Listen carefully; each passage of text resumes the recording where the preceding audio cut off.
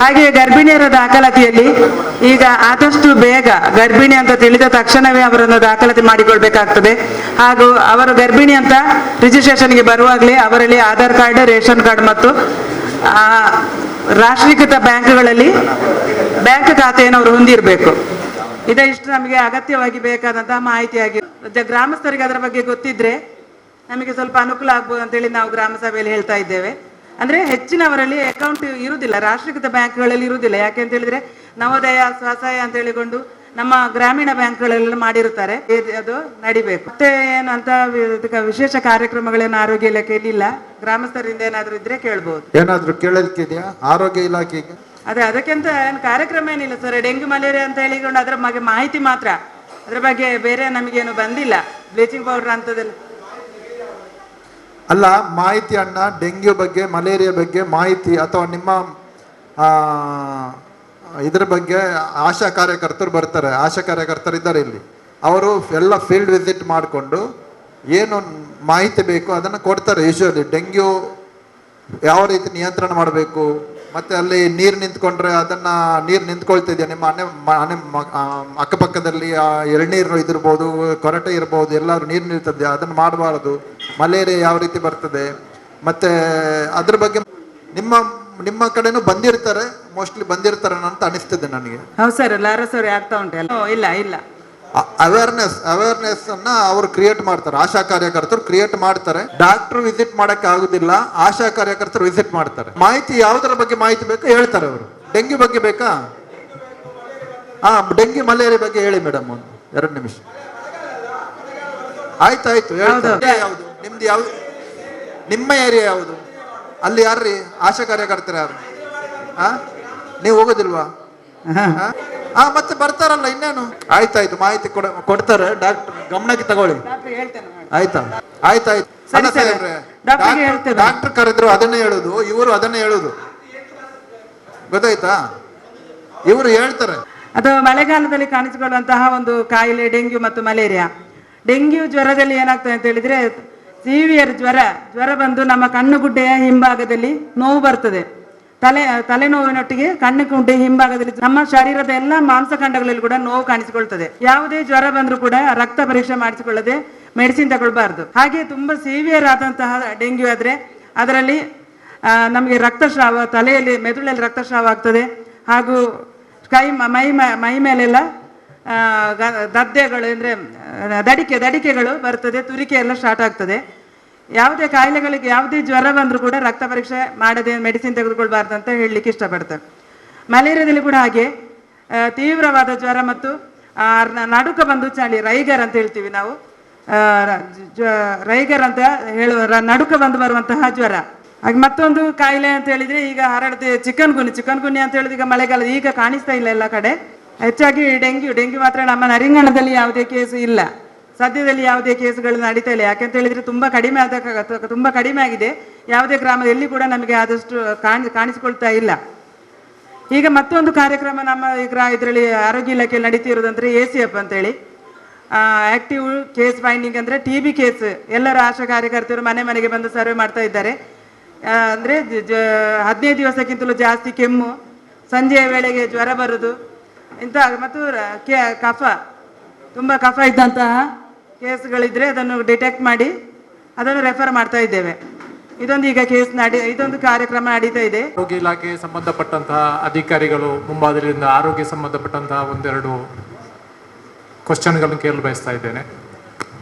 ಎಲ್ಲ ರೋಗಗಳಿಂದ ಜಾಸ್ತಿಯಾಗಿ ಹೀಗೆ ಭಾರಿ ತೊಂದರೆ ಆಗ್ತಿದೆ. ಪೋಷಕರು ಭಯಪಡುವಂತಹ ವಾತಾವರಣದಲ್ಲಿದ್ದಾರೆ.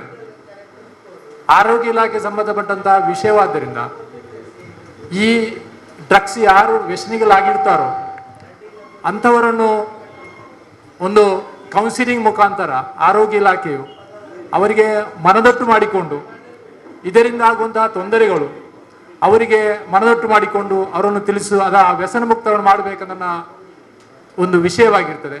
ಅದು ಅಲ್ಲದೆ ಈ ಗಡಿ ಪ್ರದೇಶದಲ್ಲಿರುವಂತಹ ಈ ಪಂಚಾಯತಿಗಳು ಪೊಲೀಸ್ ಇಲಾಖೆಯೊಂದಿಗೆ ಒಂದು ದೊಡ್ಡ ಸಂಪರ್ಕವನ್ನು ಇಟ್ಕೊಂಡು ಇದನ್ನು ನಿಯಂತ್ರಣ ಮಾಡುವಂತಹ ಒಂದು ವಿಷಯ ಕೂಡ ಇವತ್ತು ಈ ಗ್ರಾಮ ಸಭೆಯಲ್ಲಿ ಬರಬೇಕು. ಯಾಕೆಂದ್ರೆ ಇದೊಂದು ಅಪಾಯಕಾರಿಯಾದಂತಹ ನಮಗೊಂದು ಪಿಡುಗಾಗಿದೆ. ಈ ಮೊದಲು ನಮಗೆ ಒಂದು ಕೋಮುದ್ವೇಷದ ಒಂದು ವಿಷಯವು ದೊಡ್ಡ ಪಿಡುಗಾಗಿತ್ತು. ಅದಕ್ಕೆ ಬದಲಾಗಿ ಈಗ ನಮ್ಮಲ್ಲಿ ಈ ಒಂದು ಪಿಡುಗು ಆಗಿರುವುದು ಈ ಒಂದು ಮಾದಕ ದ್ರವ್ಯ ಯಾವುದಿರ್ಬೋದು, ಗಾಂಜಾ ಇರ್ಬೋದು, ಅಫೀಮ್ ಇರ್ಬೋದು, MDM ಇರ್ಬೋದು, ಇಂತಹ ಹಲವಾರು ವಿಷಯಗಳು ನಮ್ಮ ಗ್ರಾಮ ಪ್ರದೇಶದಲ್ಲಿ ಹೆಚ್ಚು ವ್ಯಾಪಕವಾಗಿ ಹರಡ್ತಾ ಇವೆ. ಇದನ್ನು ನಿಯಂತ್ರಣ ಮಾಡಲು ಗ್ರಾಮ ಸಭೆ, ಗ್ರಾಮ ಪಂಚಾಯತಿಗಳು, ಪೊಲೀಸ್ ಇಲಾಖೆಗಳು ಮತ್ತು ಆರೋಗ್ಯ ಇಲಾಖೆ ಕೂಡ ಇದು ಒಂದು ಮಿಂಗಿಲಾಗಿ ಒಂದು ಇಟ್ಕೊಂಡು ಯಶಸ್ವಿ ಮಾಡಬೇಕಂತ ನಾನು ಕೇಳಬಯಸ್ತೇನೆ. Next veterinary. ಎಲ್ರಿಗೂ ನಮಸ್ಕಾರ. ನನ್ನ ಹೆಸರು ಡಾಕ್ಟರ್ ನಿಖಿಲ್ ರಾಜ್, ಹಿರಿಯ ಪಶುವೈದ್ಯಾಧಿಕಾರಿ, ಪಶು ಚಿಕಿತ್ಸಾಲಯ ಕುರ್ನಾಡು ಪ್ರಭಾರ. ನಮ್ಮ ಇಲಾಖೆಯಲ್ಲಿ ಈಗ ಸದ್ಯ ನಡೀತಿರೋ ಒಂದು ಯೋಜನೆ ಕಿಸಾನ್ ಕ್ರೆಡಿಟ್ ಕಾರ್ಡ್ ಅಂತ. ಮೊದಲು ಹೇಳಿರ್ತೀನಿ ಇದ್ರ ಬಗ್ಗೆ. ಈಗಾಗಲೇ ದನ ಸಾಕೋರು ಅದರ ಪರವಾನಿಗೋಸ್ಕರ ಈ ಹಿಂಡಿ ಆಗಿರ್ಬೋದು, ಅದರ ಬೇರೆ ಮಿನರಲ್ ಮಿಕ್ಸ್ಚರ್ ಇಂಥವೆಲ್ಲ ರೆಗ್ಯುಲರ್ ಖರ್ಚಿಗೋಸ್ಕರ ಕಿರು ಸಾಲ ಪಡೆಯುವಂಥ ಒಂದು ಯೋಜನೆ. ಇದರಲ್ಲಿ 2 ದನಕ್ಕೆ 1 ದನಕ್ಕೆ 18,000 ಅಂತೆ, ಟೋಟಲ್ 36,000 2 ದನಕ್ಕೆ ಸಾಲ. ಬಡ್ಡಿಯಲ್ಲಿ ನಿಮಗೆ ಡಿಸ್ಕೌಂಟ್ ಥರ ಸಬ್ವೆನ್ಷನ್ ಅಂತ ಹೇಳ್ತೀವಿ. ಸಾಧಾರಣ ಒಂದು ಎಫೆಕ್ಟಿವ್ ಬಡ್ಡಿ ಸಾಧಾರಣ ಒಂದು 4ರಿಂದ 5% ಬಡ್ಡಿಗೆ ಸಿಗ್ಬಿಡ್ತದೆ. 8 ತಿಂಗಳ ಅದರ ಸೈಕಲ್ ಇರ್ತದೆ. 8 ತಿಂಗಳೊಳಗೆ ಇದನ್ನು ದುಡ್ಡು ಕಟ್ಟಿ ಮತ್ತೊಂದು ಸಲ ಸಾಲ ಪಡೆಯಬಹುದು. ಇದು ದನಗಳಿಗೆ ಮಾತ್ರ ಅಲ್ಲ, ಆಡು, ಕುರಿ ಹಾಗೂ ಕೋಳಿ, ಹಂದಿ ಸಾಕಾಣಿಕೆಗೆ ಅಳವಡಿಸ್ಬೋದು. ಆಡಾದರೆ ನಿಮಗೆ ಸಾಧಾರಣ 29,000 ಬರ್ತದೆ. 10+1, 10 ಹೆಣ್ಣು 1 ಗಂಡು ಆಡು. ಕೋಳಿಗಳಿಗೆ 1 ಕೋಳಿ 80 ರೂಪಾಯಿ ಅಂತ ಒಂದು ಸೈಕಲಿಗೆ, 5 ತಿಂಗಳದ್ದು ಒಂದು ಸೈಕಲ್. ಸೊ ಇದು ನಮ್ಮ ಇಲಾಖೆಯಲ್ಲಿ ಸದ್ಯ ನಡೀತಿರೋ ಒಂದು ಯೋಜನೆ. ಆಗ ಜೊತೆಯಲ್ಲಿ ಮತ್ತೆ ಇದು ಹುಲ್ಲು ಕತ್ತರಿಸೋ ಯಂತ್ರ, 2 HP ಮೋಟ್ರ್ ಇರುವಂಥ ಹುಲ್ಲು ಕತ್ತರಿಸೋ ಯಂತ್ರಕ್ಕೆ ಈಗ ಅರ್ಜಿ ಆಹ್ವಾನ ಮಾಡಿದ್ವಿ. ಇದರ ಟೋಟಲ್ ಅಮೌಂಟ್ ಇದರದ 28,000 ಚಿಲ್ಲರೆ ಬರ್ತದೆ. 50% ಸಬ್ಸಿಡಿ ಮೇಲೆ 14,000 ಚಿಲ್ಲರೆ ಸಬ್ಸಿಡಿ ಕೊಡಬೇಕಾಗ್ತದೆ. 14,000 ಚಿಲ್ಲರೆ ಕೈಯಿಂದ ಹಾಕಬೇಕಾಗ್ತದೆ. ಸೊ ಇದು ನಮ್ಮ ಇಲಾಖೆಯಲ್ಲಿರೋ 2 ಯೋಜನೆಗಳು. ಬೇರೆ ಮಾಹಿತಿ ಏನೋ ಬೇಕಿದ್ರೆ ದಯವಿಟ್ಟು ಕೇಳಿ. ಈ ಡಾಕ್ಟರ್ಸ್ ಮನೆಗೆ ಕರೆದ್ರೆ ಮನೆಗೆ ಬರಬೇಕಲ್ವಾ? ನಮ್ಮ ಮನೆಗೆ ಮೊನ್ನೆಯಿಂದ ಯಾವುದೇ ಕಾರಣಕ್ಕೂ ಮನೆಗೆ ಬರ್ತಾ ಇದ್ರು. ಅಲ್ಲಿ ಇದ್ದು ಮುಡಿಪಿನಲ್ಲೇ ಇದ್ದು ಅಲ್ಲಿಂದನೇ ಮಾತ್ರ ಬರ್ತಾರೆ. ಮುಂದಿನ ದನಕ್ಕೆ ಹುಷಾರಿಲ್ಲದೆ ಬಹಳಷ್ಟು ನಾವು ಪ್ರೈವೇಟ್ ಹಾಸ್ಪಿಟಲ್ ಡಾಕ್ಟರ್ ತಂದು ನಾವು ಟ್ರೀಟ್ಮೆಂಟ್ ಮಾಡಿದ್ದು. ಮೊನ್ನೆಯಿಂದ 2 ಸ್ಥಳ ಹೋಗಿದ್ದೇವೆ ಸರ್, ಇವರು ಬಂದೇ ಇಲ್ಲ. ನೋಡಿ, ನನ್ನ ಮೇನ್ ಚಾರ್ಜ್ ಮಾಣಿ ಮತ್ತೆ ಅಲ್ಲಿಯೂ 2 ಚಾರ್ಜ್ ಇದೆ, 3 ಚಾರ್ಜ್ ಸರ್ ಇರ್ಬೇಕು. ನಾವು ಕರೆದ್ರೆ ಬರ್ಬೇಕಲ್ವಾ? ಫುಲ್ ಟೈಮ್ ಪ್ರೈವೇಟ್ ಎಲ್ಲ ಟೈಮ್ ಬರಬೇಕಾಗೋದಿಲ್ಲ. ನೋಡಿ, ನಿಮ್ಗೆ ನಿಮ್ಮ ಪ್ರಶ್ನೆಗೆ ಸಮಸ್ಯೆ ಬಗೆಹರಿಸಬೇಕು. ಹೌದು, ಔಷಧಿ ಕೊಡಬಹುದು. ಪ್ರತಿ ಸಲ ಎಲ್ಲ ಕೇಸ್ ಮನೆ ವಿಸಿಟ್ ಮಾಡಿ ನಾವು ಪ್ರತಿ ಸಲ ಅಂತ ಕರೀಲಿಲ್ಲ. ನಾವು ಮೊನ್ನೆ 1 ಸಲ ಕರೆದಿದ್ದೇವೆ. 9 ಸಲ 1 ಸಲ ಆಗಿರ್ಬೋದು. ಬಟ್ ಎಲ್ಲರದ್ದು ಎಲ್ಲ ಕಡೆ ನಾವು ಮನೆ ವಿಸಿಟ್ ಮಾಡ್ಲಿಕ್ಕೆ ಆಗೋದಿಲ್ಲ, ಸಾಧ್ಯ ಇರೋದಿಲ್ಲ. ಒಂದಿನ ಮನೆ ವಿಸಿಟ್ ಮಾಡ್ಬೇಕಂತ ಹೇಳ್ತಾ ಇಲ್ಲ ಸರ್, ನಾವು ಕರೆದ್ರೆ ಬರ್ಬೇಕಲ್ವಾ? ಅದೇ ಮನೆ ವಿಸಿಟ್ ಅಂತಲ್ಲ ಅದರ ಅರ್ಥ. ಹೌದು, ಪಶುವಿಗೆ ಅಷ್ಟಿದ್ರೆ ಏನ್ ವಿಷಯ? ಎಲ್ಲ ಕೇಸಿಗೆ ವಿಸಿಟ್ ಮಾಡ್ಲಿಕ್ಕೆ ಆಗೋದಿಲ್ಲ. ನೀವು ಅರ್ಥ ಮಾಡ್ಕೊಳ್ಳಿ. ಒಬ್ಬರು ಇರುವಾಗ ನಾವು ವಿಸಿಟ್ ಮಾಡ್ಲಿಕ್ಕೆ, ನಮ್ಗೆ ಸಬ್ ಸ್ಟಾಫ್ ಇಲ್ಲ, ಯಾರು ಇಲ್ಲ, ಒಬ್ಬನೇ ಇದ್ದೀನಿ. ನಮ್ಮ ಡಿ ಗ್ರೂಪ್ ಒಬ್ಳು ಇದು ಔಷಧಿ ಕೊಡ್ಲಿಕ್ಕೆ ಒಬ್ರು ಸ್ಟಾಫ್ ಇದೆ ಅಷ್ಟೇ, ಬಿಟ್ಟರೆ ನಮ್ಮಲ್ಲಿ ಸ್ಟಾಫ್ ಇಲ್ಲ. ಎಲ್ಲ ಕೇಸಿಗೆ ಹಾಗಾದ್ರೆ ಸರ್ ಪರ್ಮನೆಂಟ್ ಡಾಕ್ಟರ್ ಅನ್ನು ನೇಮಕ ಮಾಡ್ಲಿಕ್ಕೆ ನೀವು ರಿಕ್ವೆಸ್ಟ್ ನೀವು ಮನವಿ ಹಾಕ್ಬೋದು ಸರ್. ಪಂಚಾಯತಿಯಿಂದ ಅದಕ್ಕೆ ಇದು ಮಾಡಿ. ಪಂಚಾಯತಲ್ಲಿ ಇವತ್ತು ಸಿಬ್ಬಂದಿ ಕೊರತೆಯಿಂದ ಇಲ್ಲಿ ಕರೆಕ್ಟಾಗಿ ಪಶು ವೈದ್ಯಕೀಯ ಸೇವೆ ಕೊಡಲಿಕ್ಕೆ ಸಾಧ್ಯ ಆಗ್ತಾ ಇಲ್ಲ. ಆದ್ದರಿಂದ ಇಲ್ಲಿ ಅಟ್ಲೀಸ್ಟ್ ಇಲ್ಲಿ ಫುಲ್ ಚಾರ್ಜ್ ಡಾಕ್ಟ್ರನ್ನ ಸಿಬ್ಬಂದಿ ಒಂದು ಒದಗಿಸಬೇಕು ಅಂತ ಬಿಟ್ಟು ಪ್ರೊಸೀಡಿಂಗ್ಸ್ ಮಾಡಿಕೊಂಡು ನಮ್ಮ ವೆಟರ್ನರಿ ಇವರಿಗೆ ಮತ್ತೆ ನಮ್ಮ ಡಿಸ್ಟಿಕ್ ಇನ್ಚಾರ್ಜ್ ಮಿನಿಸ್ಟ್ರಿಗೆ ಒಂದು ಹಾಕ್ಬಿಡಿ. ತಂದ್ರೆ ಬಹಳಷ್ಟು ಕಷ್ಟ ಆಗ್ತದೆ ಸರ್. ನಮ್ಮ ಆ ಕಡೆಯಿಂದ ತುಂಬಾ ದನಗಳನ್ನು ಸಾಕ್ತಾ ಇದ್ದಾರೆ. ಅವರಿಗೆ ಈ ರೀತಿ ಆದ್ರೆ ಬರ್ತಾನೆ ಇಲ್ಲ. ಇದೇ ಕಾರಣ ನಮ್ಗೆ ಲಾಸ್ಟ್ ಟೈಮ್ ಇದು ಮಾಡುವಾಗ ಈ ಡಾಕ್ಟರೇ ಬಂದಿಲ್ಲ. ಪ್ರೈವೇಟ್ ಡಾಕ್ಟರ್ ತಂದ್ರೆ 1000ಕ್ಕಿಂತ ಮಿಕ್ಕ ಖರ್ಚಾಗ್ತಾ ಇದೆ. ಮೊನ್ನೆ ನಮ್ಮ ಮನೆಗೇನೆ ಒಂದು ಇಂಜೆಕ್ಷನ್ 2 ಇಂಜೆಕ್ಷನ್ 1000 ರೂಪಾಯಿ ಚಾರ್ಜ್ ಮಾಡ್ತಾ ಇದ್ದಾರೆ. ಇದೇ ರೀತಿ ಮತ್ತೆ ದನಗಳನ್ನು ಸಾಕೋದು ಹೇಗೆ ಸರ್? ನಾವು ಕೃಷಿಕರು. ಸರಿ, ನಿಮ್ದು ಸರಿ ಸರ್, ಹಾಗಾದ್ರೆ ಅತಿ ಶೀಘ್ರದಲ್ಲಿ ಒಂದು ಡಾಕ್ಟರ್ ಮಾಡಿ. ಇಲ್ಲಿ ಅತಿ ಮುಖ್ಯ ಅಲ್ವಾ, ಮುಡಿಪಲ್ಲಿ ಇರತಕ್ಕಂಥದ್ದು ಎಲ್ಲ ಕೃಷಿ ಪ್ರದೇಶ. ಅತಿ ಹೆಚ್ಚು ದನವನ್ನು ಸಾಕ್ತಾ ಇದ್ದಾರೆ. 2-3 ಇದೆ ಗೋಶಾಲೆಗಳಿದೆ. ಅದು ನೇಮಕ ಮಾಡ್ಬೇಕಲ್ಲ ಪರ್ಮನೆಂಟ್. KMF ನವರು ಇಲ್ವಾ? ಅದವರು ಒಂದು ಕ್ಷೇತ್ರಕ್ಕೆ ಇರ್ತಾರೆ. ಸೊ ಇಲ್ಲಿ ಒಂದು 50-60 ಹಾಲ್ ಸೊಸೈಟಿಗಳಿಗೆ ಸೇರಿ ಒಬ್ಬರು ಇರ್ತಾರೆ. ಅಲ್ಲಿ BC ರೋಡ್ ಇಂದ ಅವರು ಮುಡಿಪು ತನಕ ಬರ್ತಾರೆ. ಇದು ಮಂಗಳೂರು ಕ್ಯಾಂಪ್ ಅವರು ಇಲ್ಲಿ ತನಕ ಬರ್ತಾರೆ. ನೀವು KMF ಗೆ ಹಾಲು ಹಾಕೋದಿಲ್ವಾ? KMF ಗೆ ಹಾಲು ಹಾಕೋದಾದ್ರೆ ಅವರು ಡಾಕ್ಟರ್ ಇರ್ತಾರೆ, ಅವ್ರನ್ನ ಕಾಂಟ್ಯಾಕ್ಟ್ ಮಾಡ್ಬೋದು, ಅವರು ಬರ್ತಾರೆ. ನಂದು ಇವಾಗ ಇರೋದು ಗಂಡು ಹುಷಾರಿಲ್ಲ ಅಂತ ಹೇಳಿ ನಾನು ಮೊನ್ನೆ ಇದು ಮಾಡುವಾಗ ಬರಲೇ ಇಲ್ಲ. ನಾವು ಮತ್ತೆ ಪ್ರೈವೇಟ್ ಡಾಕ್ಟರ್ ತಂದು ಅದು ಕೊಡ್ತೀವಿ ಸರ್. ಈಗ ಆರ್ಡಿನರಿ ಸರಿ ಅಲ್ಲ. ನಾವು ನಮ್ದು ನಮ್ಮ ಪ್ರಾಬ್ಲಮ್ ಕ್ರಿಟಿಕಲ್ಸ್ ಇರುವಾಗ ಒಮ್ಮೆ ಭೇಟಿ ಮಾಡ್ಬೋದಲ್ವಾ ನಾವು ಅಷ್ಟು ರಿಕ್ವೆಸ್ಟ್ ಮಾಡುವಾಗ?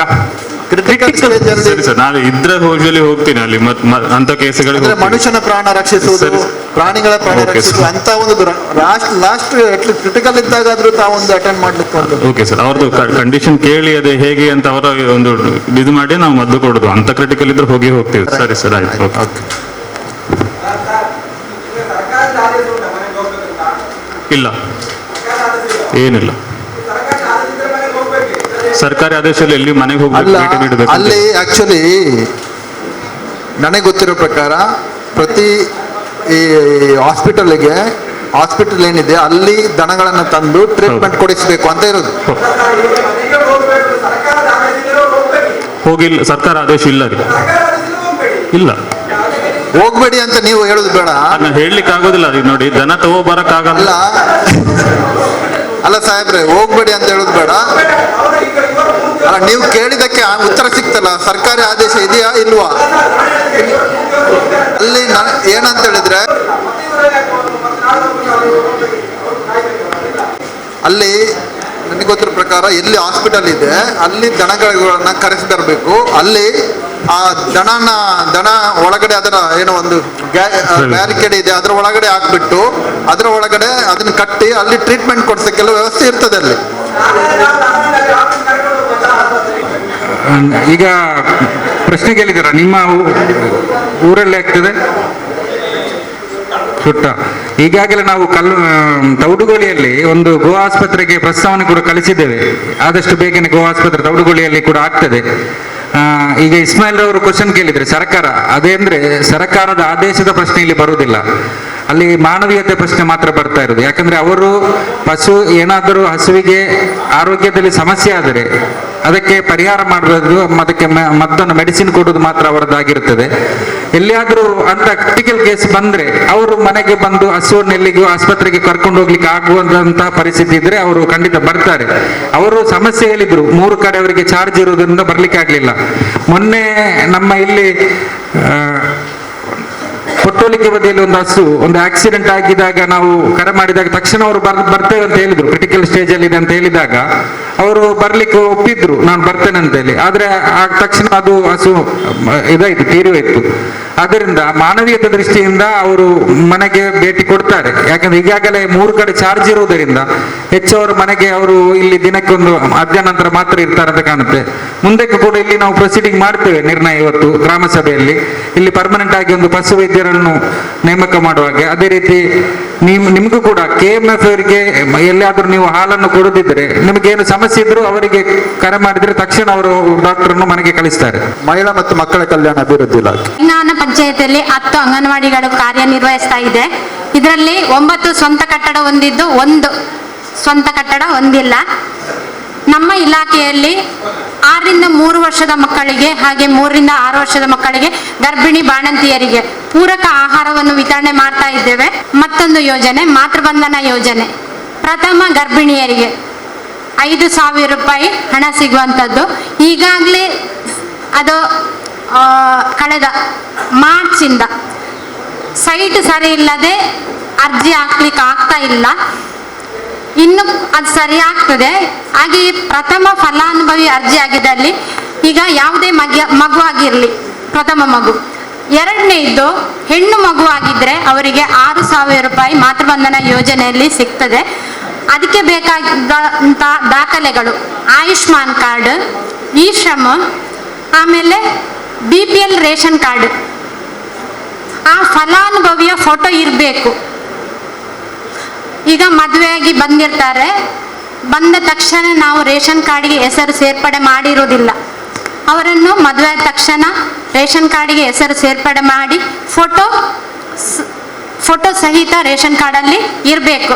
ಆಗ ಮಾತ್ರ ಅರ್ಜಿ ಕೊಡಲಿಕ್ಕೆ ಆಗುವಂಥದ್ದು. ಆಮೇಲೆ ಭಾಗ್ಯಲಕ್ಷ್ಮಿ ಯೋಜನೆ BPL ಕುಟುಂಬದ BPL ರೇಷನ್ ಕಾರ್ಡ್ ಹೊಂದಿದ 2 ಫಲಾನುಭವಿಗಳಿಗೆ ಮಾತ್ರ ಸಾಧ್ಯ, ಹೆಣ್ಣು ಮಕ್ಕಳಿಗೆ ಮಾತ್ರ. ಅದು ಕೂಡ ಈಗ ಬರುವ ವರ್ಷ ಪರಿಪಕ್ವ ಮೊತ್ತ ಸಿಗ್ತದೆ ಅವರಿಗೆ. 2006ರಲ್ಲಿ ಪ್ರಾರಂಭವಾದ ಯೋಜನೆ ಇದು. 1/4/2006ರಲ್ಲಿ ಪ್ರಾರಂಭವಾದ ಯೋಜನೆ. ಈಗ ಬರುವ ಸಲ 31/3/2024ಕ್ಕೆ ಅವರಿಗೆ 18 ವರ್ಷ ಭರ್ತಿ ಆಗ್ತದೆ. ಅಂತಹ ಫಲಾನುಭವಿಗಳು ಇದ್ದಲ್ಲಿ ಅವರಿಗೆ ಸಿಕ್ಕಿದಂತಹ ಬಾಂಡ್, ಅದಕ್ಕೆ ಏನೆಲ್ಲ ಬೇಕು ಮಾನದಂಡಗಳು, ಅದನ್ನು ಸರಿಯಾಗಿ ತೆಗೆದಿಟ್ಟುಕೊಳ್ಳಬೇಕು. ಬಾಂಡ್ ಈಗ ಭಾಗ್ಯಲಕ್ಷ್ಮಿ ಫಲಾನುಭವಿಗಳಿಗೆ ಬಾಂಡ್ ಸಿಗ್ತಾ ಇಲ್ಲ. ಅದರ ಬದಲು ಸುಕನ್ಯಾ ಸಮೃದ್ಧಿಯಾಗಿ ಅದು ಮಾರ್ಪಾಡಾಗಿದೆ. ಸುಕನ್ಯಾ ಸಮೃದ್ಧಿ ಪಾಸ್ ಪುಸ್ತಕ ಸಿಗ್ತದೆ. 2018ರಲ್ಲಿ ಕೆಲವು ಮಕ್ಕಳಿಗೆ ಬಾಂಡ್ ಬರಲಿಕ್ಕೆ ಬಾಕಿ ಇತ್ತು, ಅಂತ ಮಕ್ಕಳಿಗೆ ಸುಕನ್ಯಾ ಸಮೃದ್ಧಿ ಪಾಸ್ ಪುಸ್ತಕ ಸಿಕ್ಕಿದೆ. ಆಮೇಲೆ ಈಗ ಗೃಹಲಕ್ಷ್ಮಿ ಯೋಜನೆ, ಈಗಿನ ಯೋಜನೆ ಗೃಹಲಕ್ಷ್ಮಿ ಯೋಜನೆಯಲ್ಲಿ ನಮ್ಮಲ್ಲಿ ನೋಡಲ್ ಅಧಿಕಾರಿಯಾಗಿ ತಹಶೀಲ್ದಾರ್ ಇರ್ತಾರೆ. ಹಾಗೆಯೇ ಪಂಚಾಯತ್ ಮಟ್ಟದಲ್ಲಿ PDO, ಆಮೇಲೆ BA ನೋಡಲ್ ಅಧಿಕಾರಿಯಾಗಿರ್ತಾರೆ. ನಮ್ಮ ಇಲಾಖೆಗೆ ಒಂದು ವೇಳೆ ಗೃಹಲಕ್ಷ್ಮಿ ಅರ್ಜಿ ಕೊಡುವಾಗ ಅಲ್ಲಿ ಅಕೌಂಟ್ ಚೇಂಜ್ ಕೊಟ್ಟಿದ್ರೆ ಅಲ್ಲಿ ನಮ್ಮ ಇಲಾಖೆಗೆ ಅದನ್ನು ಮಂಜೂರಾತಿ ಮಾಡಲಿಕ್ಕೆ ಬರ್ತದೆ ಅದು ಆ ಅರ್ಜಿ. ಆಮೇಲೆ ಇನ್ನೂ ಏನಾದರೂ ಕೇಳಲಿಕ್ಕಿದ್ರೆ ಕೇಳ್ಬೋದು. ಏನಾದರೂ ಕೇಳಲಿಕ್ಕಿದೆಯಾ? ಮಹಿಳಾ ಮತ್ತು ಮಕ್ಕಳ ಅಭಿವೃದ್ಧಿ ಇಲಾಖೆ ಅಂಗನವಾಡಿ ಬಗ್ಗೆ. ರೇಷನ್ ಕಾರ್ಡ್ ಆಗುದಿಲ್ಲ. ಈಗ ಮದುವಾಗಿ 8 ತಿಂಗಳಲ್ಲಿ 9 ತಿಂಗಳಾಗಿ ಬಂದಿದ್ದಾರೆ, ಎಲ್ಲ ಗರ್ಭಿಣಿ ಆಗಿದ್ದಾರೆ. ಅವರಿಗೆ ರೇಷನ್ ಕಾರ್ಡ್ ಸೇರಿಸಲಿಕ್ಕೆ ಆಗುದಿಲ್ಲ. ಈಗ ಅದಕ್ಕೆ ರೇಷನ್ ಕಾರ್ಡ್ ಸೇರಿಸುವ, ಹೇಗೆ ಸೇರಿಸುವುದು? ಅದು ಆಹಾರ ಇಲಾಖೆಗೆ ಸಂಬಂಧಪಟ್ಟದ್ದು. ಅದೇ ನೀವು ಕೇಳಿದಕ್ಕೆ ನಾವು ಹೇಳಿದಕ್ಕೆ ನೀವು ನಾಳೆ ಬಂದು ಹೇಳ್ಬಾರ್ದು ಯಾಕೆ ರೇಷನ್ ಕಾರ್ಡ್ ಸೇರಿಸಿಲ್ಲ ಅಂತ ಕೇಳಿದರೆ. ರೇಷನ್ ಕಾರ್ಡ್ ಆಗುದಿಲ್ಲ ಸೇರಿಸಲಿಕ್ಕೆ. ಈಗ ಸದ್ಯಕ್ಕೆ ಅದು ಆಗ್ತದೆ, ಸರಿ ಆಗ್ತದೆ. ಅದ ಕೇಳಿದ್ದು. ಈಗ ಹೇಳ್ತಾರೆ ನೀವು ಹೇಗೆ ರೇಷನ್ ಕಾರ್ಡ್ ಸೇರಿಸಲಿಲ್ಲ, ಹಾಗಾದ್ರೆ ಮೊದಲನೇ ರೇಷನ್ ಕಾರ್ಡ್ ಆಗ್ತದೆ ಅವರಿಗೆ ಅಲ್ಲಿದ್ದದ್ದು. ನೆಕ್ಸ್ಟ್ ಕೃಷಿ. ಅಲ್ಲಿದ್ದ ಆಗುದಿಲ್ಲ, ಗಂಡನ ಮನೆ ಇದ್ದೇ ಆಗ್ಬೇಕು. ಆಗುದಿಲ್ಲ ಸೇರಿಸಲಿಕ್ಕೆ. ಗ್ರಾಮದ ಕೃಷಿ ಸಖಿಯಾಗಿ ಕಾರ್ಯನಿರ್ವಹಿಸುತ್ತಿದ್ದೇನೆ. ನರಿಗಣೆ ಗ್ರಾಮದಲ್ಲಿ ಕೃಷಿ ಇಲಾಖೆಯ ಸೌಲಭ್ಯಗಳು: ಬಿತ್ತನೆ ಬೀಜ, ಕೃಷಿ ಸುಣ್ಣ, ಯಂತ್ರೀಕರಣ ಯೋಜನೆಯಡಿಯಲ್ಲಿ ಪವರ್ ಸ್ಪ್ರೇಯರ್, ಮದ್ದು ಸಿಂಪಡಿಸುವ ಯಂತ್ರ, ಪವರ್ ವೀಡರ್, ಕಳೆ ಕೆಚ್ಚು, ಹುಲ್ಲು ತೆಗೆಯುವ ಮಿಷಿನ್, ಗದ್ದೆ ಉಳುಮೆಗೆ ಟಿಲ್ಲರ್, ತುಂತುರು ನೀರಾವರಿ ಘಟಕ, ಸ್ಪ್ರಿಂಕ್ಲರ್ ವಿತರಣೆ, ಕಪ್ಪು ಪೈಪು, ಭತ್ತ ರಾಶಿ ಅಥವಾ ಅಡಿಕೆ ಒಣಗಿಸಲು ಕಪ್ಪು ಟರ್ಪಲ್, ಮೊಬೈಲ್ ಆ್ಯಪ್ ಮೂಲಕ ರೈತರ ಬೆಲೆ ಸಮೀಕ್ಷೆ ಕ್ರಾಪ್ ಸರ್ವೆ, ಗೂಗಲ್ ಪ್ಲೇಸ್ಟೋರ್ನಲ್ಲಿ ಕ್ರಾಪ್ ಸರ್ವೆ ಟೈಪ್ ಮಾಡಿ ಅದರಲ್ಲಿ ಮುಂಗಾರು ಹಂಗಾಮು ರೈತರ ಬೆಳೆ ಸಮೀಕ್ಷೆ 2023 ಅಂತ ಬರುತ್ತೆ. ಅದರಲ್ಲಿ ಆ್ಯಪನ್ನು ಡೌನ್ಲೋಡ್ ಮಾಡಬೇಕು. ನಂತರ KYC ಮೂಲಕ ದೃಢೀಕರಣ ಕೊಡಬೇಕು. ಅಲ್ಲಿ ನಿಮ್ಮ ಆಧಾರ್ ನಂಬರ್ ಹಾಕಿ ಅದಕ್ಕೆ OTP ಬರುತ್ತೆ, 6 ನಂಬರ್ ಇದು. ಮತ್ತೆ ನಿಮ್ಮ ಆಧಾರ್ನಲ್ಲಿ ಇದ್ದ ಮಾಹಿತಿ ಅದರಲ್ಲಿ ತೋರಿಸುತ್ತೆ. ಅಲ್ಲಿ ಮೊಬೈಲ್ ನಂಬರ್ ಸಂಖ್ಯೆ ಖಾಲಿ ಇರುತ್ತೆ. ನಿಮ್ಮ ಮೊಬೈಲ್ ನಂಬರ್ ಸಂಖ್ಯೆಯನ್ನು ಹಾಕಿ OTP ಬರುತ್ತೆ. ನಂತರ GIS ಮ್ಯಾಪ್ ಡೌನ್ಲೋಡ್ ಆಗುತ್ತೆ. ನಂತರ ರೈತರ ಸರ್ವೆ ನಂಬರ್ ಮಾಹಿತಿ ಬರುತ್ತೆ, ಮಾಲೀಕರ ವಿವರ ಬರುತ್ತೆ. ನಂತರ ಬೆಳೆಯ ವಿವರ ದಾಖಲಿಸಲು ಬರುತ್ತೆ. ನಂತರ ಫೋಟೋ ದಾಖಲಿಸಿ ಬೆಳೆಯ ಸ್ಥಳದ ಫೋಟೋ ತೆಗೆದು ನಂತರ ಅಪ್ಡೇಟ್ ಆಗುತ್ತೆ. ಬೆಳೆ ವಿಮೆ: ಅಡಿಕೆ ಮತ್ತು ಕಾಳು ಮೆಣಸು ಪ್ರತಿ ಎಕರೆಗೆ 2,560 ರೂಪಾಯಿ. ಭತ್ತದ ಬೆಳೆ ವಿಮೆ ಎಕರೆಗೆ 550 ರೂಪಾಯಿ ಕಟ್ಟಬೇಕು. ಹಾನಿ ಸಂಭವಿಸಿದರೆ 25,500ರವರೆಗೆ ಸಹಾಯಧನ ಕಟ್ಟಬೇಕಂತ ಹೇಳಿದ್ರೆ ಗ್ರಾಮ 1 ಸೇವಾ ಕೇಂದ್ರ, ಸೈಬರ್, ಸೇವಾ ಸಿಂಧು ಸೈಬರ್, ಕೃಷಿ ಲೋನ್ ಸೊಸೈಟಿಗಳಲ್ಲಿ ಇದಕ್ಕೆ ಅವಕಾಶ ಇದೆ. ಅಲ್ಲಿ ಅಡಿಕೆ ಹಾನಿ ಸಂಭವಿಸಿದ್ರೆ 51,200 ರೂಪಾಯಿ ಪರಿಹಾರ ಧನ ಸಿಗುತ್ತೆ. ಕಾಳು ಮೆಣಸಿಗೆ 18,800. ಅಡಿಕೆ ಕಾಳು ಮೆಣಸು ಬೆಳೆಗಳಿಗೆ ಬ್ಯಾಂಕುಗಳಿಂದ ರಾಷ್ಟ್ರೀಕೃತ ಬ್ಯಾಂಕು, ಖಾಸಗಿ ಸಹಕಾರಿ ಬ್ಯಾಂಕುಗಳು, ಬೆಳೆ ಸಾಲ ಪಡೆದಿರುವ ರೈತರು ಸಂಬಂಧಿಸಿದ ಬ್ಯಾಂಕುಗಳ ಮೂಲಕ ನೋಂದಣಿ ಮಾಡಲು ಅವಕಾಶವಿದೆ. ಬೆಳೆ ಸಾಲ ಹೊಂದಿಲ್ಲದ ರೈತರು ನಿಗದಿತ ಅರ್ಜಿಯೊಂದಿಗೆ RTC, ಉಳಿತಾಯ ಖಾತೆ, ಪಾಸ್ಬುಕ್, ಆಧಾರ್ ಕಾರ್ಡ್, ಸ್ವಯಂ ಘೋಷಿತ ದೃಢೀಕರಿಸಿದ ಜಮೀನಿನ ಬೆಳೆ ಪತ್ರ ಹಾಗೂ ಪ್ರೀಮಿಯಂ ವಿಮಾ ಮೊತ್ತವನ್ನು ಅವರ ಉಳಿತಾಯ ಖಾತೆ ಹೊಂದಿರುವ ಬ್ಯಾಂಕ್ ಅಥವಾ ಸಾಮಾನ್ಯ ಸೇವಾ ಕೇಂದ್ರಗಳ ಮೂಲಕ ಪಾವತಿ ಮಾಡಬಹುದಾಗಿದೆ. ಹೆಚ್ಚಿನ ಮಾಹಿತಿಗಾಗಿ ಕೃಷಿ ಇಲಾಖೆ ಪಾಣೆಮಂಗಳೂರು ಸೇವಾ ಕೇಂದ್ರಕ್ಕೆ ಸಂಪರ್ಕಿಸಿ. ನಂಬರ್ ಬರೆದುಕೊಳ್ಳಿ, ನಾನು ನಂಬರ್ ಹೇಳ್ತೇನೆ. ಅರ್ಜಿ RTC ಆಧಾರ್ ಬ್ಯಾಂಕ್ ಪಾಸ್ಬುಕ್. ಹೌದು, ಆಧಾರ್ ಕಾರ್ಡ್, RTC, ಅರ್ಜಿ RTC ಆಧಾರ್ ಬ್ಯಾಂಕ್ ಪಾಸ್ಬುಕ್. ಇನ್ನೆಲ್ಲರ ಕೃಷಿಕರನ್ನ ನಾನು ಗ್ರಾಮದಲ್ಲಿ ನಿಮ್ಮ ಶಾಖೆ ಉಂಟಾ? ಇಲ್ಲ ನರಿಗಾಣದಲ್ಲಿ ಇಲ್ಲ. ಶಾಖೆ ಇಲ್ಲ, ಕೃಷಿ ಸಖಿಯಾಗಿ ಕಾರ್ಯನಿರ್ವಹಿಸಿದೆ. ಎಂತಾದ್ರೂ ನಿಮ್ಗೆ ಬೇಕಿದ್ರೆ ನನ್ನಲ್ಲಿ ಕೇಳಿ, ನಾನು ಕೃಷಿ ಇವರು ಕೃಷಿ ಇಲಾಖೆಯವರ ಸ್ಟಾಫ್ ಅಲ್ಲ. ಕೃಷಿ ಸಖಿ ಅಂತ ಹೇಳಿದ್ರೆ ಕೃಷಿ ಇಲಾಖೆಯ ಸ್ಟಾಫ್ ಅಲ್ಲ. ಪ್ರಸ್ತುತ ಸರ್ಕಾರದವರು ಏನ್ ಮಾಡಿದ್ದಾರೆ ಅಂತ ಹೇಳಿದ್ರೆ, ಪ್ರತಿ ಗ್ರಾಮ ಪಂಚಾಯತಿಗೆ ಒಬ್ರು ಕೃಷಿ ಸಖಿ, ಪಶು ಸಖಿ ಮತ್ತೆ ಇನ್ನೊಂದು ಯಾವುದೋ ಸಖಿ ಅಂತ ಮಾಡಿದ್ದಾರೆ. 3 ಸಖಿಗಳನ್ನ ಕೊಟ್ಟಿದ್ದಾರೆ. ಅವರು ಏನ್ ಮಾಡ್ತಾರೆ, ಹೆಲ್ಪ್ ಮಾಡ್ತಾರೆ ಪಂಚಾಯತ್ ರೈತರಿಗೆ, ಮೀಡಿಯೇಟರ್ ಇದ್ದಂಗೆ. ಗೊತ್ತಾಯ್ತಲ್ಲ? ಈಗ ನೀವು ಡಾಕ್ಟರ್ಗಳು ಇಲ್ಲ, ಕೃಷಿ ಇಲಾಖೆಯಲ್ಲಿ ಸಿಬ್ಬಂದಿ ಇಲ್ಲ, ತೋಟಗಾರಿಕೆಯಲ್ಲಿ ಸಿಬ್ಬಂದಿ ಕಡಿಮೆ ಇದೆ. ಮೀಡಿಯೇಟರ್ ಆಗಿ ಕೆಲಸ ಮಾಡಲಿಕ್ಕೆ ಯಾವ ರೀತಿ ಅಂಗನವಾಡಿ ಕಾರ್ಯಕರ್ತರು, ಆಶಾ ಕಾರ್ಯಕರ್ತರಿದ್ದಾರೆ, ಅದಕ್ಕೆ ಕೃಷಿ ಸಖಿ ಅಂತ ಒಬ್ರು, ಪಶು ಸಖಿ ಅಂತ ಹೇಳ್ಬಿಟ್ಟು ಇನ್ನೊಂದು ಮಾನವ ಸಂಪನ್ಮೂಲಕ್ಕೆ ಸಂಬಂಧಪಟ್ಟದ್ದು ಒಬ್ರು ಸಖಿ ಇದ್ದಾರೆ. ಸೊ ಈ ರೀತಿ ಅದನ್ನ ಮಾಡ್ತಾ ಇದ್ದಾರೆ. ಸೊ ಇವರು ನಿಮ್ಮ ಗ್ರಾಮ ಪಂಚಾಯತ್ ಸಂಬಂಧಪಟ್ಟ ಕೃಷಿ ಸಖಿ ಅಂತ ಆಗಿದ್ದಾರೆ.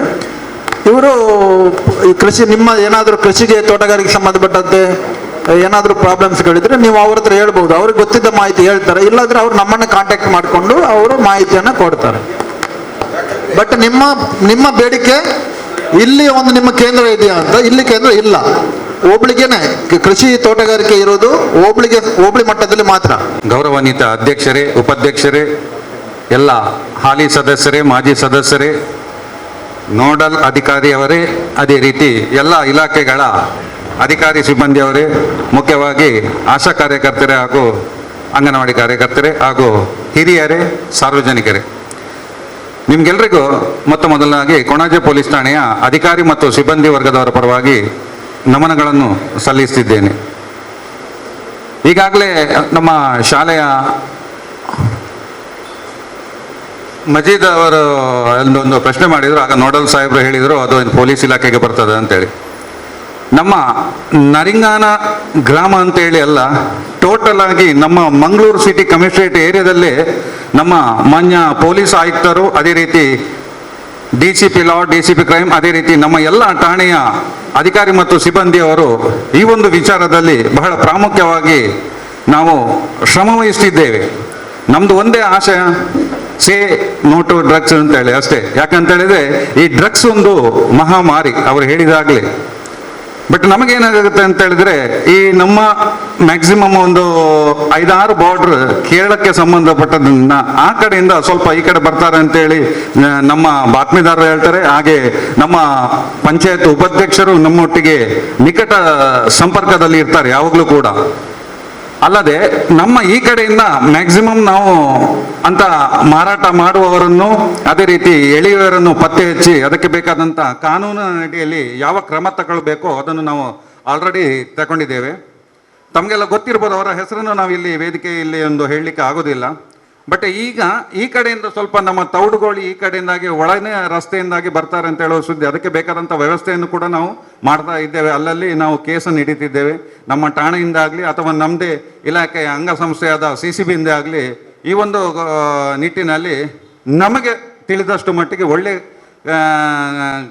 ಕ್ರಮಗಳನ್ನು ನಾವು ಕೈಗೊಳ್ತಾ ಇದ್ದೇವೆ. ಇದಕ್ಕೆ ಮೊದಲಾಗಿ ತುಂಬ ಸಹಕಾರ ನಿಮ್ಮದು, ಸಾರ್ವಜನಿಕರದ್ದು. ಯಾಕಂತೇಳಿ ಕೆಲವರು ಹೇಳ್ತಾರೆ, ಇದು ನಮಗೆ ಯಾಕೆ, ಪೊಲೀಸ್ ಬಂದರೆ ನಮ್ಮನ್ನೇನೋ ಸಾಕ್ಷಿ ಮಾಡ್ಬೋದು ಅಥವಾ ನಮ್ಮಲ್ಲಿ ಕೇಳ್ಬೋದು ಅಥವಾ ನಮ್ಮ ಏನೋ ಹೆಸರು ಹೇಳ್ಬೋದು ಅಂತೇಳಿ. ದಯವಿಟ್ಟು ಅದು ಹಿಂದಿನ ಕಾಲದಲ್ಲಿತ್ತು. ದಯವಿಟ್ಟು ಯಾರು ಕೂಡ ಅದನ್ನು ಈಗಲೂ ನೆನಪು ಮಾಡ್ಕೊಳ್ಬೇಡಿ. ಈಗ ಪರಿಸ್ಥಿತಿ ಚೇಂಜ್ ಆಗಿದೆ. ಅದಕ್ಕೆ ಸರಿಯಾಗಿ ಬೇಕಾದಂಥ ವ್ಯವಸ್ಥೆಗಳನ್ನು ನಾವು ಅಥವಾ ನಮ್ಮ ಇಲ್ಲಿ ಬಾತ್ಮೀದಾರರು ಅಂತ ಇರ್ತಾರೆ ಅಥವಾ ನಮಗೆ ಒಳ್ಳೆಯ ನಿಕಟ ಸಂಪರ್ಕ ಇರುವ ಪಂಚಾಯತಿ ಸಿಬ್ಬಂದಿಯವರು ಆಗಲಿ ಅಥವಾ ಪಂಚಾಯತ್ ಮೆಂಬರ್ ಆಗಲಿ, ಉಪಾಧ್ಯಕ್ಷರಾಗಲಿ ನಮಗೆ ತುಂಬ ಸಹಕಾರ ಕೊಡ್ತಿದ್ದಾರೆ. ಅದರಲ್ಲಿ ಮತ್ತೊಂದು ಇರ್ತದೆ, ನಿಮ್ಮ ಏರಿಯಾದಲ್ಲಿ ನಮ್ಗೆ ಗೊತ್ತಿರೋದಿಲ್ಲ ಯಾರು ಏನು ಅಂತೇಳಿ. ನೀವು ಹೇಳ್ತೀರಾ ಸರ್ ಅವ್ರು ಬಂದರು ಹೋದರು ಅಂತೇಳಿ. ದಯವಿಟ್ಟು ನಮಗೆ ಅವರು ಬರುವಂಥವ್ರದ್ದು ಒಂದು ಫೋಟೋ ಸಿಕ್ಕಿದ್ರೆ ಉತ್ತಮ ಇತ್ತು. ಫೋಟೋ ಇಲ್ಲದ್ರೂ ಪರವಾಗಿಲ್ಲ. ಜಸ್ಟ್ ಅವ್ರು ಯಾವ ಗಾಡಿಯಲ್ಲಿ ಬರ್ತಾರೆ, ಉದಾಹರಣೆ ಮಾರುತಿ 800 ಅಥವಾ ಅದರ ಮಾಡೆಲ್ ಸ್ಕೂಟ್ರ್ ಅದೇ ಸ್ಕೂಟ್ರು, ದಯವಿಟ್ಟು ಒಂದು ನಂಬರ್ ಎಲ್ಲ ನಮಗೆ ಆ ಗಾಡಿ ನಂಬರ್ ಎಲ್ಲ ಕೊಟ್ಟರೆ ನಾವು ಎಲ್ಲಾದ್ರೂ ರೌಂಡ್ಸಲ್ಲಿ ಇದ್ದಾಗ ಅದಕ್ಕೆ ಬೇಕಾದಂಥ ಒಂದು ವ್ಯವಸ್ಥೆಯನ್ನು ಮಾಡಲಿಕ್ಕೆ ಆಗ್ತದೆ. ಬಟ್ ಇದಕ್ಕೆ ತುಂಬ ಸಹಕಾರ ಸಾರ್ವಜನಿಕರದ್ದು. ಅಲ್ಲದೆ ಮತ್ತೊಂದು, ನಾನು ಇದರಲ್ಲಿ ಇಲ್ಲಿ ಹೇಳಬಾರ್ದು, ಆದರೂ ಕೂಡ ನಮ್ಮ ನೋಡಲ್ ಅಧಿಕಾರಿ ಮತ್ತು ಉಪಾಧ್ಯಕ್ಷರು ಹೇಳಿದರು ಮಾನವೀಯ ನೆಲೆಯತ್ತೆ ಹೇಳಿ ಉಂಟು ಅಂತೇಳಿ. ದಯವಿಟ್ಟು ಸಾರ್ವಜನಿಕರು ಒಂದು ತಿಳ್ಕೊಳ್ಳಿ, ತಮ್ಮ ಮನೆಯ ಮಕ್ಕಳಾಗಲಿ ಅಥವಾ ಹರೆಯಕ್ಕೆ ಬಂದ ಮಕ್ಕಳಾಗಲಿ ಅವರನ್ನು ಜಾಸ್ತಿ ಟೈಮ್ ಹೊರಗಡೆ ಇರಲಿಕ್ಕೆ ಬಿಡಬೇಡಿ. ಆದಷ್ಟು ಅವರ ಕೆಲಸ ಕಾರ್ಯಗಳು, ಕಾಲೇಜ ಅಥವಾ ಕೆಲಸ ಆದ ನಂತರ ಆದಷ್ಟು ಅವರು ಮನೆಗೆ ಬರಲಿ. ಅಥವಾ ನಮ್ಮ ಈ ಭಾಗದಲ್ಲಿ ಅಥವಾ ಬೇರೆ ಬೇರೆ ಭಾಗಗಳು ಒಳ್ಳೊಳ್ಳೆಯ ಜನಪ್ರತಿನಿಧಿಗಳಿದ್ದಾರೆ, ಸಂಘ ಸಂಸ್ಥೆಗಳಿದ್ದಾರೆ, ಅವರೊಟ್ಟಿಗೆ ಸೇರಿಕೊಂಡು ಒಳ್ಳೆಯ ಒಂದು ಕೆಲಸ ಮಾಡಲಿಕ್ಕೆ ಅವರನ್ನು ಅನುವು ಮಾಡಿಕೊಡಿ. ಯಾಕಂತ ಹೇಳಿದ್ರೆ ಕೆಲವು ಮನೆಗಳಲ್ಲಿ ಮಕ್ಕಳ ಬಗ್ಗೆ ಕೇರ್ಲೆಸ್ ಇದ್ರಿಂದಾಗಿ ಈ ರೀತಿಯಾಗಿ ಕೆಲವು ತಪ್ಪು ತಿಳುವಳಿಕೆಯಿಂದಾಗಿ ಆ ಮಕ್ಕಳು ಬೇರೆ ಬೇರೆ ಹುಡುಗರೊಟ್ಟಿಗೆ ಅಥವಾ ಇಂಥ ಒಂದು ಡ್ರಗ್ ಪೆಡ್ಲರ್ ಅಥವಾ ಡ್ರಗ್ಸ್ ಕನ್ಸ್ಯೂಮರ್ನೊಟ್ಟಿಗೆ ಸೇರಿಕೊಂಡು ಅವರ ಜೀವನವನ್ನು ಹಾಳು ಮಾಡ್ತಾರೆ. ಈ ಡ್ರಗ್ಸ್ ಸೇವನೆ ಮಾಡಿದವನು ಮಾನಸಿಕ ಸ್ಥಿಮಿತ ಮಾತ್ರ ಕಳೆದುಕೊಳ್ಳುವುದಲ್ಲ, ಅವನಿಂದಾಗಿ ಅವನ ಇಡೀ ಮನೆ ಹಾಳಾಗುತ್ತೆ, ಅವನ ಜೀವನ ಹಾಳಾಗುತ್ತೆ, ಅವನ ಸಂಸಾರ ಹಾಳಾಗುತ್ತೆ. ಅದಲ್ಲದೆ ನಮ್ಮ ಸೊಸೈಟಿಯನ್ನು ಕೂಡ ಹಾಳು ಮಾಡ್ತಾನೆ. ಆ ಸೊಸೈಟಿಯಲ್ಲಿ ಇಂಥ ಒಂದು ಪಿಡುಗು ಬಂದಾಗ ಕೆಲವರು ಮಾತಾಡಿದಾಗ ಅದು ಏನೇನೋ ಒಂದು ವಿಕೋಪಕ್ಕೆ ಹೋಗ್ತದೆ. ದಯವಿಟ್ಟು ತಾವುಗಳು ಯಾವುದೇ ರೂಮರ್ಗಳಿಗೆ, ವದಂತಿಗಳಿಗೆ ಕಿವಿ ಕೊಡಬೇಡಿ. ನಿಮಗೆ ಏನು ನಮ್ಮಿಂದ ಸಲಹೆ ಅಥವಾ ನಮ್ಮಿಂದ ಏನಾದರೂ ವಿಚಾರಗಳು ಬೇಕಾದರೆ ನಮ್ಮ ಪೊಲೀಸ್ ಇಲಾಖೆ ಅಧಿಕಾರಿಗಳಿದ್ದಾರೆ, ನಾವಿದ್ದೇವೆ. ಅಲ್ಲದೆ ನಮ್ಮ ಪ್ರಸ್ತುತ ನಿಮಗೆ ಉಪಯೋಗವಾಗುವಂಥ ನಿಟ್ಟಿನಲ್ಲಿ ಘನ ಸರ್ಕಾರ, ಅದೇ ರೀತಿ ನಮ್ಮ ಘನ ಮೇಲಾಧಿಕಾರಿಗಳು, ನಮ್ಮ ಮಾನ್ಯ ಕಮಿಷನರ್ ಸಾಹೇಬ್ರವರ ಅಂಡರಲ್ಲಿ ಪ್ರತಿಯೊಂದು ಠಾಣೆಗಳಿಗೆ 112 ಅಂತ ಹೇಳುವ ಒಂದು ವಾಹನವನ್ನು ಕೊಟ್ಟಿದ್ದೇವೆ. ಪ್ರತಿ ಕಡೆಗಳಲ್ಲೂ ನಾವು ಬಂದು ಈ ಬಗ್ಗೆ ಅವೇರ್ನೆಸ್ ಕೊಡ್ತಾ ಇರ್ತೇವೆ. ಕೆಲವು ಕಡೆಯಲ್ಲಿ ನಾವು ಅವೇರ್ನೆಸ್ ಕೊಟ್ಟಾಗ ಕೆಲವರು ಅದನ್ನು ಏನೋ ಒಂದು ಸಿಲ್ಲಿಯಾಗಿ ತಗೊಳ್ತಾರೆ. ಬಟ್ ಅದು ಎಷ್ಟು ಪ್ರಾಮುಖ್ಯ ಅಂತೇಳಿ ಅದು ಅವರ ಮನೆಯವರಿಗೆ ಅಥವಾ ಅವರಿಗೆ ಅವರ ಮನೆಯ ಹತ್ತಿರದವರಿಗೆ ಆ ಒಂದು ಅಲ್ಲಿ ಸನ್ನಿವೇಶ ಒದಗಿದಾಗ ಅದರ ಲಾಭ ಗೊತ್ತಾಗ್ತದೆ. ದಯವಿಟ್ಟು 112 ಅಲ್ಲಿ ಏನು ನಿಮ್ಮದು ನೀವು ನಿಮ್ಮ ಎದುರಲ್ಲಿ ಅಥವಾ ನಿಮಗೆ ಯಾರಾದರೂ ಹೇಳ್ತಾರೆ, ಒಬ್ಬರು ಪ್ರಾಯದವರು ಬಂದು ಅವರಿಗೆ ಪೊಲೀಸಿಗೆ ತಿಳಿಸ್ಲಿಕ್ಕೆ ಆಗೋದಿಲ್ಲ, ನಮ್ಮ ಮನೆ ಹತ್ರ ಹೀಗೇಗಾಗಿದೆ, ಒಂದು ದನ ಇದಕ್ಕೆ ಬಾವಿಗೆ ಬಿದ್ದಿದೆ ಅಥವಾ ಹಳ್ಳಕ್ಕೆ ಬಿದ್ದಿದೆ, ನಾವೇನು ಬಂದು ಪೊಲೀಸ್ನವರು ಅದನ್ನು ತೆಗೆಯುವುದಿಲ್ಲ, ಅದಕ್ಕೆ ಬೇಕಾದಂಥ ವ್ಯವಸ್ಥೆಯನ್ನು ಮಾಡ್ತೇವೆ, ನಾವು ಬರ್ತೇವೆ. ಆಗ ಜನರಿಗೂ ಒಂದು ಪೊಲೀಸ್ ಇಲಾಖೆಯ ಮೇಲೆ, ಜನರ ಮೇಲೆ ವಿಶ್ವಾಸ ಇರ್ತದೆ. ನೀವು ಏನೇ ಒಂದು ಸಂಭವ ಇರಲಿ, ಈಗ ಪ್ರಕೃತಿ ವಿಕೋಪ ಇರಲಿ ಅಥವಾ ಏನಾದರೂ ರಾತ್ರಿ ಕಡೆಗಳಲ್ಲೆಲ್ಲ ಕೆಲವು ವಾಹನ ಆಕ್ಸಿಡೆಂಟ್ ಆಗಿ ಲೈಟ್ ಕಂಬಕ್ಕೆ ಆಕ್ಸಿಡೆಂಟ್ ಆಗಿಕೊಂಡು ಅವರು ಓಡ್ತಾರೆ. ಅದು ಗಾಡಿ ಜಖಮಾಗದಿ ಆದರೆ ಅಲ್ಲೇ ಇರ್ತಾರೆ, ಇಲ್ಲ ಅಂತ ಹೇಳಿದ್ರೆ ಆಕ್ಸಿಡೆಂಟ್ ಮಾಡಿಕೊಂಡು ಹಿಟ್ ಆ್ಯಂಡ್ ರನ್ ಮಾಡ್ಕೊಂಡು ಹೋಗ್ತಾರೆ. ಆ ಸಂದರ್ಭದಲ್ಲಿ ಸಾರ್ವಜನಿಕರಿಗೆ ಗೊತ್ತಾಗೋದಿಲ್ಲ. ಅದನ್ನು ನೀವು ಸಾರ್ವಜನಿಕರಿಗೆ ಗೊತ್ತಾದ ಕೂಡಲೇ ದಯವಿಟ್ಟು 112ಗೆ ಕರೆ ಮಾಡಿ. ಇದೊಂದು ಫ್ರೀ ಕರೆ, ಇದಕ್ಕೆ ಯಾರು ದುಡ್ಡು ಕೊಡಬೇಕಾಗಿಲ್ಲ. ಯಾವುದೇ ಸಮಸ್ಯೆ ಬರಲಿ, ನಿಮ್ಮ ಮನೆ ಹತ್ರ ಏನಾದರೂ ಹೊಡೆದಾಡ್ಕೊಳ್ಳಿ ಅಥವಾ ಸಂಸಾರದ ವಿಚಾರ ಇರಲಿ ಅಥವಾ ಜಾಗದ ವಿಚಾರ ಇರಲಿ, ಏನಾದರೂ ಕೂಡ ತಕ್ಷಣ ನಾವೊಂದು 5-10 ನಿಮಿಷದಲ್ಲಿ ಆ ಸ್ಥಳಕ್ಕೆ ಬರಲು ಪ್ರಯತ್ನಿಸಿ. ಆ ಸ್ಥಳದಲ್ಲಿ ನಿಮ್ಮ ಏನು ಕಂಪ್ಲೇಂಟ್ ಇದೆ ಅದನ್ನು ಮುಗಿಸ್ಲಿಕ್ಕೆ ಆಗೋದಾದರೆ ನಾವು ಖಂಡಿತ ಅದನ್ನು ಮುಗಿಸ್ತೇವೆ. ಇಲ್ಲಾದರೆ ನನಗಿಂತ ಮೇಲಾಧಿಕಾರಿಗಳು PSI ಮತ್ತು ಇನ್ಸ್ಪೆಕ್ಟರ್ ಇದ್ದಾರೆ, ಅವರ ಗಮನಕ್ಕೆ ನಾವು ತರ್ತೇವೆ. ಅಥವಾ ವಾಹನದಲ್ಲಿ ಯಾರು ಇರ್ತಾರೆ ಅದನ್ನು ಮುಗಿಸೋದಾದ್ರೆ ಮುಗಿಸ್ತಾರೆ, ಇಲ್ಲ ಅಂತ ಹೇಳಿದ್ರೆ ನಿಮಗೆ ಸರಿಯಾದ ಮಾಹಿತಿಯನ್ನು ಕೊಡ್ತಾರೆ. ದಯವಿಟ್ಟು ಈ 112ನ ಸದುಪಯೋಗವನ್ನು ನೀವೆಲ್ಲರೂ ಪಡೆದುಕೊಳ್ಬೇಕು. ಇದು 24/7 ಸರ್ಕಾರದ ಒಂದು ಫ್ರೀ ಪ್ರಕ್ರಿಯೆ. ಈ 112 ಅಲ್ಲಿ ಎಲ್ಲದೂ ಬರ್ತದೆ. ಉದಾಹರಣೆಗೆ ನೀವೀಗ ಕೇರಳದಲ್ಲಿ ಕೂಡ ಇದು 112ನೇ. ಇದು ಒಂದು 112 ಆ್ಯಕ್ಚುಲಿ ರಾಷ್ಟ್ರೀಯ ಕರೆ. ಅದರಲ್ಲೂ ಮ್ಯಾಕ್ಸಿಮಮ್ ಆಗಿ ಜನರಿಗೆ ಸುಲಭವಾಗಿ ಹೆಲ್ಪ್ ಆಗುವಂಥ ಇಲಾಖೆ ಅಂತ ಹೇಳಿದ್ರೆ ನಮ್ಮದು ಪೊಲೀಸ್ ಇಲಾಖೆ. ಅಂದರೆ ಜನರ ಒಂದು ಭಾವನೆ ಇರ್ತದೆ, ಪೊಲೀಸ್ನವರಿಗೆ ಫೋನ್ ಮಾಡಿದ ಕೂಡಲೇ ಏನಾದರೂ ಒಂದು ಬರ್ತಾರೆ ಅಥವಾ ಒಂದು ವ್ಯವಸ್ಥೆ ಮಾಡ್ತಾರೆ ಅಂತ ಒಂದು ವಿಶ್ವಾಸದಿಂದ ಜನರು ನಮಗೆ ಕರೆ ಮಾಡ್ತಾರೆ. ನಾವು ಆದಷ್ಟು ಇದಕ್ಕೆ ಸ್ಪಂದನೆ ಕೊಡ್ತೇವೆ. ಆದ್ದರಿಂದ ದಯವಿಟ್ಟು 112ನ ಸದುಪಯೋಗವನ್ನು ತಾವೆಲ್ಲರೂ ಪಡೆದುಕೊಳ್ಬೇಕು. ಅಲ್ಲದೆ ಈ ನಮ್ಮ ಬಾರ್ಡರ್ ಏರಿಯಾ ಆದ್ರಿಂದ ಕೆಲವರೆಲ್ಲ ಹೇಳಿದ ಹಾಗೆ ಏನಾದರೂ ಸಮಸ್ಯೆಗಳಿದ್ರೆ ದಯವಿಟ್ಟು ತಕ್ಷಣ ನಮಗೆ ತಿಳಿಸಿ, ಅಥವಾ ನಮ್ಮ ಇಲ್ಲಿಯ ನಿಮ್ಮ ಉಪಾಧ್ಯಕ್ಷರು ತಿಳಿಸಿದ್ರು ಕೂಡ ಅವರು ಇಮಿಡಿಯೇಟ್ ಆಗಿ ನಮಗೆ ತಿಳಿಸ್ತಾರೆ. ನಿಮಗೇನು ಡೌಟ್ ಇದ್ರೂ ಕೂಡ ಪೊಲೀಸ್ ಇಲಾಖೆಯೊಂದಿಗೆ ಬನ್ನಿ, ಮುಕ್ತವಾಗಿ ವಿಚಾರ ಮಾಡಿ.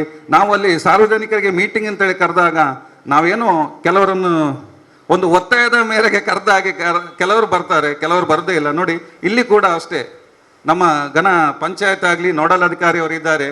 ಇದು ಸಾರ್ವಜನಿಕರಾಗಿ ಮಾಡಿದಂಥ ಒಂದು ಗ್ರಾಮ ಸಭೆ.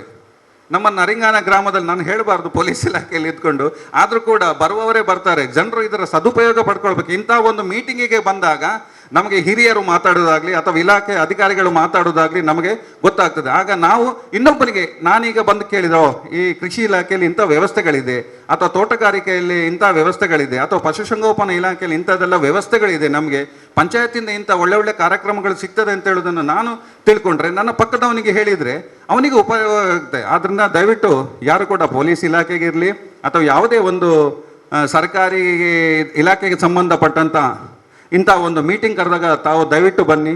ನಿಮಗೆ ಸಾರ್ವಜನಿಕ ಅಂದರೆ ಇದರಲ್ಲಿ ಇಷ್ಟು ಜನರ ಎದುರಿಗೆ ಏನಾದರೂ ಮಾತಾಡಲಿಕ್ಕೆ ಡೌಟ್ ಇದ್ರೆ ಅಥವಾ ಹೇಳ್ಕೊಳ್ಳಿಕ್ಕೆ ಮುಜುಗರ ಇದ್ದರೆ ದಯವಿಟ್ಟು ನಮ್ಮ ಸ್ಟೇಷನ್ಗೆ ಬಂದು ಹೇಳ್ಬೋದು, ಅಥವಾ ನಮ್ಮ PSI ಅಥವಾ ಇನ್ಸ್ಪೆಕ್ಟರ್ ನಂಬರ್ ಕೂಡ ಇದೆ, ಅಥವಾ ನಮಗೂ ನೀವು ತಿಳಿಸ್ಬೋದು. ದಯವಿಟ್ಟು ಯಾರು ಕೂಡ, ಮತ್ತೊಂದು ಹೇಳ್ತೇನೆ, ಇನ್ನು ಹಬ್ಬ ಹರಿದಿನಗಳೆಲ್ಲ ಬರಲಿಕ್ಕೆ ಶುರು ಆಯಿತು, ಯಾರು ಕೂಡ ಯಾವುದೇ ವಿಚಾರದಲ್ಲಿ ವದಂತಿಗಳಿಗೆ ದಯವಿಟ್ಟು ಕಿವಿ ಕೊಡಬೇಡಿ. ಪೊಲೀಸ್ ಇಲಾಖೆಯನ್ನು ಸಂಪರ್ಕಿಸಿ ಅಥವಾ ಪಂಚಾಯತನ್ನು ಸಂಪರ್ಕಿಸಿ. ನಿಮಗೆ ನಮ್ಮಿಂದ ಮ್ಯಾಕ್ಸಿಮಮ್ ಒಂದು ಸಹಾಯವನ್ನು ನಾವು ಪೊಲೀಸ್ ಇಲಾಖೆ ಖಂಡಿತ ಕೊಡ್ತೇವೆ. ಮತ್ತು ಅದೇ ರೀತಿ ಒಬ್ಬರು ದನದ ಬಗ್ಗೆ ಹೇಳಿದರು. ನಾವು ರಾತ್ರಿ ಬರ್ತಾ ಇರಬೇಕಾದ್ರೆ ಕೆಲವು ಕಡೆಗಳಲ್ಲಿ ದನಗಳನ್ನು ಮೇಲಿಕ್ಕೆ ಬಿಡ್ತಾರೆ, ನಮಗೆ ಹೆದರಿಕೆ ಆಗ್ತದೆ. ಯಾಕಂತ ಹೇಳಿದ್ರೆ ಈಗಿನ ಕಾಲದಲ್ಲಿ ಅದು ಹಟ್ಟಿಯಿಂದ ಬಂದ ದನವ ಅಥವಾ ಯಾರಾದರೂ ಬಿಡಿಸಿ ತಂದು ಏನಾದರೂ ವಾಹನಕ್ಕೆ ಲೋಡ್ ಮಾಡುವ ವ್ಯವಸ್ಥೆ ಅಂತೇಳಿ ನಮ್ಗೆ ಗೊತ್ತಿರೋದು. ನಾವು ಆದಷ್ಟು ನಮ್ಮ ನೈಟ್ ರೌಂಡ್ಸ್ ಇದ್ದಾಗ ಅಥವಾ ನಮ್ಮ 112 ಗಾಡಿ ಇದ್ದಾಗ ನಾವು ಅದನ್ನು ಸ್ವಲ್ಪ ಒಳಗಡೆ ಸರಿಸಿ ನಾವು ಹೋಗ್ತೇವೆ. ಮ್ಯಾಕ್ಸಿಮಮ್ ಮನೆ ಇದು ರೋಡಲ್ಲಿ ಇರ್ತದೆ. ದಯವಿಟ್ಟು ಪ್ರಾಣಿಗಳನ್ನು ಸಾಕುವರು ಈ ಬಗ್ಗೆ ಒಂದು ಸ್ವಲ್ಪ ಕಾಳಜಿ ತಗೊಳ್ಳಿ. ಪಂಚಾಯತಿಯೊಂದಿಗೆ ಹಾಗೂ ಪೊಲೀಸ್ ಇಲಾಖೆಯೊಂದಿಗೆ ದಯವಿಟ್ಟು ನಿಮ್ಮ ಸಹಕಾರ ಇರಲಿ ಅಂತ ಹೇಳುತ್ತಾ ನನ್ನ ಒಂದು 2 ಮಾತನ್ನು ಮುಗಿಸ್ತೀನಿ. ಜೈ ಹಿಂದ್, ಜೈ ಕರ್ನಾಟಕ.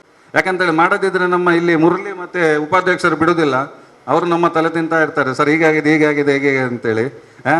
ಅವರು ತುಂಬ ಆ್ಯಕ್ಟಿವ್ ಇದ್ದಾರೆ. ನಮಗೆ ಈ ಭಾಗದಲ್ಲಿ ಅದೊಂದು ನಮಗೆ ಧೈರ್ಯ. ಯಾಕಂತೇಳಿ ನೆತ್ತಿಲೆ ಬದಲಿ ಸ್ವಲ್ಪ ಜಾಸ್ತಿ ಇತ್ತು, ಅದೆಲ್ಲ ಈಗ ನಿಂತಿದೆ. ಮ್ಯಾಕ್ಸಿಮಮ್ ನಮ್ಮ ನರಿಂಗಾನದಲ್ಲಿ ನಿಂತಿದೆ.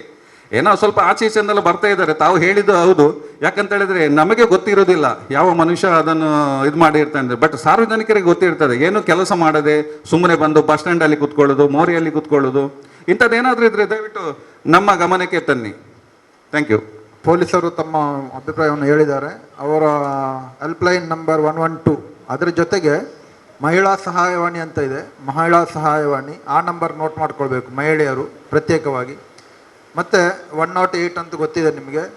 ಮತ್ತು ಮೆಸ್ಕಾಮಿಗೆ ಸಂಬಂಧಪಟ್ಟ ಸಹಾಯವಾಣಿ ಇದೆ, ಮೆಸ್ಕಾಮಿಗೆ ಸಂಬಂಧಪಟ್ಟ ಸಹಾಯವಾಣಿ. ಸೊ ಅವೆಲ್ಲ ಸಹಾಯವಾಣಿ ನಂಬರ್ಗಳನ್ನು ನಿಮ್ಮ ಒಂದು ಮನೆಯಲ್ಲಿ ನೀವು ಇಟ್ಕೊಳ್ಬೇಕು. ಸೊ ಇದು ಯಾವುದೇ ಮೊಬೈಲಿಂದ ಇರ್ಬೋದು, ಲ್ಯಾಂಡ್ಲೈನಿಂದ ಇರ್ಬೋದು, ನೀವು ಡೈರೆಕ್ಟಾಗಿ ಫೋನ್ ಮಾಡಿ ಅದನ್ನು ನಿಮ್ಮ ಇದರ ಪ್ರಯೋಜನ ಪಡೆಯಬಹುದು. ನೆಕ್ಸ್ಟ್ ಪಂಚಾಯತ್ ರಾಜ್ ಇಂಜಿನಿಯರಿಂಗ್ ವಿಭಾಗ. ಎಲ್ಲರಿಗೂ ನಮಸ್ಕಾರ. ನಮ್ಮ ಜಿಲ್ಲಾ ಪಂಚಾಯತ್ ಇಂಜಿನಿಯರಿಂಗ್ ವಿಭಾಗ ನಮ್ಮ ಇಲಾಖೆ ವತಿಯಿಂದ ವಿವಿಧ ಇಲಾಖೆಗಳ ಕಾಮಗಾರಿಗಳು, ಅಂದರೆ ಗ್ರಾಮ ಪಂಚಾಯತ್ ಹಾಗೆ ತಾಲೂಕು ಪಂಚಾಯತ್ ಮತ್ತು ಬೇರೆ ಬೇರೆ ಇಲಾಖೆಗಳ ಕಾಮಗಾರಿಗಳು ನಮ್ಮ ಇಲಾಖೆ ಮುಖಾಂತರ ನಿರ್ವಹಿಸಲ್ಪಡ್ತದೆ. ಈಗ ನರಿಂಗಣದಲ್ಲಿ 22, 23, 24 ಮುಖ್ಯವಾಗಿ ಹೇಳಿದರೆ ಜಲಜೀವನ್ ಮಿಷನ್ ಇದ್ದು ಮೇಯ್ನಾಗಿ ನಡೀತಾ ಉಂಟು. ಅಂದರೆ 245 ಲಕ್ಷ ನಮ್ಮ ಪಂಚಾಯತಿಗೆ ಪಾಸ್ ಆಗಿದೆ.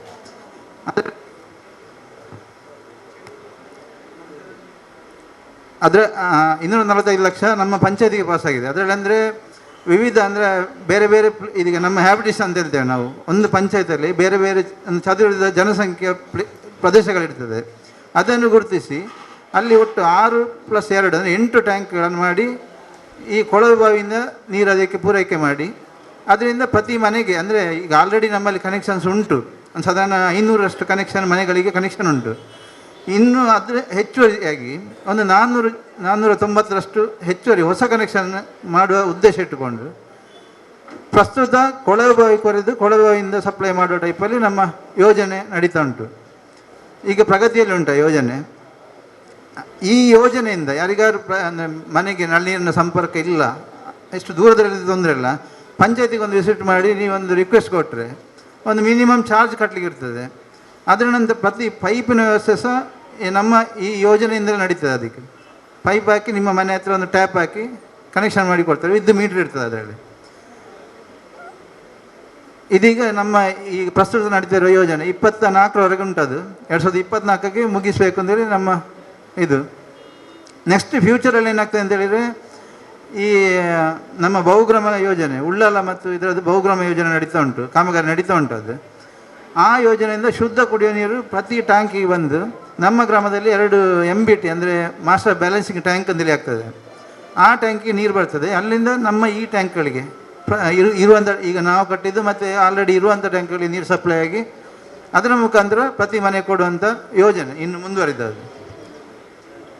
ಈ ಕಾಮಗಾರಿಗಳ ಬಗ್ಗೆ ಅಥವಾ ಈ ಯೋಜನೆ ಬಗ್ಗೆ ಏನಾದ್ರು ಕೇಳಿದರೆ ಕೇಳುವುದು. ಅದು ಒಂದು ನಮ್ಮ ಇದು ತೌಡುಗೊಳ್ಳಿ ಯುವಕ ಮಂಡಲ ಉಂಟು, ಅಲ್ಲಿ ಕೊಟ್ಟಿದ್ದಾರೆ. ಇನ್ನೊಂದು ನಮ್ಮ ಚಂದ ಅಲ್ಲ, ಒಂದು ನೆತ್ತಿಲವದ ಚಂದ ಇತ್ತಲ್ಲಿ ಒಂದು ಪ್ರಪೋಸಲ್ ಉಂಟು ಸರ್. ಆದರೆ ಅವರು KWS ವತಿಯಿಂದ ನಡೀತಾ ಉಂಟು ಅದು, ಅಲ್ಲಿ 2 ಕಡೆ ಅಂತ. ಬಹುಗ್ರಾಮ ಅದು ಏನಾಗಿದೆ ಅಂತ ಹೇಳಿದ್ರೆ ಅದೇ 1 ವರ್ಷ ಬೇಕಿನ್ನು, 1 ವರ್ಷ ಬೇಕಂದರೆ ಆಲ್ರೆಡಿ ಆಗಿದೆ. ಸಿಕ್ಕುವುದಿಲ್ಲ, ಸಿಕ್ಕಿದ ನೀರು 1 ವರ್ಷ ನಿಲ್ಲುವುದಿಲ್ಲ. ಅದು ಇಲ್ಲ, 1 ವರ್ಷದಲ್ಲಿ ಸಾಧಾರಣ ಕಂಪ್ಲೀಟ್ ಆಗ್ತದೆ ಅದು. ಪಂಚಾಯತ್ ರಾಜ್ ಇಂಜಿನಿಯರ್ ವಿಭಾಗ ಆಯಿತು. ನೆಕ್ಸ್ಟ್ ರೆವಿನ್ಯೂ ಕಂದಾಯ ಇಲಾಖೆ. ನಮಸ್ಕಾರ, ನನ್ನ ಹೆಸರು ನಿಂಗಪ್ಪ ಅಂತೇಳಿ. ಈ ಒಂದು ನರಿಂಗಾನ ಗ್ರಾಮಕ್ಕೆ ಬಂದು 2 ದಿನ ಆಯಿತು ಹೊಸತು. ಕಂದಾಯ ಇಲಾಖೆಯಿಂದ ಮತ್ತು ವೇದಿಕೆ ಮೇಲೆ ಆಸೀನತ ಗಣ್ಯರು, ವೇದಿಕೆ ಮುಂಭಾಗಿರ್ತಕ್ಕಂಥ ಸಭಿಕರಿಗೆ ವಂದಿಸ್ತಾ ಕಂದಾಯ ಇಲಾಖೆಯಿಂದ ಸಿಗುವಂಥ ಕೆಲವೊಂದು ಸೌಲಭ್ಯಗಳ ಬಗ್ಗೆ ಹೇಳಲಿಕ್ಕೆ ಇಷ್ಟಪಡ್ತಾರೆ. ಸಾಮಾಜಿಕ ಭದ್ರತಾ ಯೋಜನೆಗಳ ಅಡಿಯಲ್ಲಿ ಸಂಧ್ಯಾ ಸುರಕ್ಷಾ ಯೋಜನೆ ಸಿಗ್ತದೆ. 65 ವರ್ಷ ಮೇಲ್ಪಟ್ಟ ವ್ಯಕ್ತಿ ಈ ಒಂದು ಯೋಜನೆಯಲ್ಲಿ ಮಾಸಿಕ ವೇತನ ಪಡೆಯಬಹುದು. ಅದೇ ರೀತಿ ವೃದ್ಧಾಪ್ಯ ವೇತನ ಇದೆ. ಇದರಲ್ಲಿ 60 ವರ್ಷ ಮೇಲ್ಪಟ್ಟು BPL ಕಾರ್ಡ್ ಆಗಿರ್ತಕ್ಕಂಥ ವ್ಯಕ್ತಿ ಈ ಯೋಜನೆಯಲ್ಲಿ ಫಲಾನುಭವಿ ಆಗ್ಬೋದು. ಹಾಗೆ ವಿಧವಾ ವೇತನ ಒಂದು ಸ್ಕೀಮ್ ಇದೆ. ಅದರಲ್ಲಿ ಗಂಡ ತೀರ್ಕೊಂಡು ಮಹಿಳೆ ಮತ್ತು ಮರು ಮದುವೆ ಆಗಿರ್ತಕ್ಕಂಥ BPL ಪಡಿತರ ಚೀಟಿ ಇರ್ತಕ್ಕಂಥ ಮಹಿಳೆ ಈ ವಿಧವಾ ಯೋಜನೆಯಲ್ಲಿ ಫಲಾನುಭವಿ ಆಗ್ಬೋದು. ಮತ್ತು ಅಂಗವಿಕಲ 45% ಮೇಲೆ 75% ಒಳಗಡೆ ಅವರಿಗೂ ಸಹ ಅಂಗವಿಕಲ ಯೋಜನೆ ಸಿಗ್ತದೆ. 75% ಮೇಲೆ ಅವರಿಗೆ ಹೆಚ್ಚು ಅಮೌಂಟು ಸಿಗ್ತದೆ. ಮತ್ತು ಮನಸ್ವಿನಿ 40 ವರ್ಷ ಮೇಲ್ಪಟ್ಟ ಮಹಿಳೆ, BPL ಪಡಿತರ ಚೀಟಿ ಮಹಿಳೆ, ಅವಿವಾಹಿತ ಮಹಿಳೆ ಈ ಯೋಜನೆಯಲ್ಲಿ ಫಲಾನುಭವಿಗಳಿಗೆ ಅರ್ಹಳಾಗಿರ್ತಾಳೆ. ಜನನ ಮರಣ ನೋಂದಣಿಗೆ ಜನನ ಮತ್ತು ಮರಣವನ್ನು ಈ ಗ್ರಾಮದಲ್ಲಿ ಮರಣ ಹೊಂದಿದ ಜನನ ಆದ 30 ದಿನಗಳ ಒಳಗಡೆ ಇಲ್ಲಿ ದಾಖಲು ಮಾಡ್ಬೋದು. 30 ದಿನಗಳ ನಂತರ 1 ವರ್ಷದ ಒಳಗಡೆ ತಹಸೀಲ್ದಾರಿಗೆ ಅರ್ಜಿಯಾಗಿ ಪಡೆಯಬೇಕಾಗ್ತದೆ. 1 ವರ್ಷ ನಂತರ ಎಂಟ್ರಿ ಆದರೆ ಅದು ಕೋರ್ಟಿಂದ ಆದೇಶ ಆಗಿ ನೋಂದಣಿ ಮಾಡಬೇಕಾಗ್ತದೆ. ಇಷ್ಟು ಮಾಹಿತಿ. ಇನ್ನು ಹೆಚ್ಚಿನದಾದರೆ ಕೇಳ್ಬೋದು. ಚಾರ್ಜ್ ನಾನು ಬಂದದ್ದು ಇವತ್ತು ಮಾತ್ರ ಸರ್. ಇನ್ನು ಇಲ್ಲೇ ಪಕ್ಕದಲ್ಲೇ ಮಂಜನಾಡಲ್ಲಿ ಸಹ ಇದ್ದೇನೆ. ಅನುಕೂಲ. 65 ವರ್ಷ ಮೇಲ್ಪಟ್ಟಾಗಿರಬೇಕು. APL ಕಾರ್ಡ್ ಇದ್ರೂ ನಾವು ಮಾಡ್ತೇವೆ. ಅವರು ಗೌರ್ಮೆಂಟ್ ಎಂಪ್ಲಾಯ್ಮೆಂಟ್ ಆಗಿರಬಾರ್ದು, IT ರಿಟರ್ನ್ಸ್ ಆಗಿರಬಾರ್ದು. ಹಾಂ, ಈ ಮೊನ್ನೆ 5 ಸ್ಕೀಮ್ಗಳಲ್ಲಿ ಇದಕ್ಕೂ ಸಂಬಂಧ ಇಲ್ಲ.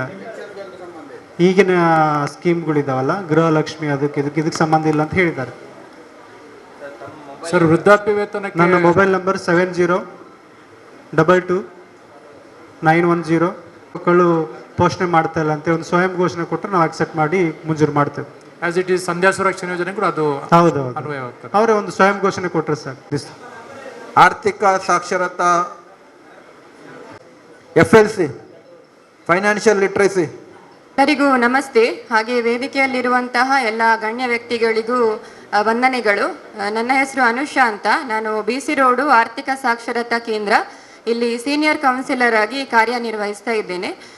ನಮ್ಮ ಈ ಒಂದು ಕೇಂದ್ರದ ಮುಖ್ಯ ಉದ್ದೇಶ ಏನಂತ ಹೇಳಿದರೆ, ಬೇರೆ ಬೇರೆ ವರ್ಗಗಳ ಜನರಿಗೆ ಬ್ಯಾಂಕಿಂಗ್ ಕ್ಷೇತ್ರದ ಬಗ್ಗೆ, ಅದೇ ಥರ ಬ್ಯಾಂಕಲ್ಲಿ ಲಭ್ಯವಿರುವಂತಹ ಬೇರೆ ಬೇರೆ ಸೌಲಭ್ಯಗಳ ಬಗ್ಗೆ ಮತ್ತು ಕೆಲವೊಂದು ಸರ್ಕಾರಿ ಯೋಜನೆಗಳ ಬಗ್ಗೆ ಮಾಹಿತಿ ಕೊಡುವಂಥದ್ದು.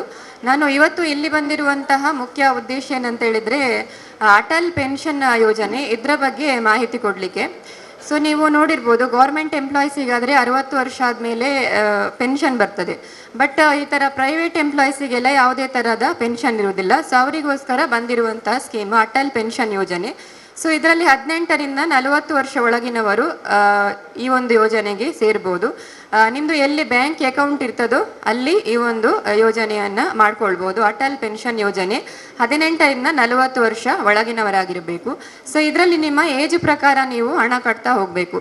ಈಗ ಉದಾಹರಣೆಗೆ 18 ವರ್ಷದವರಿಗೆ ಮಾಡೋದಾದರೆ ತಿಂಗಳಿಗೆ 42 ರೂಪಾಯಿಯನ್ನು ಕಟ್ಟಬೇಕು. ಅದು 1,000 ಪೆನ್ಷನ್ಗೆ. ಅದರಲ್ಲಿ 5 ಆಪ್ಷನ್ ಇದೆ. 1,000ದಿಂದ 5,000 ತನಕ ಆಪ್ಷನ್ ಇದೆ. 18 ವರ್ಷದವರಿಗೆ 42 ರೂಪಾಯಿ. ಅದೇ 5,000 ಪೆನ್ಷನ್ ಬೇಕಂತ ಹೇಳಿದ್ರೆ ಅವರ ಅದರ 5 ಪಾಲು ಅಂದರೆ 210 ರೂಪಾಯಿಯನ್ನು ಕಟ್ಟಬೇಕು. ಅದೇ ಈಗ 40 ವರ್ಷದವರಿಗಾದರೆ 5,000 ಪೆನ್ಷನ್ಗೆ 1,454 ರೂಪಾಯಿಯನ್ನು ಕಟ್ಟಬೇಕು. 40 ವರ್ಷದವರಿಗೆ ಸ್ವಲ್ಪ ಜಾಸ್ತಿ ಇರ್ತದೆ. ಯಾಕಂತ ಹೇಳಿದ್ರೆ ಅವರಿಗೆ ಕಟ್ಟಲಿಕ್ಕೆ ವರ್ಷ ಕಮ್ಮಿ, 40ರಿಂದ 60, 20 ವರ್ಷ ಮಾತ್ರ ಕಟ್ಟಲಿಕ್ಕೆ. 18 ವರ್ಷದವರಿಗಾದರೆ 60 ವರ್ಷದವರಿಗೆ ಅಂದರೆ 42 ವರ್ಷ ಕಟ್ಟಲಿಕ್ಕೆ ಇರ್ತದೆ. ಸೊ ಹಾಗಾಗಿ ಅವರಿಗೆ ಸ್ವಲ್ಪ ಕಟ್ಟಲಿಕ್ಕೆ ಕಮ್ಮಿ ಹಣ. ಸೊ ಇದರಲ್ಲಿ ಬೆನಿಫಿಟ್ ಏನಂತ ಹೇಳಿದ್ರೆ ನಿಮಗೆ 60 ವರ್ಷ ಆದಮೇಲೆ ನೀವು ಯಾವ ಪೆನ್ಷನನ್ನು ಆಯ್ಕೆ ಮಾಡ್ತಿರೋ ಆ ಪೆನ್ಷನ್ ಬರ್ತದೆ. 1,000 ಆದರೆ 1,000, 5 ಆದರೆ 5,000, 1,000ದಿಂದ 5,000 ತನಕ ಆಪ್ಷನ್ ಉಂಟು. ಅದು ನೀವೇ ಆ ಆಪ್ಷನ್ ಯಾವುದು ಬೇಕಂತೇಳಿ ನೀವೇ ಆಯ್ಕೆ ಮಾಡ್ಕೊಳ್ಬೇಕು. ಸೊ ಮತ್ತೆ ಈಗ ಈ ಪೆನ್ಷನ್ ಯಾರು ಮಾಡಿಸಿರ್ತಾರೋ ಅವರ ಮರಣ ನಂತರ ಅವರ ಗಂಡ ಅಥವಾ ಹೆಂಡತಿಗೆ ಕೂಡ ಸೇಮ್ ಪೆನ್ಷನ್ ಕಂಟಿನ್ಯೂ ಆಗುತ್ತೆ. ಮತ್ತು ಇಬ್ಬರ ಮರಣ ನಂತರ ಅವರ ಮಕ್ಕಳಿಗೆ 1,000 ಪೆನ್ಷನಿಗೆ 1,70,000 ಹಣ ಸಿಗ್ತದೆ. ಕಾರ್ಪಸ್ ಫಂಡ್ ಅಂತ ನಾವು ಹೇಳ್ತೇವೆ. ಸೊ ಅದೇ 5,000 ಪೆನ್ಷನ್ ಸ್ಕೀಮ್ ಆದರೆ ಅದರ 5 ಪಾಲು ಅಂದರೆ 8.5 ಲಕ್ಷ ಹಣ ಸಿಗ್ತದೆ ಮಕ್ಕಳಿಗೆ. ಹಾಗಾಗಿ ಇದು ಬಹಳ ಒಳ್ಳೆ ಸ್ಕೀಮ್. ಯಾಕಂತ ಹೇಳಿದ್ರೆ ನೀವು ಇದರಲ್ಲಿ ಕಟ್ಟುವ ಹಣ ಕೂಡ ಫಿಕ್ಸ್, ಮತ್ತು ನಿಮಗೆ ಪೆನ್ಷನ್ ಕೂಡ ಸಿಗ್ತದೆ, ಮತ್ತು ಮಕ್ಕಳಿಗೆ ಕೂಡ ಕಾರ್ಪಸ್ ಫಂಡ್ ಅಂತ ಹಣ ಸಿಗುತ್ತೆ. ಸೊ ಇದು ನಿಮ್ಮದು ಎಲ್ಲಿ ಬ್ಯಾಂಕ್ ಅಕೌಂಟ್ ಇರುತ್ತೋ ಅಲ್ಲಿ ಹೋಗಿ ಮಾಡಿಸ್ಕೊಳ್ಬೋದು. ಸೊ ಇದು ಅಟಲ್ ಪೆನ್ಷನ್ ಯೋಜನೆ ಬಗ್ಗೆ ಏನಾದರೂ ಕೇಳಲಿಕ್ಕಿದ್ರೆ ಕೇಳ್ಬೋದು. ಅಧಿಕಾರಿಗಳು ಇಲಾಖೆ ಅದು ಉಳಿಯುತ್ತಾ? ಮೆಸ್ಕಾಂ ಉಪಾಧ್ಯಕ್ಷರೇ ಹಾಗೂ ಪಂಚಾಯತ್ ಸದಸ್ಯರೇ ಆ ಊರಿನ ಗ್ರಾಮಸ್ಥರೇ, ಮೆಸ್ಕಾಂನಿಂದ ಈ ಸರಿ ಗೃಹ ಜ್ಯೋತಿ ಅಂತ ಒಂದು ಯೋಜನೆ ಇದೆ. ಕೆಲವರು ಈಗಲ ಅದಕ್ಕೆ ಅರ್ಜಿಯನ್ನು ಸಲ್ಲಿಸಿದ್ದಾರೆ. ಇನ್ನು ಬಾಕಿ ಉಳಿದವರು ಈ ಕೂಡಲೇ ಸಲ್ಲಿಸಬೇಕು. ಆಗಸ್ಟ್ 1ರಿಂದ ಅದು ಜಾರಿಗೆ ಬರ್ತದೆ. ಹಾಗೆ ಕಳೆದ ಸಾಲಿನಲ್ಲಿ ನಮ್ಮ ಶಾಂತಬಳಿಕೆ ಟಿ ಸಿದು ತಂತಿ ಬದಲಾವಣೆ ಆಗಿದೆ, ಮತ್ತು ಪೊಟ್ಟೊಳಿಕೆ ವಾಟ್ಸಪ್ಲೈ ಟಿ ಸಿ ತಂತಿ ಬದಲಾವಣೆ ಆಗಿದೆ, ಅಪ್ನಾ ಕರಾವಳಿ ಟಿ ಸಿದು ತಂತಿ ಬದಲಾವಣೆ ಆಗಿದೆ, ಮತ್ತು ನಿಡ್ಮಾಡ್ ಟಿ ಸಿದು ತಂತಿ ಬದಲಾವಣೆ ಆಗಿದೆ, ಮಜ್ಜಲು ಟಿ ಸಿದು ತಂತಿ ಬದಲಾವಣೆ ಆಗಿದೆ, ವಿದ್ಯಾನಗರ ಟಿ ಸಿದು ತಂತಿ ಬದಲಾವಣೆ, ಹಾಗೂ ಟೌಟುಗೋಳಿ ಪಂಚಾಯತಿ ಟಿ ಸಿದು ತಂತಿ ಬದಲಾವಣೆ ಆಗಿದೆ, ಹಾಗೂ ಮೀನಂಕೋಡಿ ಟಿ ಸಿದು ತಂತಿ ಬದಲಾವಣೆ ಆಗಿದೆ, ಮತ್ತು ಹೊಸಮಾರು ಟಿ ಸಿದು ತಂತಿ ಬದಲಾವಣೆ ಆಗಿದೆ, ಪುಂಡಿಕಾಯಿ ಟಿ ಸಿದು ತಂತಿ ಬದಲಾವಣೆ ಆಗಿದೆ. ಹಾಗೆ ಒಂದು ಮೊಂಟೆಪದವು ಬಳಿ ಒಂದು ಹೆಚ್ಚುವರಿ ಟಿ ಸಿಯನ್ನು ಮತ್ತು ತೌಡುಗೋಳಿ ಬಳಿ ಒಂದು ಹೆಚ್ಚುವರಿ ಟಿ ಸಿ ಹಾಗೂ ಮೋರ್ಲದ ಬಳಿ ಒಂದು ಹೆಚ್ಚುವರಿ ಟಿ ಸಿ ಹಾಗೂ ನಿಡ್ಮಾಡ್ ಬಳಿ ಒಂದು ಹೆಚ್ಚುವರಿ ಟಿ ಸಿಯನ್ನು ಅಳವಡಿಸಲಾಗಿದೆ. ಹಾಗೂ ತೌಡುಗೋಳಿಯಿಂದ ನಿಡ್ಮಾಡ್ವರೆಗೆ ಲಿಂಕ್ ಲೈನ್ ಕಾರ್ಯವನ್ನು ಮುಗಿಸಲಾಗಿದೆ. ಏನಿದ್ರೆ ಹೇಳ್ಬೋದು. ಕರೆಂಟ್ ತೆಗೆದಲ್ಲ 1.5 ಗಂಟೆ 1 ಗಂಟೆ ರಾತ್ರಿಗೆಲ್ಲ ಅದೆಂತಿಗೆ ರಾತ್ರಿಗೆ ಗಾಳಿ ಈ ಸರಿ 7 ಗಂಟೆ ಗಾಳಿ ಇದ್ದಾರೆ ತೆಗಿತಾರೆ, ಗಾಳಿ ಇದ್ದಾರೆ ತೆಗಿತಾರೆ. 9:30 ಗಂಟೆ ಬಂದಿದೆ, ಗಾಳಿ ಇಲ್ಲ, ಎಂತ ಇಲ್ಲ. ಗಾಳಿ ಇದ್ರೆ ತೆಗಿತಾರೆ, ಗಾಳಿ ಇದ್ದಾರೆ ತೆಗಿತಾರೆ, ಗಾಳಿ ಬರ್ಸೋದು ಹೆಚ್ಚಿದ್ದಾರೆ ತೆಗಿತಾರೆ. ಇಲ್ಲಿದ್ದಾರೆ ತೆಗಿದೆ ಅಂತೆಗೆ 1 ಗಂಟೆ 1 ಗಂಟೆ ಕರೆಂಟ್ ತೆಗೆದ್ರೆ 6 ಗಂಟೆ ಹೋಗಿದೆ, 9:30 ಗಂಟೆ ಬರುತ್ತೆ. ಅಡಿಕೆ ಗರಿ ಅಲ್ಲಿ ಗಮನಿಸಬೇಕು ಸದಸ್ಯರ.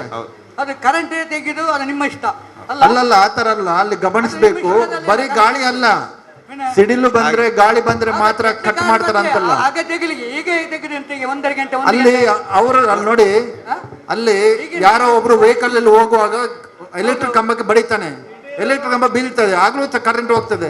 ಹಳ್ಳಿ ಪ್ರದೇಶ ಅಲ್ಲ, ಹಳ್ಳಿ ಪ್ರದೇಶದಲ್ಲಿ ಯಾರು ಮಾತಾಡೋದಿಲ್ಲ. ಇಲ್ಲಿ ಮಂಟಪದವನಲ್ಲಿ ಆದ್ರೆ ಇವರಿಗೆ ಹೋಗ್ಲಿಕ್ಕೆ ಬಿಡುವುದಿಲ್ಲ. ನಾವೇನ್ ಮಾಡ್ಬೇಕು? ಹಳ್ಳಿ ಪ್ರದೇಶ ಅಂತಲ್ಲ ಇದು. ಕಲಿಮಂಜ ಟಿ ಸಿ ಆಗಿ 4-5 ವರ್ಷ ಆಯ್ತು. ಅದಕ್ಕೆ ಸಹ ನಾವು ಹೋರಾಡಿದ್ದೇವೆ ಆಗ್ಲಿಕ್ಕೆ. ಇವರು ಮಣ್ಣು ಬಂದು ಅಲ್ಲ, ನಿಮ್ಮ ಯಾವ ಏರಿಯಾದಲ್ಲಿ ಕಲಿಮಂಜ ಏರಿಯಾ ಎಷ್ಟು ಯಾವಾಗ ಕರೆಂಟ್ ಹೋಗಿದೆ? ಇನ್ನು ಕರೆಂಟ್ ಯಾವಾಗ್ಲೂ ಇಲ್ಲ. ನಾನು ಲಾಸ್ಟ್ಗೆ ಹೇಳಿದೆ, ನನಗೆ ಹಂಗಾದ್ರೆ ನಿಮ್ಮ ಕರೆಂಟ್ ಬಿಲ್ ಜೀರೋನಾ? 5 ಲೀಟರ್ ಸಿಮೆಂಟ್ ಕೊಡಿ ಅಂತ ಹೇಳಿ. ಅಲ್ಲ, ಯಾವಾಗ್ಲೂ ಕರೆಂಟ್ ಇಲ್ಲ ಹೇಳ್ತೀರಲ್ಲ, ಯಾವಾಗ್ಲೂ ಕರೆಂಟ್. ಇವತ್ತು ಕರೆಂಟ್ ಇಲ್ವಾ? ಇವತ್ತು ಇದ್ರೆ ಆಯ್ತಾ? ಅಲ್ಲ, ನೀವು ಹೇಳಿದ್ರಲ್ಲ ಈಗ. ಇವತ್ತು ಇದ್ರೆ ಸಾಕಾ? ಈಗ ಇಲ್ಲಿ ಕೇಳಿ, ನೀವು ಯಾವಾಗ್ಲೂ ಕರೆಂಟ್ ಇಲ್ಲ ಹೇಳ್ತಾ ಇದ್ದೀರಲ್ಲ, ಇವತ್ತು ಕರೆಂಟ್ ಇಲ್ವಾ? ಯಾರಿಗೆ ಬೇಕಾದ್ರೆ ಕೇಳಿ, ಯಾವಾಗ್ಲೂ ಇಲ್ಲ. ಯಾವಾಗ್ಲೂ ಇಲ್ಲ, ಯಾವಾಗ್ಲೂ ಇಲ್ಲ. ಒಂದು 50 ಸತಿ ಹೋಗ್ತದೆ. ಎಂತ ಲೈನ್ ಅದು? ಎಂತ ಲೈನು? ಮಂಗಳೂರು ನಮ್ಗೆ ಈ ಲೈನ್ ಕೊಡಿ.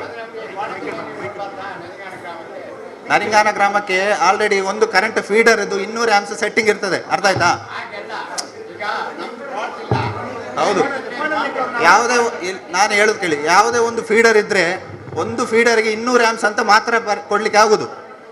ಚೇಂಜ್ ಮಾಡಿ ಕೊಡಿ ಸರ್. ಕೇಳಿ, ನಾನು ಹೇಳ್ತಾ ಇದ್ದೇನಲ್ಲ, ಚೇಂಜ್ ಮಾಡಿ ಕೊಡಿ. KDB-ಗೆ ಕೊಡಬಹುದು. KDB-ಗೆ ಆಲ್ರೆಡಿ 170 ಆಂಪ್ಸ್ ಇದೆ. ಲೈನ್ ಕೊಡಿ. ಕೋಣಾಜಿಯಿಂದನೇ ಅವರು ಹೇಳಿದ್ದಾರೆ, ಅವರು ನಾವು ಮೂರು ಸತಿ ಹೋಗಿದ್ದೇವೆ. ಹೌದು, ಎರಡು ದಿನ ಕೊಡ್ತೀರಿ, 3ನೇ ದಿವಸ ಕಟ್ ಮಾಡ್ತೀರಿ. ಕೋಣಾಜಿಯಿಂದ ಕೊಡ್ಲಿಲ್ಲ ಇಷ್ಟವರೆಗೆ ನಾವು. ಈಗ KDB-ಯಿಂದ ಕೊಡ್ಲಿಲ್ಲ, ಆಯ್ತಾ? ಕಾನೂನು ನಮ್ಗೆ ಸಹ ಗೊತ್ತುಂಟು, ಯೂಸ್ ಮಾಡಬೇಡಿ. ನಾವು ಅಲ್ಲಿಯವರು ಆಗಿರ್ಬಹುದು.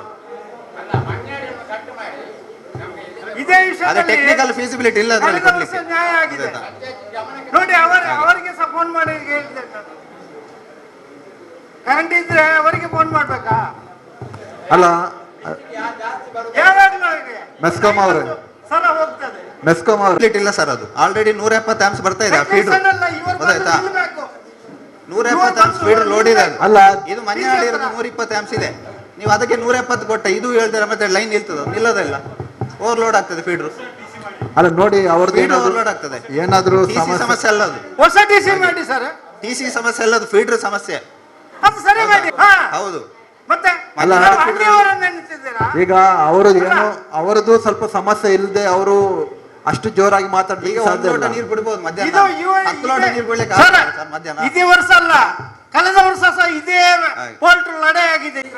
ರೋಡ್ ಸೈಡಿನವರಿಗೆ ಒಳ್ಳೆ ಇದು ಮಾಡಿ ಕೊಡ್ತಾರೆ.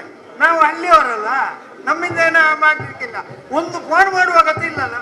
ಕರೆಂಟ್ ಹೋದ್ರೆ ನಾನು ಲಾಸ್ಟಿಗೆ ಅಧ್ಯಕ್ಷರಿಗೆ ಫೋನ್ ಮಾಡಿ ಹೇಳಿದ್ದೆ, ಕೇಳಿಬೇಕಾದ್ರೆ.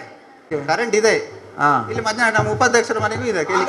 ಹಾಗೆ ಒಂದೇ ಲೈನ್ ಇರೋದು, ಇವ್ರ ಮನೆಗೆ ಒಂದೇ ಲೈನ್ ಇರೋದು. ಅಲ್ಲಲ್ಲ ನೋಡಿ, ಅದು ಏನೋ ಸಮಸ್ಯೆ ಮನೆಗೆ ಒಂದೇ ಲೈನ್ ಇರೋದು ಸರ್, ಲೈನ್ ಇಲ್ಲ. ಸರಿ, ನಿಮ್ದು ಪ್ರಾಬ್ಲಮ್ ಇರಬಹುದು, ಅವರದ್ದು ಸಮಸ್ಯೆ ಇಲ್ಲದೆ ಇದ್ರೆ ಅವರು ರೈಸ್ ಮಾಡ್ಲಿಕ್ಕೆ ಏನಾದ್ರೂ ಈ ಹಳ್ಳಿ ಪ್ರದೇಶ LT ಲೈನ್ ಮೇಲೆ ಏನಾದ್ರೂ ಸೋಗೆ ಬಿದ್ದು ಗರಿ ಬಿದ್ದು ಫ್ಯೂಸ್ ಹೋಗಿ ಕರೆಂಟ್ ಇರುತ್ತೆ, ಹೋಗುತ್ತೆ. ಆಗ ಪ್ರತಿದಿನ ಕರೆಂಟ್ ಇಲ್ಲ ಅಂತ ಹೇಳುದು, ಕರೆಂಟ್ ಇದೆ. ಅಲ್ಲ, ಅದು ಹೇಳುವಾಗ ಹೇಳ್ತಾರೆ ಅವರು. ಬಟ್ ಇದೇನಂತ ಹೇಳಿದ್ರೆ ಅವ್ರದ್ದು ಏನು ಸಮಸ್ಯೆ ಇರೋ ಅವ್ರ ಹತ್ರ ಮಾತಾಡಿ ಆ ಏರಿಯಾದಲ್ಲಿ ಮಾತಾಡ್ಬಿಟ್ಟು ಒಂದು ಸಾಲ್ವ್ ಮಾಡ್ತಾರೆ. ಅಲ್ಲ, ಅದು ಕರೆಂಟ್ ಹೋಗ್ತದೆ. ಅವ್ರು ಕೇಳಿ, ಅವರು ರೈಮಾನ್ ಇದ್ದಾರೆ ಮೆಂಬರ್, ಎಷ್ಟು ಸರಿ ಹೋಗ್ತದೆ ಅವರಿಗೆ ಗೊತ್ತುಂಟು. ಅಲ್ಲ ನೋಡಿ, ಅವ್ರದ್ದು ಸಮಸ್ಯೆ ಏನಿದೆ ಸ್ವಲ್ಪ ಡಿಸ್ಕಸ್ ಮಾಡಿಕೊಂಡು, ಆಯ್ತಾ? ಪಂಚಾಯತ್ ನಡವಳಿ ಮಾಡಿಕೊಂಡು ಕಳಿಸಿ. ನೋಡಿ, ಕಳೆದ ಗ್ರಾಮ ಸಭೆ ಅಲ್ಲ, ನಾವು ಉತ್ತರ ಹೇಳೋದಕ್ಕಿಂತ ಮುಂಚೆ ಏನು ಮಾಡಿದ್ರೆ ಕೇಳಿದ್ರೆ ಏನು ಉತ್ತರ ಕೇಳೋದು? ಸ್ವಲ್ಪ ತಾಳ್ಮೆಯಿಂದ ಕೇಳಿ. ನಾವು ಇಲ್ಲಿಂದ ಪ್ರೊಸೀಡಿಂಗ್ ಮಾಡಿ ಕಳಿಸಿದ್ದೇವೆ. ಈಗ ಅವರು ಸಂಬಂಧಪಟ್ಟ ಇಲಾಖೆಗೆಲ್ಲ ಕೂಡ ಕಳಿಸ್ತೇವೆ. ಹೌದು, ವರ್ಷ ಅಂದ್ರೆ ಈಗ ಅವರು ಹೇಳಿದ್ರು ಸಮಸ್ಯೆ ಒಂದು ಮನೆಯ ಸಮಸ್ಯೆ ಅಲ್ಲ ಇದು. ಈಗಾಗಲೇ ಹಲವಾರು ಸಮಸ್ಯೆ ನಮ್ಮ ಗ್ರಾಮದಲ್ಲಿ ಇತ್ತು. ಇಲ್ಲಿ ಸ್ವಲ್ಪ ನಿಮಗೆ ಈಗ ಉತ್ತರ ಅಲ್ಲ ಬೇಕಾದದ್ದು, ಮತ್ತೆಂತ ಬೇಕು ನಿಮಗೆ? ಉತ್ತರ ಬೇಕಾ?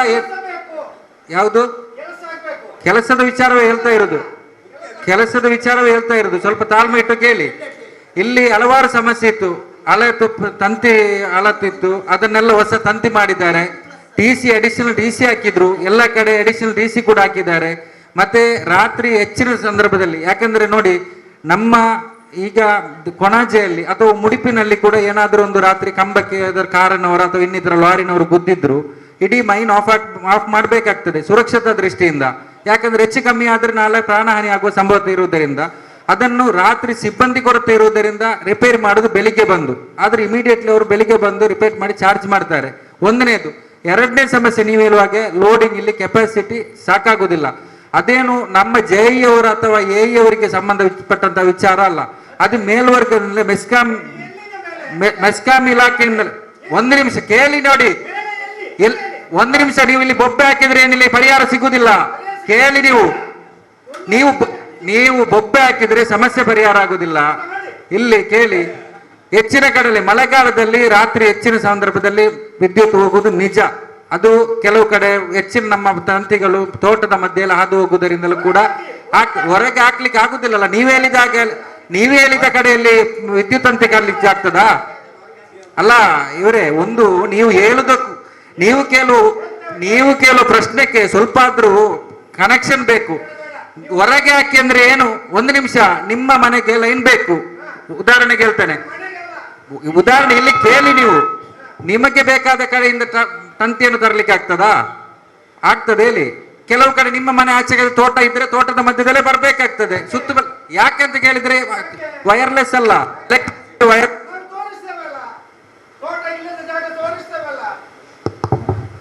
ಒಂದು ನಿಮಿಷ, ನೀವು ನಿಮ್ಮ ಊರಿನಲ್ಲಿ ತೋಟ ಇಲ್ಲದನ್ನು ತೋರಿಸಬಹುದು. ಇಡೀ ಕರೆಂಟ್ ನೋಡಿ, ಈ ವಿದ್ಯುತ್ ಎಂಬುದು ಹೇಳುದು ತೌಡುಗೋಳಿ ಕ್ರಾಸ್ ಇಂದ ನರಿಂಗಾನ ಪಂಚಾಯತ್ ಆಫೀಸಿಂದ ಆಚೆ ಕಡೆ ಹೋಗುದಲ್ಲ. ಇದು ಎಲ್ಲಿಂದಲ್ಲ ಬರೋದು. ಎಲ್ಲಾ ಕಡೆ ತೋಟ ತಪ್ಪಿಸಿ ಬರ್ಲಿಕ್ಕೆ ಆಗುದಿಲ್ಲ. ಸಮಸ್ಯೆ ನಾವು ಕಳಿಸಿದ್ದೇವೆ, ಸಂಬಂಧಪಟ್ಟ ಇಲಾಖೆಗೆ ನಾವು ಕಳಿಸಿದ್ದೇವೆ. ಆದಷ್ಟು ಬೇಗ ಪರಿಹಾರ ಮಾಡ್ಲಿಕ್ಕೆ ನೋಡ್ತೇವೆ. ಅವರು ಕೂಡ ಹೆಚ್ಚಿನ ಪ್ರಯತ್ನ ಮಾಡ್ತಾ ಇದ್ದಾರೆ. ಹೀಗೆ ಈ ಮಳೆಗಾಲದಲ್ಲಿ ಕೂಡ ಅವರ ಪ್ರಾಣದ ಹಂಗನ್ನು ತೊರೆದವರು ಕೆಲಸ ಮಾಡ್ತಾ ಇದ್ದಾರೆ. ನಾವು ಅವರಿಗೆ ಅಭಿನಂದನೆ ಸಲ್ಲಿಸಬೇಕು. ಯಾಕಂದ್ರೆ ನೋಡಿ ಮೆಸ್ಕಾಂ ಇಲಾಖೆ ಅಂದ್ರೆ ನಿಮಗೆ ಮಾತಾಡ್ಲಿಕ್ಕೆ ಸುಲಭ. ಈ ರಾತ್ರಿ ಮೊನ್ನೆ ನಮ್ಮ ಲೈನ್ಮನ್ ಯೋಗೇಶ್ವರವರು ನಮ್ಮ ಸಾರ್ವಜನಿಕರಿಗೆ ಬೇಕಾಗಿ ಬಂದು ಕಂಬಕ್ಕೆ ಹತ್ತಿದಾಗ ಬಿದ್ದು ಮೂಲ ಮುರಿದಾಗಿ ಈಗಲೂ ಕೂಡ ಮನೆಯಲ್ಲಿದ್ದಾರೆ. ಯಾರ ಸೇವೆಗೆ ಬೇಕಾಗಿ ಸಂಬಳ ಸಿಗುವುದು ನಿಜ, ಆದ್ರೂ ಅವರ ಸೇವೆಯನ್ನು ನಾವು ಗುರುತಿಸಿಕೊಳ್ಬೇಕಾಗ್ತದೆ. ಮಳೆಗಾಲ ಹೆಚ್ಚು ಕಮ್ಮಿ ಆಗ್ತದೆ, ಆದ್ರೂ ಕೂಡ ನಾವು ಈಗಲೂ ಕೂಡ ಅವೇರ್ನೆಸ್ ಕೊಡ್ತಾ ಇದ್ದಾರೆ. ಸೋಲಾರ್ ಮನೆ ಹಾಗೆ ಸೋಲಾರ್ ನಾವೇನಾದ್ರೂ ಸೋಲಾರ್ ಇದರ ಬಗ್ಗೆ ಸ್ವಲ್ಪ ಅದಕ್ಕೆ ಸಬ್ಸಿಡಿ ಕೂಡ ಬರ್ತಾ ಇದೆ. ನಾವು ಅಳವಡಿಸಿದರೆ ಈ 1 ಗಂಟೆ 2 ಗಂಟೆ ಏನಾದ್ರೂ ನಮ್ಮ ವಿದ್ಯುತ್ ರಾತ್ರಿ ಹೋದ್ರೆ ಆ ಸೋಲಾರ್ ಉಪಯೋಗ ಮಾಡ್ಲಿಕ್ಕೆ ಆಗ್ತದೆ. ಆದ್ದರಿಂದ ಅದಕ್ಕೆ ನಾವು ನಮ್ಮಿಂದ ಆದಂತಹ ಪ್ರಯತ್ನ ನಾವು ಮಾಡ್ತೇವೆ. ನಿಮ್ಮ ಸಮಸ್ಯೆ ನಮಗೆ ಅರ್ಥ ಆಗ್ತದೆ. ಕಳೆದ ಗ್ರಾಮ ಸಭೆಯಲ್ಲಿ ಕೂಡ ನೀವು ಮಾತಾಡಿದ್ದೀರಿ. ಅವರು ಕೂಡ ನೇರವಾಗಿ ಅವರಿಗೂ ಏನು ಸಮಸ್ಯೆನ ಆದಷ್ಟು ಬೇಗ ಪರಿಹಾರ ಮಾಡ್ಲಿಕ್ಕೆ ಆಗುದಿಲ್ಲ. ಈ ತಂತಿ ಬದಲಾವಣೆ ಅಥವಾ ಲೈನ್ ಮೈನ್ ಏನಾದರೂ ಸಮಸ್ಯೆ ಇದಿದ್ರೆ ಅವರು ನೇರವಾಗಿ ಖಂಡಿತ ಮಾಡ್ತಾರೆ. ಅದಲ್ಲದೆ ನಮ್ಮ ಈ ಜೆಇ ಪ್ರತಿ ಸಂದರ್ಭದಲ್ಲೂ ಮನೆಗೂ ಕೂಡ ವಿಸಿಟ್ ಕೊಡ್ತಾ ಇದ್ದಾರೆ ಕರೆದ ತಕ್ಷಣವೇ. ನೋಡಿ, ಈಗ ಇವರಿಗೆ ಹೇಳಿದಿರಿ, ಇವರು ಸ್ಪಂದನೆ ಮಾಡೋದಿಲ್ಲ ಅಂದ್ರೆ ನೆಕ್ಸ್ಟ್ ಅಸಿಸ್ಟೆಂಟ್ ಎಕ್ಸಿಕ್ಯೂಟಿವ್ ಇಂಜಿನಿಯರ್ ಇದ್ದಾರೆ, ಅಸಿಸ್ಟೆಂಟ್ ಎಕ್ಸಿಕ್ಯೂಟಿವ್ ಇಂಜಿನಿಯರ್ ಇದ್ದಾರೆ, ಅವ್ರ ಹತ್ರ ಹೋಗಿ.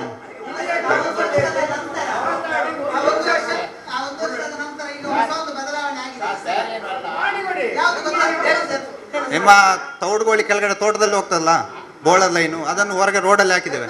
ಹೌದು, ಬೆರ್ಮದ ಹಾಕಿ ಆಗಿದೆ. ಅಲ್ಲ ಆಗಿದೆ ನೋಡಿ, ಅಲ್ಲಿ ಕೆಲವು ಅಲ್ಲ ಹೇಳ್ತೇನೆ. ಇಲ್ಲಿ ನಾವು ಕೆಲವು ಕಡೆ ಏನಾಗ್ತದೆ, ಕೆಲವು ಕಡೆ ಲೈನ್ ಮೊದ್ಲಿರ್ತದೆ, ಮತ್ತೆ ಅಡಿಕೆ ಗಿಡ ನೆಟ್ಟಿರ್ತಾರೆ. ಅಂತ ಲೈನ್ ಚೇಂಜ್ ಮಾಡಕ್ ಆಗುದಿಲ್ಲ. ಫಸ್ಟ್ ಹೊಸ ಲೈನ್ ಹಾಕುವಾಗಲೇ ಅಲ್ಲಿ ಅಡಿಕೆ ಗಿಡ ಇದ್ರೆ ಅವರು ರೋಡಲ್ಲಿ ತಗೊಂಡೋಗ್ತಾರೆ. ಮೊದಲೇ ಲೈನ್ ಇದ್ಬಿಟ್ಟು ಮತ್ತೆ ಅಡಿಕೆ ಗಿಡ ನೆಟ್ಟು ಮತ್ತೆ ಅದು ತಾಗ್ತದೆ ಅಂತ ಹೇಳಿದ್ರೆ ಅದರ ಖರ್ಚು ಕೊಡೋರು ಯಾರು? ಚೇಂಜ್ ಮಾಡೋರು ಮಾಡಕ್ಕೆ ಖರ್ಚು ಕೊಡೋರು ಯಾರು ಇರೋದಿಲ್ಲ. ಅದಕ್ಕೆ ಅವರು ಚೇಂಜ್ ಮಾಡೋದಿಲ್ಲ. ಗೊತ್ತಾಯ್ತಾ? ಹೊಸ ಲೈನ್ ಮಾಡುವಾಗ ಅವರು ಎಸ್ಟಿಮೇಟ್ ಮಾಡುವಾಗ ರೋಡಲ್ಲಿ ಮಾಡ್ತಾರೆ, ಅವರಿಗೆ ಖರ್ಚು ಬರ್ತದೆ, ಮಾಡ್ತಾರೆ. ಇದು ಸಮಸ್ಯೆ ಕೆಲವು ಕಡೆ ಇದೆ. ಆಯ್ತು, ಮೆಸ್ಕಾಂ ಇದೇನಾಯ್ತಾ? ವಿದ್ಯಾನಗರ ಒಂದು ಹೆಚ್ಚುವರಿ ಟಿ ಸಿ ಆಗ್ತದೆ ಈಗ. ಅದಕ್ಕೆ ಸ್ವಲ್ಪ ಅಬ್ಜೆಕ್ಷನ್ ಇತ್ತು, ಮೊನ್ನೆ ಉಪಾಧ್ಯಕ್ಷರು ಮಾತಾಡಿದ್ರು, ಅಬ್ಜೆಕ್ಷನ್ ಸಾಲ್ವ್ ಆಗಿದೆ. ಅಲ್ಲಿ ವಿದ್ಯಾನಗರದಲ್ಲಿ ಅಬ್ಜೆಕ್ಷನ್ ಇತ್ತು, ಅದು ಮಾತುಕತೆ ಮಾಡಿ ಮುಗ್ದಿದೆ, ಇಮಿಡಿಯೇಟ್ಲಿ ಆಗ್ತದೆ ಆ ಟಿ ಸಿ. ಹೌದೌದು, ಸ್ವಲ್ಪ ಸಮಸ್ಯೆ ಇತ್ತು. ತಕ್ಷಣವೇ ಪಂಚಾಯತ್ ಅಧ್ಯಕ್ಷರು, PDO ಜೆಇ ಹೋಗಿ ಆ ಸ್ಥಳ ಭೇಟಿ ಕೊಟ್ಟು ಸಮಸ್ಯೆಗೆ ಪರಿಹಾರ ಆಗಿದೆ. ಆದಷ್ಟು ಬೇಗನ ಟಿ ಸಿ ಅದು ವ್ಯವಸ್ಥೆ ಆಗ್ತದೆ. ಅಲ್ಲ, ಯಾಕಂದ್ರೆ ಹೊಂಡ ಮಾಡಿ ಬಂದಿದ್ದರು, ಕೆಲಸಕ್ಕೆ ಬಂದಿದ್ದರು, ಅದನ್ನು ಸ್ಟೇ ಮಾಡಿದರು. ಅದ ನಂತರ ಇವರ ಹತ್ರ ಬಂದು ಪಂಚಾಯತಿಯಲ್ಲಿ ಹೇಳಿದೆ. ಅದ ನಂತರ ಇವರು ಬಂದು ನೋಡಿ ಇದು ಮಾಡಿದರು. ನಾನು ಫೋನ್ ಮಾಡಿದ್ದೇನೆ. ಮತ್ತೆ ಮೊನ್ನೆ ಇವರ ಹತ್ರ ಹತ್ರ ಈಗ ಆಗ್ತದೆ, ಈಗ 10-15 ದಿನದಲ್ಲಿ ಆಗ್ತದೆ. ಆಯ್ತು, ಹೇಳಿದ್ರಲ್ಲ ಆಯ್ತದಂತ. ಯಾಕಂದ್ರೆ ಅವರು ನಾವು ಆಯ್ತು ಸಾಹೇಬ್ರೆ, ಆಯ್ತು ಹೇಳಿದಾಯ್ತು, ಆಗ್ತದೆ ಅಂತ ಹೇಳಿದ್ರೆ ಮತ್ತೆ ಮಾತಾಡ್ಲಿಕ್ಕಿಲ್ಲ. ಅಲ್ಲಿ ಕಂಬ ಅಳವಡಿಸಿದ್ದಾರೆ ವಿದೌಟ್ ಇನ್ಫಾರ್ಮೇಶನ್. ಅದಕ್ಕೆ ಏನು ಪರಿಹಾರ ಏನಾದರೂ ಉಂಟಾ? ಏನು ಪ್ರೈವೇಟ್ ಜಾಗ ಇಲ್ಲೇ ಕೊಟ್ಟೊಳಿಗೆಯಲ್ಲಿ ಅಲ್ಲಿ ಇದುಂಟಲ್ಲ, ನಮ್ಮ ಮಿಲ್ ಉಂಟಲ್ಲ, ಅದರ ಅಪೋಸಿಟ್ ಜಾಗ ನಮ್ಮ ಜಾಗ ಇದೆ, ಅದು ಕೃಷಿ ಜಾಗ. ಅದರಲ್ಲಿ ಒಂದು ಕಂಬ ತನ್ನಿಂದಾನೆ ಒಂದು ನಡುವಿನಲ್ಲಿ ಬಂದು ನಿಂತಿದೆ, ಹಾಕಿದ್ದಾರೆ. ಲೈನ್ ಹಾಕಿದಾರ? ಲೈನ್ ಕಂಬ ಹಾಕಿದ್ದಾರೆ. ಯಾವಾಗ? ಇತ್ತೀಚೆಗೆ. ಅದು ಈಗಲೂ ಕಾಣುತ್ತೆ. ಆ ರೋಡಲ್ಲಿ ಒಂದು ಕಂಬ ಈ ತರ ಉಂಟು, ಅದು ಇವರ ರೋಡ್ ಆಗಿ ಹೋಗಿದೆ. 2 ಮನೆಗೆ ಕರೆಂಟು, ಅದು ದೊಡ್ಡದ ಗಾಡಿ ಬರ್ತದೆ, ತಾಗಿ ಜಂಪರ್ ಎಲ್ಲ ಕಟ್ ಆಗ್ತಾ ಉಂಟು. ಒಂದ್ಸಲ ಪ್ರಾಬ್ಲಮ್ ಬಂದಾಗ ಒಂದು ಕಂಬ ಚೇಂಜ್ ಮಾಡಿದ್ರು, 5 ಕಂಬ ಹಾಕಿದ್ರು. ಇವಾಗ 2 ಕಂಬ ಉಂಟು, ಒಂದು ಬೀಳುವ ಪರಿಸ್ಥಿತಿಯಲ್ಲಿ ಉಂಟು. ಎಷ್ಟೇ ಸಲ ಮನವಿ ಕೊಟ್ಟಿದ್ದೆ, ಮೆಂಬರ್ ಹತ್ರ ಹೇಳಿದ್ದೇವೆ. ಅದನ್ನು ತಕ್ಷಣ ನೀವು ಅದು ಪರಿಹಾರ ಮಾಡಬೇಕು. ಇಲ್ಲಾಂದ್ರೆ ಅದು ಜನ ಹೋಗುವ ರೋಡ್ ಹಾಕಿದ್ರೆ ಏನೂ ಆಗುದಿಲ್ಲ. ಬಾಪುಳವರಿಗೆ ಹೈಟ್ ಗಾಡಿ ಬರ್ತಾ ಉಂಟು, ಅದೆಲ್ಲ ತಾಗ್ತಾ ಉಂಟು. 2-3 ಕಂಬ ದೊಡ್ಡದು ಹಾಕ್ಬೇಕು ಅಲ್ಲಿ ಕೃಷಿ ಜಾಗದಲ್ಲಿ. ಅದಕ್ಕೆ ಏನಾದ್ರು ಪರಿಹಾರ ಉಂಟಾ? ಅಲ್ಲ ಅದನ್ನು ಶಿಫ್ಟ್ ಮಾಡಲಿ, ಸೈಡ್ಗೆ ಹಾಕಲಿಕ್ಕೆ ಆಗ್ತದಾ ಅಂತ. ಪ್ರೈವೇಟ್ ಜಾಗದಲ್ಲಿ ಟಿ ಸಿ ಹಾಕಿದಾರ? ಅಲ್ಲಲ್ಲ, ಇದು ಕಂಬವಾ ಈಗ ಹಾಕಿದ್ದಾರೆ. ಈಗ ಯಾವುದು ಪ್ರೈವೇಟ್ ಇತ್ತೀಚೆಗೆ ಹಾಕಿದ್ದಾರೆ, ಅದೊಂದು ಮುಂಚೆ ಇರಲಿಲ್ಲ, ಒಂದು 2-3 ತಿಂಗಳಿಂದ ಹಾಕಿರ್ಬೇಕು. ಒಟ್ಟೊಳಿಕೆಯಲ್ಲಿ ಲೈನ್ ಕೆಳಗಡೆ ಕಂಬ ಹಾಕಿದ್ದಾರೆ, 2 ಲಾಂಗ್ ಲೈನ್ ಇದ್ದಲ್ಲಿ ಕಂಬ ಹಾಕಿದ್ದಾರೆ ಅಷ್ಟೇ. ಲಾಂಗ್ ಲೈನ್ ಅದು ಹಾಕಿದ್ದಾರೆ. ಶಿಫ್ಟ್ ಮಾಡಬಹುದು, ವೈರ್ ಚೇಂಜ್ ಮಾಡೋದು ಹಾಕಿದ್ದು. ಸೈಡ್ ಮಾಡಬಹುದು, ಅಲ್ಲಿ ಮಾರ್ಗ ಇದೆ, ಲೆಟರ್ ಕೊಡಿ, ಕಡೆ ಹಾಕಬಹುದು. ಲೆಟರ್ ಕೊಡ್ತೇನೆ. ಕಾರ್ಲದ ತಂತಿ ಉಂಟಲ್ಲ ತುಂಬಾ ಹಳದಾಗಿದೆ, ಒಂದು ಚೇಂಜ್ ಮಾಡಿಬಿಡಿ. ಮತ್ತೆ ಮಸೀದಿ ಹತ್ತಿರ ಒಂದು ಕಂಬ ಉಂಟಲ್ಲ ಬೀಳ್ಲಿಕ್ಕೆ ಆಗಿದೆ, ಮಸೀದಿ ಹತ್ತಿರ ಆ ಒಂದು ಕಂಬವನ್ನು ಚೇಂಜ್ ಮಾಡಿ ಕೊಟ್ಟರೆ ಒಳ್ಳೇದಿತ್ತು. ನೀವು ಸ್ಪಂದನ ಮಾಡುವಂತ ಒಂದು ಜೈ ನಮಗೆ ಸಿಕ್ಕಿದ್ದು. ಯಾವಾಗ ಎಷ್ಟು ಗಂಟೆ ರಾತ್ರಿ ನೀವು ಫೋನ್ ಮಾಡಿದ್ರೆ ಫೋನ್ ತೆಗಿತೀರಿ. ನಿಮ್ಮ ಹತ್ರ ಒಂದು ತಂತಿ ಸೇಲ್ ಮಾಡಿಬಿಡಿ, ತಂತಿ ಹಳದಾಗಿದೆ. ಅದಕ್ಕೆ ರೈಟಿಂಗ್ ಅಲ್ಲಿ ಮನವಿ ಕೊಡಿ, ಇವರೇ ರೈಟಿಂಗ್ ಅಲ್ಲಿ ಕೊಡಬೇಕು. ಆಯ್ತು ಒಳ್ಳೆ ಜೈ ಹೋಗು. ತೋಟಗಾರಿಕೆ ಇಲಾಖೆ ಸಂಬಂಧಪಟ್ಟಂತೆ ನಾನು ಹೇಳ್ತಿದ್ದೇನೆ, ದಯವಿಟ್ಟು ಮಾತಾಡಬೇಡಿ. ಆಶಾ ಕಾರ್ಯಕರ್ತೆ ನಿಮ್ಮ ಲೇಡೀಸ್ ವಾಯ್ಸ್ ಬಹಳ ಜೋರಿದೆ. ತೋಟಗಾರಿಕೆ ಇಲಾಖೆ ಸಂಬಂಧಪಟ್ಟಂತೆ ಪ್ರಥಮವಾಗಿ ಹೇಳುವುದಾದ್ರೆ ಬೆಳೆ ವಿಮೆ ಯೋಜನೆ ಅಡಿಕೆ ಮತ್ತೆ ಆಲ್ರೆಡಿ ಹೇಳಿದ್ದಾರೆ ಕೃಷಿ ಸಖಿಯವರು, ಅಡಿಕೆ ಮತ್ತೆ ಕಾಳುಮೆಣಸಿಗೆ ನಡೀತಾ ಇದೆ. ಅದು ಇವತ್ತು ಲಾಸ್ಟ್ ಡೇಟ್. ಭತ್ತಕ್ಕೆ ಮಾತ್ರ ಆಗಸ್ಟ್ವರೆಗೆ ಇದೆ. ನೆಕ್ಸ್ಟ್ ಬೆಳೆ ಸಮೀಕ್ಷೆ ಈಗ ರೈತರ ಆ್ಯಪ್ ಬಿಡುಗಡೆ ಆಗಿದೆ. ಹೇಳಿದ್ರು ಅವರು, ಆಗ್ತಾ ಇಲ್ಲ ಅಂತ. ಪ್ರಯತ್ನ ಮಾಡಿದ್ದೀರಾ ಆ್ಯಪ್ ಡೌನ್ಲೋಡ್ ಮಾಡಿ? ಅಲ್ಲಲ್ಲ, ನೀವು ಟ್ರೈ ಮಾಡಿದ್ರೆ ಈ ಸಲ ಟ್ರೈ ಮಾಡಿದ್ರ? ಒಂದು ವೇಳೆ ಆಗುದಿಲ್ಲ ಅಂತ ಹೇಳಿದ್ರೆ ಅದು ರೈತರ ಬೆಳೆ ಆ್ಯಪ್ ಇದೆ, ಅದು ಏನು ಮಾಡಬೇಕು, ನಿಮ್ಮ ಡೌನ್ಲೋಡ್ ಮಾಡಿಕೊಂಡು ಟ್ರೈ ಮಾಡಿ. ಆ್ಯಕ್ಚುಲಿ GPS ಕೋಆರ್ಡಿನೇಷನ್ ಆಗ್ತದೆ, ನಾವೆಲ್ಲ ಮಾಡ್ತೇವೆ. ಒಂದು ವೇಳೆ ಆಗಲಿಲ್ಲ ಅಂತ ಹೇಳಿದ್ರೆ ನೀವು ಏನು ಮಾಡ್ಬೇಕಂತ ಹೇಳಿದ್ರೆ ನಿಮ್ಮ ಜಮೀನು ಸರ್ವೆ ನಂಬರ್ ವೈಸ್ ಅಡಿಕೆ ಗಿಡ ಎಷ್ಟಿದೆ, ತೆಂಗಿನ ಗಿಡ ಎಷ್ಟಿದೆ, ಕಾಳುಮೆಣಸು ಎಷ್ಟಿದೆ, ಈ ರೀತಿ ಬೇರೆ ಬೇರೆ ಬೆಳೆಗಳು ಎಷ್ಟೆಷ್ಟಿದೆ ಅಂತ ಒಂದು ಪೇಪರಲ್ಲಿ ನೀಟಾಗಿ ಬರೆದಿಟ್ಕೊಂಡು ಮನೆಯವ್ರಿಗೆ ಹೇಳಿ ಹೋಗಿ. ನಿಮಗೆ ಆಗದೇ ಇದ್ರೆ ನೆಕ್ಸ್ಟ್ ಯಾರು ಸರ್ಕಾರದ ವತಿಯಿಂದ ಜನ ಬರ್ತಾರಲ್ಲ ಅವರಿಗೆ ಈ ಮಾಹಿತಿಯನ್ನು ಕೊಡಬೇಕು. ಈ ಮಾಹಿತಿ ಕೊಟ್ಟರೆ ನಿಮ್ಮ ಬೆಳೆಯನ್ನು ಕರೆಕ್ಟಾಗಿ ಅವರು ನಮೂದಿಸ್ತಾರೆ, ಯಾವ್ಯಾವ ಸರ್ವೆ ನಂಬರಲ್ಲಿ ಏನೇನು ಇದೆ ಅಂತ ಹೇಳ್ಬಿಟ್ಟು ನಮೂದಿಸ್ತಾರೆ. ಇಲ್ಲಾಂದ್ರೆ ಏನಾಗ್ತದೆ, ನೀವು ಬರೆದಿಟ್ಟು ಹೋಗಿರೋದಿಲ್ಲ, ನಿಮ್ಮ ಮನೆಯವರಿಗೆ ಹೇಳಿರೋದಿಲ್ಲ, ನೀವು ಈ ರೀತಿ ಮೀಟಿಂಗ್ಗಳಿಗೋ ಎಲ್ಲೋ ಬಂದಾಗ ಅವರು ಅಲ್ಲಿಗೆ ಫೀಲ್ಡಿಗೆ ಹೋಗ್ತಾರೆ, ಅವ್ರಿಗೆ ಗೊತ್ತಿರೋದಿಲ್ಲ, ಅವರು ಬೆಳೆ ಇದ್ರೂ ಇಲ್ಲ ಅಂತ ಹೇಳಿ ಹೋಗೋ ಪ್ರಶ್ನೆ ಇರ್ತದೆ. ಸೊ ಆದ್ದರಿಂದ ದಯವಿಟ್ಟು ನಿಮ್ಮ ಮತ್ತು ನಿಮ್ಮ ನೇಬರ್ಸ್ಗಳಿಗೆ ಹೇಳಿ ಈ ರೀತಿ ದಾಖಲೆ ಮಾಡಿಕೊಂಡು ಮನೆಯಲ್ಲಿ ಇಟ್ಕೊಂಡು ಅವ್ರು ಬಂದಾಗ ಕೊಟ್ಬಿಟ್ಟು ಅದನ್ನು ದಾಖಲಿಸಲಿಕ್ಕೆ ವ್ಯವಸ್ಥೆ ಮಾಡ್ಕೊಳ್ಳಿ. ಇದು ಬೆಳೆ ಸಮೀಕ್ಷೆ ಬಗ್ಗೆ. ಮತ್ತು ನೆಕ್ಸ್ಟ್ ತೆಂಗು ಬೆಳೆ ವಿಮೆ ಯೋಜನೆ ಅಂತ ಇದೆ. ತೆಂಗಿಗೆ ತೆಂಗಿನ ಮರ ಹತ್ತುವವರು ಯಾರಿದ್ದಾರೆ ಅವರಿಗೆ ವಿಮೆ ಇದೆ. ಅವರಿಗೆ 94 ರೂಪಾಯಿ ಕಟ್ಟಿದರೆ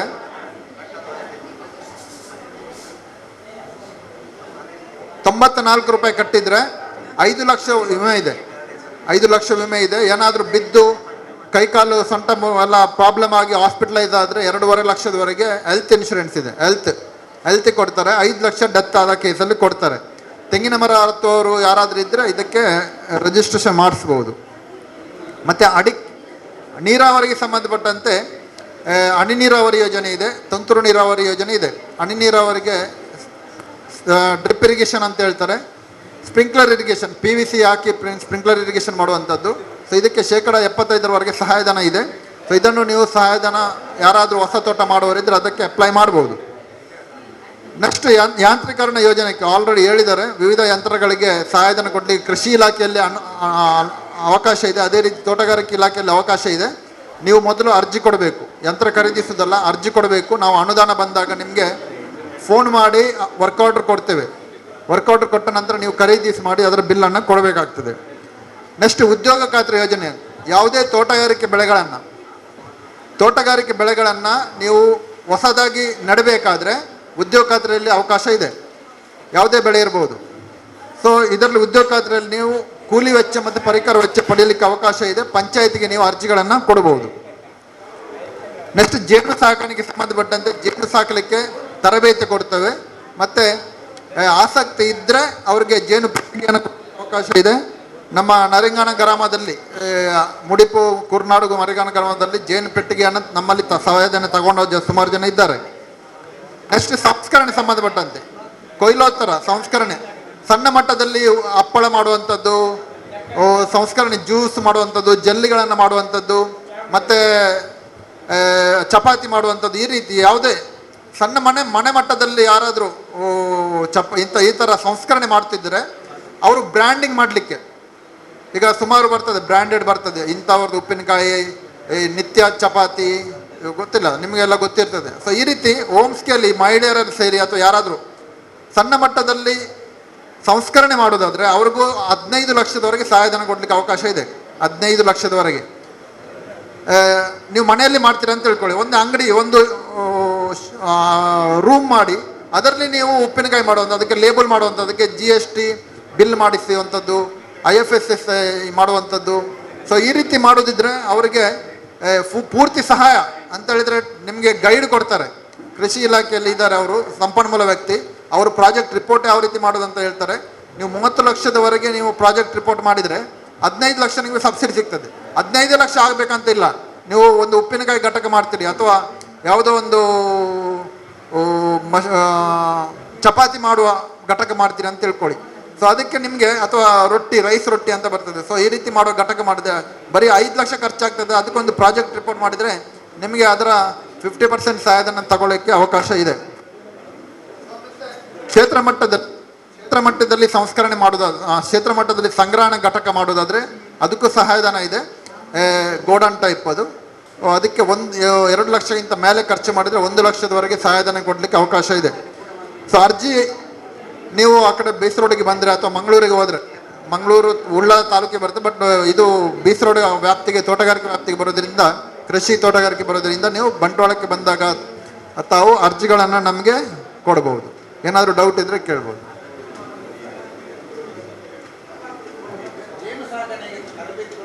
ಹೌದು,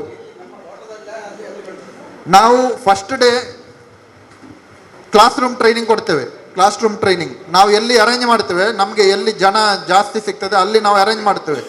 ಯಾರು ನಮ್ಮಲ್ಲಿ ನೋಂದಣಿ ಮಾಡ್ತಾರೆ ಅವ್ರಿಗೆ ಫೋನ್ ಮಾಡಿ ಹೇಳ್ತೇವೆ ನಾವು, ಅವರು ಅಲ್ಲಿಗೆ ಬಂದು ತರಬೇತಿ ತಗೊಳ್ಳುವಂಥದ್ದು. ಸೆಕೆಂಡ್ ಡೇ ಮಾತ್ರ ನಾವು ತೋಟಕ್ಕೆ ಹೋಗ್ತೇವೆ. ಸೆಕೆಂಡ್ ಡೇ ತೋಟದಲ್ಲಿ ತರಬೇತಿ ಕೊಡುವಂಥದ್ದು, ಪ್ರಾಕ್ಟಿಕಲ್. ಏನಿಲ್ಲ ಅಂತ ಹೇಳಿದ್ರೆ ನೆಕ್ಸ್ಟ್ ಅರ್ಜಿ ನಿವೇಶನ ರಹಿತರು ಯಾರಾದರೂ ಇದ್ದರೆ ಅಥವಾ ವಸತಿ ರಹಿತರು ಯಾರಾದರೂ ಇದ್ದರೆ ಅವರು ಅರ್ಜಿ ಕೊಡ್ಬೋದು. ಅರ್ಜಿಗಳನ್ನು ನಾವು ಈ ಒಂದು ನಡವಳಿಯಲ್ಲಿ ಸೇರ್ಪಡೆ ಮಾಡ್ತೇವೆ. ನಿವೇಶನ ಆಲ್ರೆಡಿ ಸಿಕ್ಕಿದವರದು ನಾವು ಇವತ್ತು ಏನು ಮಾಡ್ತೇವೆ ಅಂತ ಹೇಳಿದ್ರೆ ಅವರದ್ದು ಡಿಲೀಟ್ ಮಾಡ್ತೇವೆ. ನಿವೇಶನ ರಹಿತರ ಪಟ್ಟಿ ಮತ್ತು ವಸತಿ ರಹಿತರ ಪಟ್ಟಿಯಲ್ಲಿ ಹೆಸರು ಇದೆ, ಅವರಿಗೆ ಆಲ್ರೆಡಿ ವಸತಿ ಆಗಿದೆ ಅಥವಾ ನಿವೇಶನ ಆಗಿದೆ ಅಂತ ಹೇಳಿದ್ರೆ ಅಂಥವ್ರದ್ದು ಹೆಸರುಗಳನ್ನು ನಾವು ಇವತ್ತು ಡಿಲೀಟ್ ಮಾಡ್ತೇವೆ. ಯಾರು ವಸತಿಗೆ ಮತ್ತು ನಿವೇಶನಕ್ಕೆ ಅರ್ಜಿ ಕೊಡ್ತಾರೆ ಅವ್ರದ್ದು ನಾವು ಆ್ಯಡ್ ಮಾಡಲಿಕ್ಕೆ ಅವಕಾಶ ಇವತ್ತಿದೆ. ನೀವು ಅರ್ಜಿಗಳನ್ನು ಕೊಡ್ಬೋದು. ಇದಿಷ್ಟು ಇವತ್ತಿನ ಅಜೆಂಡಾ. ಈಗ ಸಾರ್ವಜನಿಕರು ಅವರ ಅಹವಾಲುಗಳು ಏನಿದ್ರೆ ನೀವು ಅರ್ಜಿಗಳನ್ನು ಕೊಡ್ಬೋದು ಅಥವಾ ನೀವು ತಿಳಿಸ್ಬೋದು. ಆ ಚಪಾತಿ ಅಂತಲ್ಲ, ಸಂಸ್ಕರಣೆ ಯಾವುದಾದ್ರೂ ತೋಟಗಾರಿಕೆ ಅಥವಾ ಕೃಷಿ ಉತ್ಪನ್ನವನ್ನು ಮೌಲ್ಯವರ್ಧನೆ ಮಾಡುವುದು. ನಾವೇನು ಮಾಡ್ತೇವೆ, ಬರೀ ಒಂದು ಅನನಾಸು ಬೆಳೆ ಮಾಡ್ತೇವೆ ಅಂತ ತಿಳ್ಕೊಳ್ಳಿ, ಅಥವಾ ಭತ್ತ ಮಾಡ್ತೇವೆ ಅಂತ ತಿಳ್ಕೊಳ್ಳಿ. ಭತ್ತ ನಾವು ಏನು ಮಾಡ್ತೇವೆ, ಅದನ್ನು ಸಂಸ್ಕರಣೆ ಅಂದರೆ ಅಕ್ಕಿ ಮಾಡಿ ರೈಸ್ ರೊಟ್ಟಿ ಅಥವಾ ಕೋರಿ ರೊಟ್ಟಿ ಅಂತ ಮಾಡ್ತಾರೆ. ಅಥವಾ ಬೇರೆ ಯಾವುದು, ಈಗ ಹಲಸಿನ ಹಣ್ಣಿದೆ, ಹಲಸಿನ ಹಣ್ಣು ನಾವು ಏನು ಮಾಡ್ತೇವೆ, ಫುಲ್ ಮಾರಿಬಿಡ್ತೇವೆ. ಹಲಸಿನ ಹಣ್ಣನ್ನು ಚಿಪ್ಸ್ ಮಾಡುವಂಥದ್ದು ಇರ್ಬೋದು, ಹಲಸಿನ ಹಣ್ಣಿನ ಪಾಪಡ್ ಮಾಡುವಂಥದ್ದು ಇರ್ಬೋದು. ಈ ರೀತಿ ಯಾವುದಾದ್ರೂ ಘಟಕ ಮಾಡೋದಾದರೆ, ಗೊತ್ತಾಯ್ತಾ, ಘಟಕ ಮಾಡೋದಾದರೆ ಘಟಕಕ್ಕೆ ಒಂದು ಬಿಲ್ಡಿಂಗ್ ಬೇಕು ಮತ್ತು ಮಿಷಿನರೀಸ್ ಬೇಕು. ಸೊ ಇದನ್ನೆಲ್ಲ ನೀವು ಒಂದು ಯೋಜನಾ ವರದಿ ಅಂತ ಮಾಡಿ ನೀವು ಕೊಟ್ಟರೆ ಆ ಘಟಕ ಮಾಡೋದಕ್ಕೆ ನಿಮಗೆ ಸಹಾಯಧನ ಸಿಗ್ತದೆ. ಗೊತ್ತಾಯ್ತಾ? 15 ಲಕ್ಷ, 30 ಲಕ್ಷದ ಯೂನಿಟ್ ಕಾಸ್ಟ್ಗೆ 15 ಲಕ್ಷದವರೆಗೆ ಸಿಗ್ತದೆ. ನೆಕ್ಸ್ಟ್, ಗ್ರಾಮಸ್ಥರಿಂದ ಸಲಹೆ ಸೂಚನೆ ಇಲ್ಲ ಅಂತ ಹೇಳಿದ್ರೆ, ಒಬ್ಬರಿಗೆ ಹುಷಾರಿಲ್ಲ, ಒಬ್ಬರಿಗೆ ಜ್ವರ, ಗಿರಿಜಾ ಅವರಿಗೆ, ಮತ್ತೊಬ್ಬರಿಗೆ ಹುಷಾರಿಲ್ಲ. ಆದರೂ ನಮ್ಮ ಅಧ್ಯಕ್ಷರು, ನಿಮ್ಮ 3ನೇ ವಾರ್ಡಿನ ಸದಸ್ಯರು ನಮ್ಮ ಅಧ್ಯಕ್ಷರಾಗಿರುತ್ತಾರೆ. ಹೌದು, 2 ವರ್ಷದಿಂದ ಹುಷಾರೇ ಇಲ್ವಾ? ಅಲ್ಲ, ಇವತ್ತಿನ ವಿಚಾರ ಇಲ್ಲ. ಮಾಡಿ ಗಳಿಸಿಕೊಟ್ಟದ್ದು ಅಲ್ಲ, ಇವತ್ತಿನ ವಿಚಾರ ಇಲ್ಲದು ಗ್ರಾಮ ಸಭೆಗೆ. ಹಾಗೆ ಅವರು ಮೊನ್ನೆ ಕೂಡ ವಾರ್ಡ್ ಸಭೆ ಕೂಡ ಬರಲಿಲ್ಲ. ಅವತ್ತು ಕೂಡ ಅಲ್ಲಿ ಕೇಳುವಾಗ ಯಾವುದೇ ಆನ್ಸರ್ ಕೊಟ್ಟಿಲ್ಲ. ಯಾಕೆ ಸರ್? ಇಲ್ಲ ನೋಡಿ, ನಾವು ಚುನಾವಣೆ ಅಲ್ಲ, ಒಂದು ನಿಮಿಷ, ಕೊಟ್ಟಂತ ನೀವು ಸದಸ್ಯರು ಕೈಗೆ ಸಿಕ್ಕಿದರೆ ನಮಗೆ ಯಾಕೆ? ನಮಗೆ ನಮ್ಮ ವಾರ್ಡಿಗೆ 2 ಸದಸ್ಯರು ಸಾಕಲ್ವಾ? ಸುಮ್ಮನೆ ಚುನಾವಣೆ ಮಾಡಿ ಇಷ್ಟು ಖರ್ಚು ಮಾಡಿ 4 ಸದಸ್ಯರನ್ನು ಆಯ್ಕೆ ಮಾಡುದು ಯಾಕಾಗಿ ಇಲ್ವಾ? ಅಂತವರನ್ನ ಇದು ಮಾಡಿ ತೆಗೆದುಹಾಕಿ. ಅಲ್ಲ, ಆ ರೀತಿಯಾದ ನೋಡಿ, ಸರ್ಕಾರದ ಸಪರೇಟ್ ಚುನಾವಣೆ ಏನು ನಿಯಮ ಇದೆ, 3 ಸಭೆಗೆ ನಿರಂತರವಾಗಿ ಹಾಜರಾತಿ ಆಬ್ಸೆಂಟ್ ಆದರೆ ಅವರನ್ನು ಖಂಡಿತ ನಾವು ನಿರ್ಣಯ ಮಾಡಿ ನಾವು ಕಳಿಸ್ತೇವೆ. ಯಾರು ನಿರಂತರವಾಗಿ ಕಂಟಿನ್ಯೂಸ್ಲಿ 3 ಸಭೆಗೆ ಯಾರು ಆಬ್ಸೆಂಟ್ ಆದರೆ ಅವರ ಸದಸ್ಯತ್ವ ರದ್ದಾಗ್ತದೆ.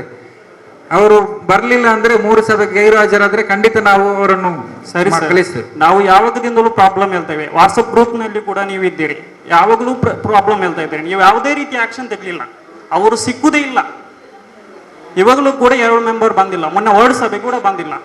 ಕನಿಷ್ಠ ಪಕ್ಷ ನಾವು ಫೋನ್ ಮಾಡುವಾಗಾದ್ರೂ ಆನ್ಸರ್ ಮಾಡಬಹುದಲ್ವಾ? ಯಾವುದೇ ಇದಕ್ಕೆ ನಮಗೆ ಸಿಕ್ಲಿಲ್ಲ ಅಂದ್ರೆ ನಮಗೆ ಮೆಂಬರ್ ಯಾಕೆ ಇಲ್ಲ, ನಾವು ಅವರಿಗೆ ತಿಳಿಸ್ತೇವೆ ಮುಂದಕ್ಕೆ ಕರೆಕ್ಟ್ ಆಗಿ ತಮ್ಮ ವಾರ್ಡ್ ಅಲ್ಲಿ ಇರ್ಬೇಕಂತ ಹೇಳಿ ಸ್ಪಂದನೆ ಕೊಡ್ಬೇಕು. ಚುನಾವಣೆ ಆಗುವಾಗ ಹೇಳ್ತಾರೆ ನಾನು ಮುಂದಿನ ವರ್ಷ ಚುನಾವಣೆಗೆ ನಿಲ್ಲುವುದಿಲ್ಲ ಅಂತ ಹೇಳ್ತಾರೆ. ಚುನಾವಣೆ ಬರುವಾಗ ಮನೆಗೆ ಬಂದು ಇನ್ನೂ ಇಲ್ಲ, ಇನ್ನೊಂದು ಸರಿ ಮಾಡ್ತೇನೆ, ಸರಿ ಕೆಲಸ ಮಾಡ್ತೇನೆ ಅಂತ ಹೇಳಿ ವಾಗ್ದಾನ ಮಾಡ್ತಾರೆ. ನಾವು ಏನ್ ಮಾಡ್ತೇವೆ, ಸರಿ ಆಗ್ಬೋದು ಅಂತ ಹೇಳಿ ಮತ್ತೊಮ್ಮೆ ಚುನಾವಣೆಯಲ್ಲಿ ಗೆಲ್ಲಿಸಿಕೊಟ್ರೆ ಮತ್ತೆ ಅದೇ ಇವಾಗ ಕೂಡ ಮುಂದಿನ ರೀತಿಯಲ್ಲಿ ಚುನಾವಣೆ ನಿಲ್ಲುವುದಿಲ್ಲ. ನೀವೇನ್ ಬೇಕಾದ್ರೂ ಮಾಡಿ ಆ ರೀತಿ ಹೇಳೋದಾ? ಆಗಲ್ಲ, ಚುನಾವಣಾ ವಿಚಾರ ಅಲ್ಲ ಇಲ್ಲಿ. ಖಂಡಿತವಾಗಿಯೂ ಮುಂದಕ್ಕೆ ತಮ್ಮ ವಾರ್ಡಿನಲ್ಲಿ ಸಕ್ರಿಯವಾಗಿ ಇರ್ಬೇಕಂತೇಳಿ ನಾವು ಅವರಿಗೆ ಇವತ್ತು ಗ್ರಾಮ ಸಭೆಯಲ್ಲಿ ಬಂದಂತ ವಿಷಯವನ್ನು ಕೂಡ ತಿಳಿಸ್ತೇವೆ. ಸಕ್ರಿಯವಾಗಿರ್ಲಿಕ್ಕೆ ನಾವು ಅವರಿಗೆ ಸಲಹೆಯನ್ನು ಕೊಡ್ತೇವೆ ಮುಂದಕ್ಕೆ. ಲಕ್ಷ್ಮಿ ಯೋಜನೆ ಉಂಟು, ಆ ಯೋಜನೆ ಉಂಟು, ಎಲ್ಲ ಲಿಂಕ್ ಆಗಿಲ್ಲ ಅಂತ ಹೆಂಗಸರಲ್ಲಿ ಹೋಗಿ ಕೇಳಿದರೆ ಅವನಿಗೆ ಹಿಂದಿ ಬರೋದು, ಇವರಿಗೆ ತುಳು ಬರೋದು, ಮಲಯಾಳ ಬರೋದು. ಅಲ್ಲ, ಬ್ಯಾಂಕಿನ ವಿಚಾರ ಫಸ್ಟಿಗೆ ಬಂದದ್ದೇ ಬ್ಯಾಂಕಿನ ವಿಚಾರವಾಗಿ ಮಾತಾಡಿದ್ರು ಈಗಾಗಲೇ. ನೋಡಿ, ಅಲ್ಲ ನಾವು ಹೇಳ್ತೇವೆ ಇಲ್ಲಿ ಅವರಿಗೂ ಕೆನರಾ ಬ್ಯಾಂಕ್ ಇದ್ದು ನಾವು ಅದರ ಬಗ್ಗೆ ಅವರಿಗೆ ಕಳೆದ ಗ್ರಾಮ ಸಭೆಯಲ್ಲಿ ಕೂಡ ವಿಚಾರ ಬಂದಿತ್ತು. ಮಾತ್ರ ಸರ್ವಿಸ್ ಮಾಡ್ಬೇಕಂತೇಳಿ ಯಾರಿಗೆ ಮ್ಯಾನೇಜರ್ಸ್ಗಳಿದ್ದಾರೋ ಅವರಿಗೆ ಸೇವೆ 1 ವರ್ಷ ಅಥವಾ 2 ವರ್ಷ ಅಲ್ಲಿ ಪ್ರದೇಶದಲ್ಲಿ ಸೇವೆ ಮಾಡ್ಬೇಕಂತೇಳಿ ನಿಯಮವಿದೆ ಅಂತ ಕೆನರಾ ಬ್ಯಾಂಕ್ ಅಲ್ಲಿ. ಆ ಪ್ರಕಾರ ಇಲ್ಲಿ ಬರ್ತಾರೆ, ಇವರು ಮುಂದಕ್ಕೆ ಹೋಗ್ಬೋದು. ಹೋದ್ರು ನಂತರ ಬರುವವರನ್ನು ನಾವು ಹೇಳಿದ್ದೇವೆ, ಅದು ನಾವು ಹೇಳಿದಾಗ ಏನು ಅವರಿಗೆ ಹಾಕ್ಲಿಕ್ಕೆ ಆಗುದಿಲ್ಲ. ಆದರೂ ಅಲ್ಲಿ ಬೇರೆ ಅವರ ಅಸಿಸ್ಟೆಂಟ್ಸ್ಗಳಿದ್ದಾರೆ ಅಥವಾ ಬೇರೆ ಸಿಬ್ಬಂದಿಗಳು ಅವರಿಗೆ ಕನ್ವರ್ಸೇಷನ್ ಮಾಡಲಿಕ್ಕೆ ಸಹಾಯ ಮಾಡ್ಬೇಕಂತೇಳಿದೆ. ಅದಲ್ಲದೆ ನಾವು ಕೂಡ ಇಲ್ಲಿ ಪಂಚಾಯತಲ್ಲೇ ಈಗಾಗಲೇ ನಮ್ಮ ಬಿಲ್ಡಿಂಗ್ ಕೂಡ ನಾವು ಮಾಡ್ಲಿಕ್ಕೆ ಇದ್ದೇವೆ. ಇಲ್ಲಿ ಒಂದು ವಾಣಿಜ್ಯ ಸಂಕೀರ್ಣ ನಾವು ಬೇರೆ ಬ್ಯಾಂಕಿಗೆ ಒಂದು ಪ್ರಸ್ತಾವನೆ ಕೂಡ ಕಳಿಸ್ತೇವೆ. ಲೋಕಲ್ ಬ್ಯಾಂಕ್ ಏನಾದರೂ ಇದ್ರೆ ನಾವು ಇಲ್ಲಿ ಮಾಡ್ಬೇಕಂತೇಳಿ ಆ ಪ್ರಸ್ತಾವನೆ ಕೂಡ ನಾವು ಮುಂದಕ್ಕೆ ಕಳಿಸ್ತೇವೆ. ಯಾಕಂದ್ರೆ ಇದು ನಾವು ಕೂಡ ಅವರಿಗೆ ಕಳಿಸಿದ್ದೆವು ಕಳೆದ ಗ್ರಾಮ ಸಭೆಯ ವಿಚಾರವಾಗಿ. ಅದು ಅವರದು ಸಾಮಾನ್ಯ ಪ್ರಕ್ರಿಯೆ. ಟ್ರೈನಿಂಗಿಗಾಗಿ ಅವರು ಇಷ್ಟು ವರ್ಷ ಅಂತೇಳಿ ಸೇವೆ ಸಲ್ಲಿಸಬೇಕು ಅಲ್ಲಿ ಪ್ರದೇಶದಲ್ಲಿ ಅಂತೇಳಿ ಆ ಪ್ರಕಾರ ಅವರು ಹಾಕುದಂತ ಹೇಳಿದ್ದಾರೆ. ನಂತರ ಬರುವವರು ನಮ್ಮ ಬರ್ತಾರೆ ಅಲ್ಲಲ್ಲ ಸಾಧ್ಯತೆ ಇಲ್ಲ. ಯಾಕಂದ್ರೆ ನಾವು ಅವರಲ್ಲಿ ಪ್ರಸ್ತಾವನೆ ಕಳಿಸಿದಿರುವುದರಿಂದ ನೆಕ್ಸ್ಟ್ ಹಾಕುವಾಗ ಅವರೇನಾದ್ರು ಇಲ್ಲಿ ಅಲ್ಲ. ಈಗ ನಾಳೆ ತಾಲೂಕು ಮಟ್ಟದ ಬ್ಯಾಂಕರ್ಸ್ ಮೀಟಿಂಗ್ ಇದೆ. ನಾಳೆ ತಾಲೂಕು ಮಟ್ಟದ ಬ್ಯಾಂಕರ್ಸ್ ಮೀಟಿಂಗ್ ಇದೆ. ನಾನು ಅಲ್ಲಿ ಹೋಗಿ ವಿಷಯವನ್ನ ಹೇಳ್ತೇನೆ. ನಾನು ವಿಷಯ ಹೇಳ್ತೇನೆ. ಮತ್ತು ಪಂಚಾಯತಿಂದ ನೀವು ಲೀಡ್ ಡಿಸ್ಟ್ರಿಕ್ಟ್ ಮ್ಯಾನೇಜರ್ ಅಂತ ಇದ್ದಾರೆ, lead district manager Canara bank lead district manager ಅಂತ, ಅವ್ರಿಗೆ ನೇರವಾಗಿ ಪತ್ರ ಬರೀರಿ. ಲೀಡ್ ಡಿಸ್ಟ್ರಿಕ್ಟ್ ಮ್ಯಾನೇಜರ್ ಅವ್ರಿಗೆ ನೇರವಾಗಿ ಪತ್ರ ಬರೀರಿ. ಅಟ್ಲೀಸ್ಟ್ ಬೇರೆ ಸಿಬ್ಬಂದಿ ಆದರೂ ಅವರು ಚೇಂಜಸ್ ಮಾಡಿ ಕೊಡ್ಲಿ. ಆಯ್ತು ಅದನ್ನ ಮಾಡ್ತಾರೆ. ಅಟ್ಲೀಸ್ಟ್ ಸ್ಟಾಫ್ ಇಲ್ಲ ಅಂದ್ರೆ ಸ್ಟಾಫನ್ನು ಬರೋದು ಮಾಡೋಕ್ಕೆ ಹೇಳುತ್ತೆ ಸರ್. ಇದು ಮೊನ್ನೆ ಕೂಡ ವಾಟ್ಸಪ್ಪಿಯಲ್ಲಿ ಹೇಳಿದ್ದೇವೆ, ಅಲ್ಲಿ ಜಲ್ಲಿ ಅಂಗನವಾಡಿ ಕೇಂದ್ರ ಇದೆ ಅಲ್ಲ, ಅದು ಹಂಚಲ್ಲಿ ಹೋಗಿ ನೀರು ಒಳಗಡೆ ಬರ್ತದೆ. ಚಿಕ್ಕ ಮಕ್ಕಳು, ಅದು ಆದಷ್ಟು ಬೇಗ ಅದರ ಕೆಲಸ ಮಾಡಬೇಕು. ಮೊನ್ನೆ ಕೂಡ ಟೀಚರ್ ಕೂಡ ಅಲ್ಲಿ ಗಮನ ಸೆಳೆದಿದ್ದಾರೆ. ಆದಷ್ಟು ಶೀಘ್ರದಲ್ಲಿ ಮಾಡಿ. ಖಂಡಿತ ಮಾಡ್ತೇವೆ. ಅಲ್ಲಿ ಅಂಗಣಕ್ಕೆ ನೀರು ನಿಂತು ಮಕ್ಕಳು ಚಿಕ್ಕ ಮಕ್ಕಳು ಇರೋದಲ್ವಾ, ಆದಷ್ಟು ಬೇಗ ಅದೊಂದು ವ್ಯವಸ್ಥೆ ಮಾಡಿ. ಈಗಾಗಲೇ ನಮ್ಮ ಕ್ಷೇತ್ರದ ಶಾಸಕರು ವಿಧಾನಸಭಾಧ್ಯಕ್ಷರಂತ ಯುಟಿ ಖಾದರ್ ಸರ್ ಅವರು ನಮ್ಮ ಗ್ರಾಮ ಪಂಚಾಯತಿಗೆ ಒಂದು ಪ್ರಸ್ತಾವನೆ ಕಳಿಸ್ಲಿಕ್ಕೆ ಹೇಳಿದ್ರು, ಸರ್ಕಾರಿ ಬಸ್ ಮಂಜೂರು ಮಾಡುವ ಬಗ್ಗೆ. ನಾವು ಈಗಾಗಲೇ ನರಿಂಗಾನ ಗ್ರಾಮ ಪಂಚಾಯತ್ ವತಿಯಿಂದ ಆ ಒಂದು ಲೆಟರನ್ನು ಕೂಡ ನಾವು ಪ್ರಸ್ತಾವನೆ ಮಾಡಿ ಕಳಿಸಿದ್ದೇವೆ.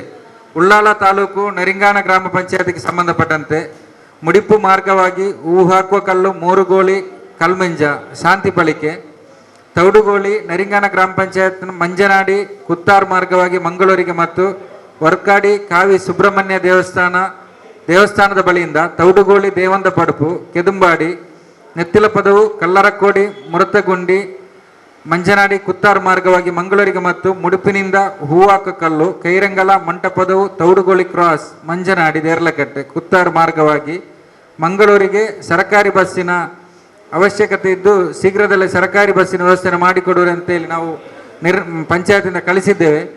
ಬೇರೆ ಏನಾದರೂ ನಿಮ್ಮ ಸ್ಥಳ ಸೇರ್ಪಡೆ ಇದ್ದರೆ, ಬಸ್ಸಿನ ರೂಟಿನ ಏನು ಮಾರ್ಗ ಒಳಗಡೆ ಏನಾದರೂ ಬದಲಾವಣೆ ಇದ್ದರೆ, ಇಂಟೀರಿಯರ್ ಪ್ರದೇಶ ಆಗುವುದಿಲ್ಲ, ಹೀಗೆ ಹೆಚ್ಚುವರಿ ಏನಾದರೂ ಇದ್ದರೆ ಆ ಪ್ರಸ್ತಾವನೆಗೆ ತಾವು ಮಾಹಿತಿ ಕೊಡಬೇಕಂತೇಳಿ ವಿನಂತಿ ಮಾಡ್ತೇವೆ. ನೋಡಿ, ಅವತ್ತು ಯಾಕಂದರೆ ಪ್ರೈವೇಟ್ ಬಸ್ ಮಾಲಕರು ಸ್ಟೇಕ್ ತಂದಿದ್ರು ಆ ಟೈಮಲ್ಲಿ ಅಲ್ವಾ. ಈಗ ಏನಂದ್ರೆ ಈಗಾಗಲೇ ನಾವು ಶಕ್ತಿ ಯೋಜನೆ ಇರುವುದರಿಂದ ಹಲವಾರು ಮಹಿಳಾ ಮಂಡಲ ಮತ್ತು ಸ್ತ್ರೀ ಶಕ್ತಿ ಗುಂಪಿನವರು ಎಲ್ಲರೂ ಈಗ ಲೆಟರ್ ಕೊಟ್ಟಿದ್ದಾರೆ ಸಭಾಧ್ಯಕ್ಷರಿಗೆ ಎಲ್ಲ. ಆಗಲ್ಲ ನೋಡಿ, ಆ ಒಂದು ಈ ಯೋಜನೆಯಿಂದ ಶಕ್ತಿ ಯೋಜನೆಯಿಂದ ನಾವು ವಂಚಿತರಾಗಿದ್ದೇವೆ ಅಂತೇಳಿ ಅವರು ಅರ್ಜಿಯನ್ನು ಕೊಟ್ಟಿದ್ದಾರೆ. ಆ ಬೇಸಿನ ಮೇಲೆ ಅವರು ಖಂಡಿತ ಸರ್ಕಾರಿ ಬಸ್ ಶಕ್ತಿ ಯೋಜನೆಗೆ ಅನುಗುಣವಾಗಿ ಇಲ್ಲಿಗೆ ಬರ್ತದೆ. ಏನಾದರೂ ಮಾರ್ಗದಲ್ಲಿ ಬದಲಾವಣೆ ಅಥವಾ ಇನ್ನಿತರದ್ದು ಸೇರ್ಪಡಿದ್ರೆ ತಾವು ಗಮನಕ್ಕೆ ತರಬೇಕಂತೇಳಿ ಕೇಳಿಕೊಳ್ತಾ ಇದೆ. ಮತ್ತೊಂದು ಮುಖ್ಯವಾಗಿ ನಾವು ನರಿಂಗಾಣ ಗ್ರಾಮದಲ್ಲಿ ಕಸಮುಕ್ತ ಗ್ರಾಮ 90 ಡೇಸ್ ಪ್ರೋಗ್ರಾಮ್ ಅಂತೇಳಿ ಇಟ್ಟಿದ್ದು. ಈಗಾಗಲೇ ನಮ್ಮ ರಾಯಭಾರಿ ಸೀನಶೆಟ್ಟಿ ಅವರು ಹಾಗೂ ಕೃಷ್ಣಮೂಲ್ಯರವರು ಬಂದು ಈಗಾಗಲೇ ನಾವು ಉದ್ಘಾಟನೆ ಕೂಡ ಮಾಡಿದ್ದೇವೆ. ನಮ್ಮ ನರಿಂಗಾಣ ಗ್ರಾಮವನ್ನು 90 ದಿನದಲ್ಲಿ ಸ್ವಚ್ಛ ಮುಕ್ತ ಕಸ ಮುಕ್ತ ಅಂತ ಏನು ಪ್ಲಾಸ್ಟಿಕ್ ಮುಕ್ತವಾಗಿ ನಾವು ಮಾಡ್ತೇವೆ ಅಂತ ಹೇಳಿ ಸಂಕಲ್ಪ ಮಾಡಿದ್ದೇವೆ. ಈಗಾಗಲೇ ಪ್ರತಿ ವಾರದ ಶುಕ್ರವಾರ 9 ಗಂಟೆಯಿಂದ 11 ಗಂಟೆವರೆಗೆ ನಾವು ಸೇವೆ 2 ಗಂಟೆ ನಮ್ಮ ಗ್ರಾಮಕ್ಕೆ ಬೇಕಾಗಿ ಮೀಸಲಿಡಬೇಕಂತೇಳಿ ನಾವು ವಿನಂತಿ ಮಾಡ್ತಾ ಇದ್ದೇವೆ. ಅದು ನಮ್ಮ ಗ್ರಾಮದ ಏನು ಸಂಘ ಸಂಸ್ಥೆ ಇರ್ಬೋದು ಅಥವಾ ಇನ್ನಿತರ ದೇವಸ್ಥಾನ ಇರ್ಬೋದು ಅಥವಾ ಭಜನಾ ಮಂದಿರ ಇರ್ಬೋದು, ಮಸೀದಿ ಇರ್ಬೋದು, ಇದರ ಸದಸ್ಯರು ನಮಗೆ ಸಹಾಯ ಮಾಡಬೇಕು. ಪ್ರತಿ ಶುಕ್ರವಾರ 9 ಗಂಟೆಯಿಂದ 11 ಗಂಟೆವರೆಗೆ 2 ಗಂಟೆ ಸ್ವಚ್ಛತೆ ಮಾಡೋದು ಹಾಗೂ ಸ್ವಚ್ಛತೆ ಬಗ್ಗೆ ನಾವು ಜಾಗೃತಿ ಮೂಡಿಸೋದು ಮನೆ ಮನೆಗೆ ಹೋಗಿ. ಈಗಾಗಲೇ ನಾವು ಪಂಚಾಯತಿಂದ ನೋಡಿ, ನೀವು ಈಗಾಗಲೇ ವರದಿ ಓದಿರ್ಬೋದು, ನಾವು ಪ್ರತಿಯೊಂದು ಮನೆಗೆ 100 ರೂಪಾಯಿಗೆ ತಿಂಗಳಿಗೆ ಹಾಕಿದ್ದೇವೆ ಕಸಗೆ ಕೊಡಲಿಕ್ಕೆ. ನಮಗೆ ಮೊತ್ತ ಟೋಟಲ್ ಆಗಿ ಬಂದದ್ದು 1,20,000 ಏನೋ ಬಂದಿದೆ. ಆದರೆ ನಾವು ಏನು ತ್ಯಾಜ್ಯ ತಕೊಂಡು ಹೋಗ್ತಾರೆ ಅವರಿಗೆ ನಾವು 7 ಲಕ್ಷದ ಚಿಲ್ಲರೆ ನಾವು ಪಾವತಿ ಮಾಡಿದ್ದೇವೆ. ಆದರೂ ಪ್ರತಿಯೊಂದು ಯಾಕಂದರೆ ಮುಂಚೆ 1-2 ವರ್ಷ ಮುಂಚೆ ಒಬ್ಬರು ಬಂದಿದ್ರು, ಅವರಿಗೆ ಹಣ ಪಾವತಿ ಮಾಡದೇ ಇರುವುದರಿಂದ ಅವರು ಬಿಟ್ಟು ಹೋದ್ರು, ಸಮಸ್ಯೆ ಆಗ್ತದೆ. ಈಗ ಹೇಳ್ಬೋದು ಕೆಲವು ಮನೆಯವರಿಗೆ ನಾವು ತೋಟ ಅಥವಾ ಇನ್ನಿತರ ತೋಡಿದ್ದೆ ಅಂತೇಳಿ ಕೊಡ್ತಾ ಇಲ್ಲ.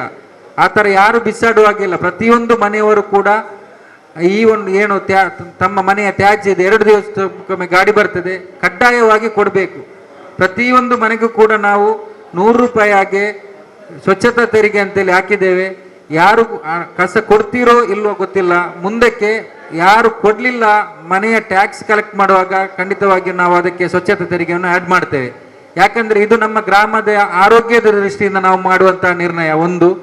ಎರಡನೇದು, ಕಳೆದ ವಾರ್ಡ್ ಸಭೆಯಲ್ಲಿ ನಮ್ಮ ತೌಡುಗೋಳಿ ಇಲ್ಲಿ 2ನೇ ವಾರ್ಡ್ನಲ್ಲಿ ಒಂದು ಪ್ರಸ್ತಾವನೆ ಬಂದಿತ್ತು. ಯಾಕಂದರೆ ಚರಂಡಿ ನಾವು ಪ್ರತಿ ವರ್ಷ ಕೂಡ 1 ಲಕ್ಷ 1.5 ಲಕ್ಷ ಚರಂಡಿಗೆ ಅಂತೇಳಿ ನಾವು ಪಂಚಾಯತಿಂದ ನಾವು ಅನುದಾನವನ್ನು ಮೀಸಲಿಡ್ತೇವೆ. ಆದರೆ ಆ ಚರಂಡಿಯನ್ನು ನಾವು ದುರಸ್ತಿ ಮಾಡಿ 2 ದಿನ ಅಥವಾ 3 ದಿನ ಆಗುವಾಗ ಮತ್ತೆ ಕೂಡ ಫುಲ್ ಆಗ್ತದೆ. ಕಾರಣ ಇಲ್ಲಿ ಪಂಚಾಯತಿಂದ ಅನುಮತಿ ಇಲ್ಲದೆ ಕೆಲವು ಪ್ರೈವೇಟ್ ಏನು ಸ್ಥಳದ ಸಮತಟ್ಟು ಭೂ ಸಮತಟ್ಟು ಮಾಡ್ತಾರೆ. ಈ ಭೂ ಸಮತಟ್ಟು ಮಾಡಿ ಮಣ್ಣನ್ನು ರಸ್ತೆ ಬದಿ ಅಥವಾ ಇನ್ನಿತರ ಬದಿಗಿಟ್ಟು ಅದಕ್ಕೆ ಬೇಕಾದ ವ್ಯವಸ್ಥೆ ಮಾಡದೆ ಸೀದಾ ಹೋಗ್ತಾರೆ. ಅದು ಪ್ರೈವೇಟ್ ಲ್ಯಾಂಡ್ ಇರ್ಬೋದು. ಮುಂದಕ್ಕೆ ನರಿಂಗಾಣ ಗ್ರಾಮ ಪಂಚಾಯತ್ ವ್ಯಾಪ್ತಿಯಲ್ಲಿ ಯಾವುದೇ ಮನೆಯವರು ಸ್ವಂತ ಭೂ ಸಮತಟ್ಟು ಮಾಡುವಾಗ ಪಂಚಾಯತಿಂದ ಕಡ್ಡಾಯವಾಗಿ ಅನುಮತಿಯನ್ನು ಪಡೆಯಲೇಬೇಕಾಗ್ತದೆ. ನಾವು ಅದಕ್ಕೆ ಕಂಡೀಷನ್ ಮಾಡಿ ಕೊಡ್ತೇವೆ. ಇಲ್ಲ ಅಂದರೆ ಆ ಮಣ್ಣು, ಈಗ ನಾವು ಇಲ್ಲಿ ಉದಾಹರಣೆಗೆ ತೌಡುಗೋಳಿ ಕ್ರಾಸಲ್ಲಿ ಒಂದು ಭೂ ಸಮತಟ್ಟು ಮಾಡಿದರೆ ಅದರ ಪ್ರಭಾವ ಎಲ್ಲಿವರೆಗೆ, ತೌಡುಗೋಳಿಯವರೆಗೆ ಆ ಮಣ್ಣು ಮಳೆ ನೀರಿಗೆ ಹರಿದು ಹೋಗಿ ಚರಂಡಿ ಎಲ್ಲ ಬ್ಲಾಕ್ ಆಗ್ತದೆ.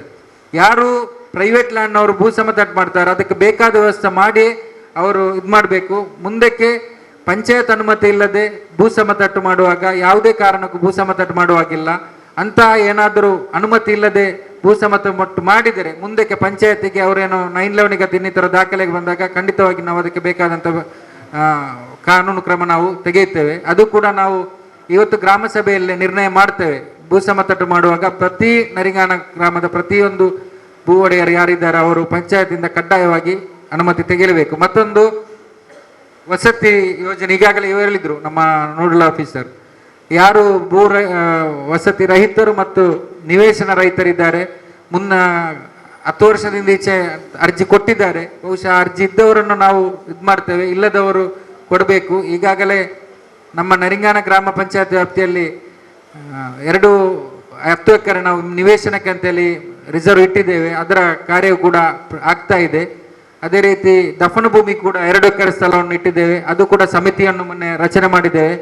ನಮ್ಮ VA ಅವರು ಚೈತ್ರ ಅವರಿದ್ರು, ಅವರು ಆಕ್ಸಿಡೆಂಟ್ ಆಗಿ ರಜೆಯಲ್ಲಿದ್ದು ಸ್ವಲ್ಪ ಪೆಂಡಿಂಗ್ ಫೈಲ್ಸ್ ಎಲ್ಲ ವರ್ಕ್ ಪೆಂಡಿಂಗ್ ಆಯಿತು. ಆನಂತರ ಹೊಸ VA ಬಂದು ಮತ್ತೊಬ್ಬರು ಬಂದರು, ಪ್ರದೀಪ್, ಅವರು ಕೂಡ ಮೊನ್ನೆ ಆಕ್ಸಿಡೆಂಟ್ ಆದರು.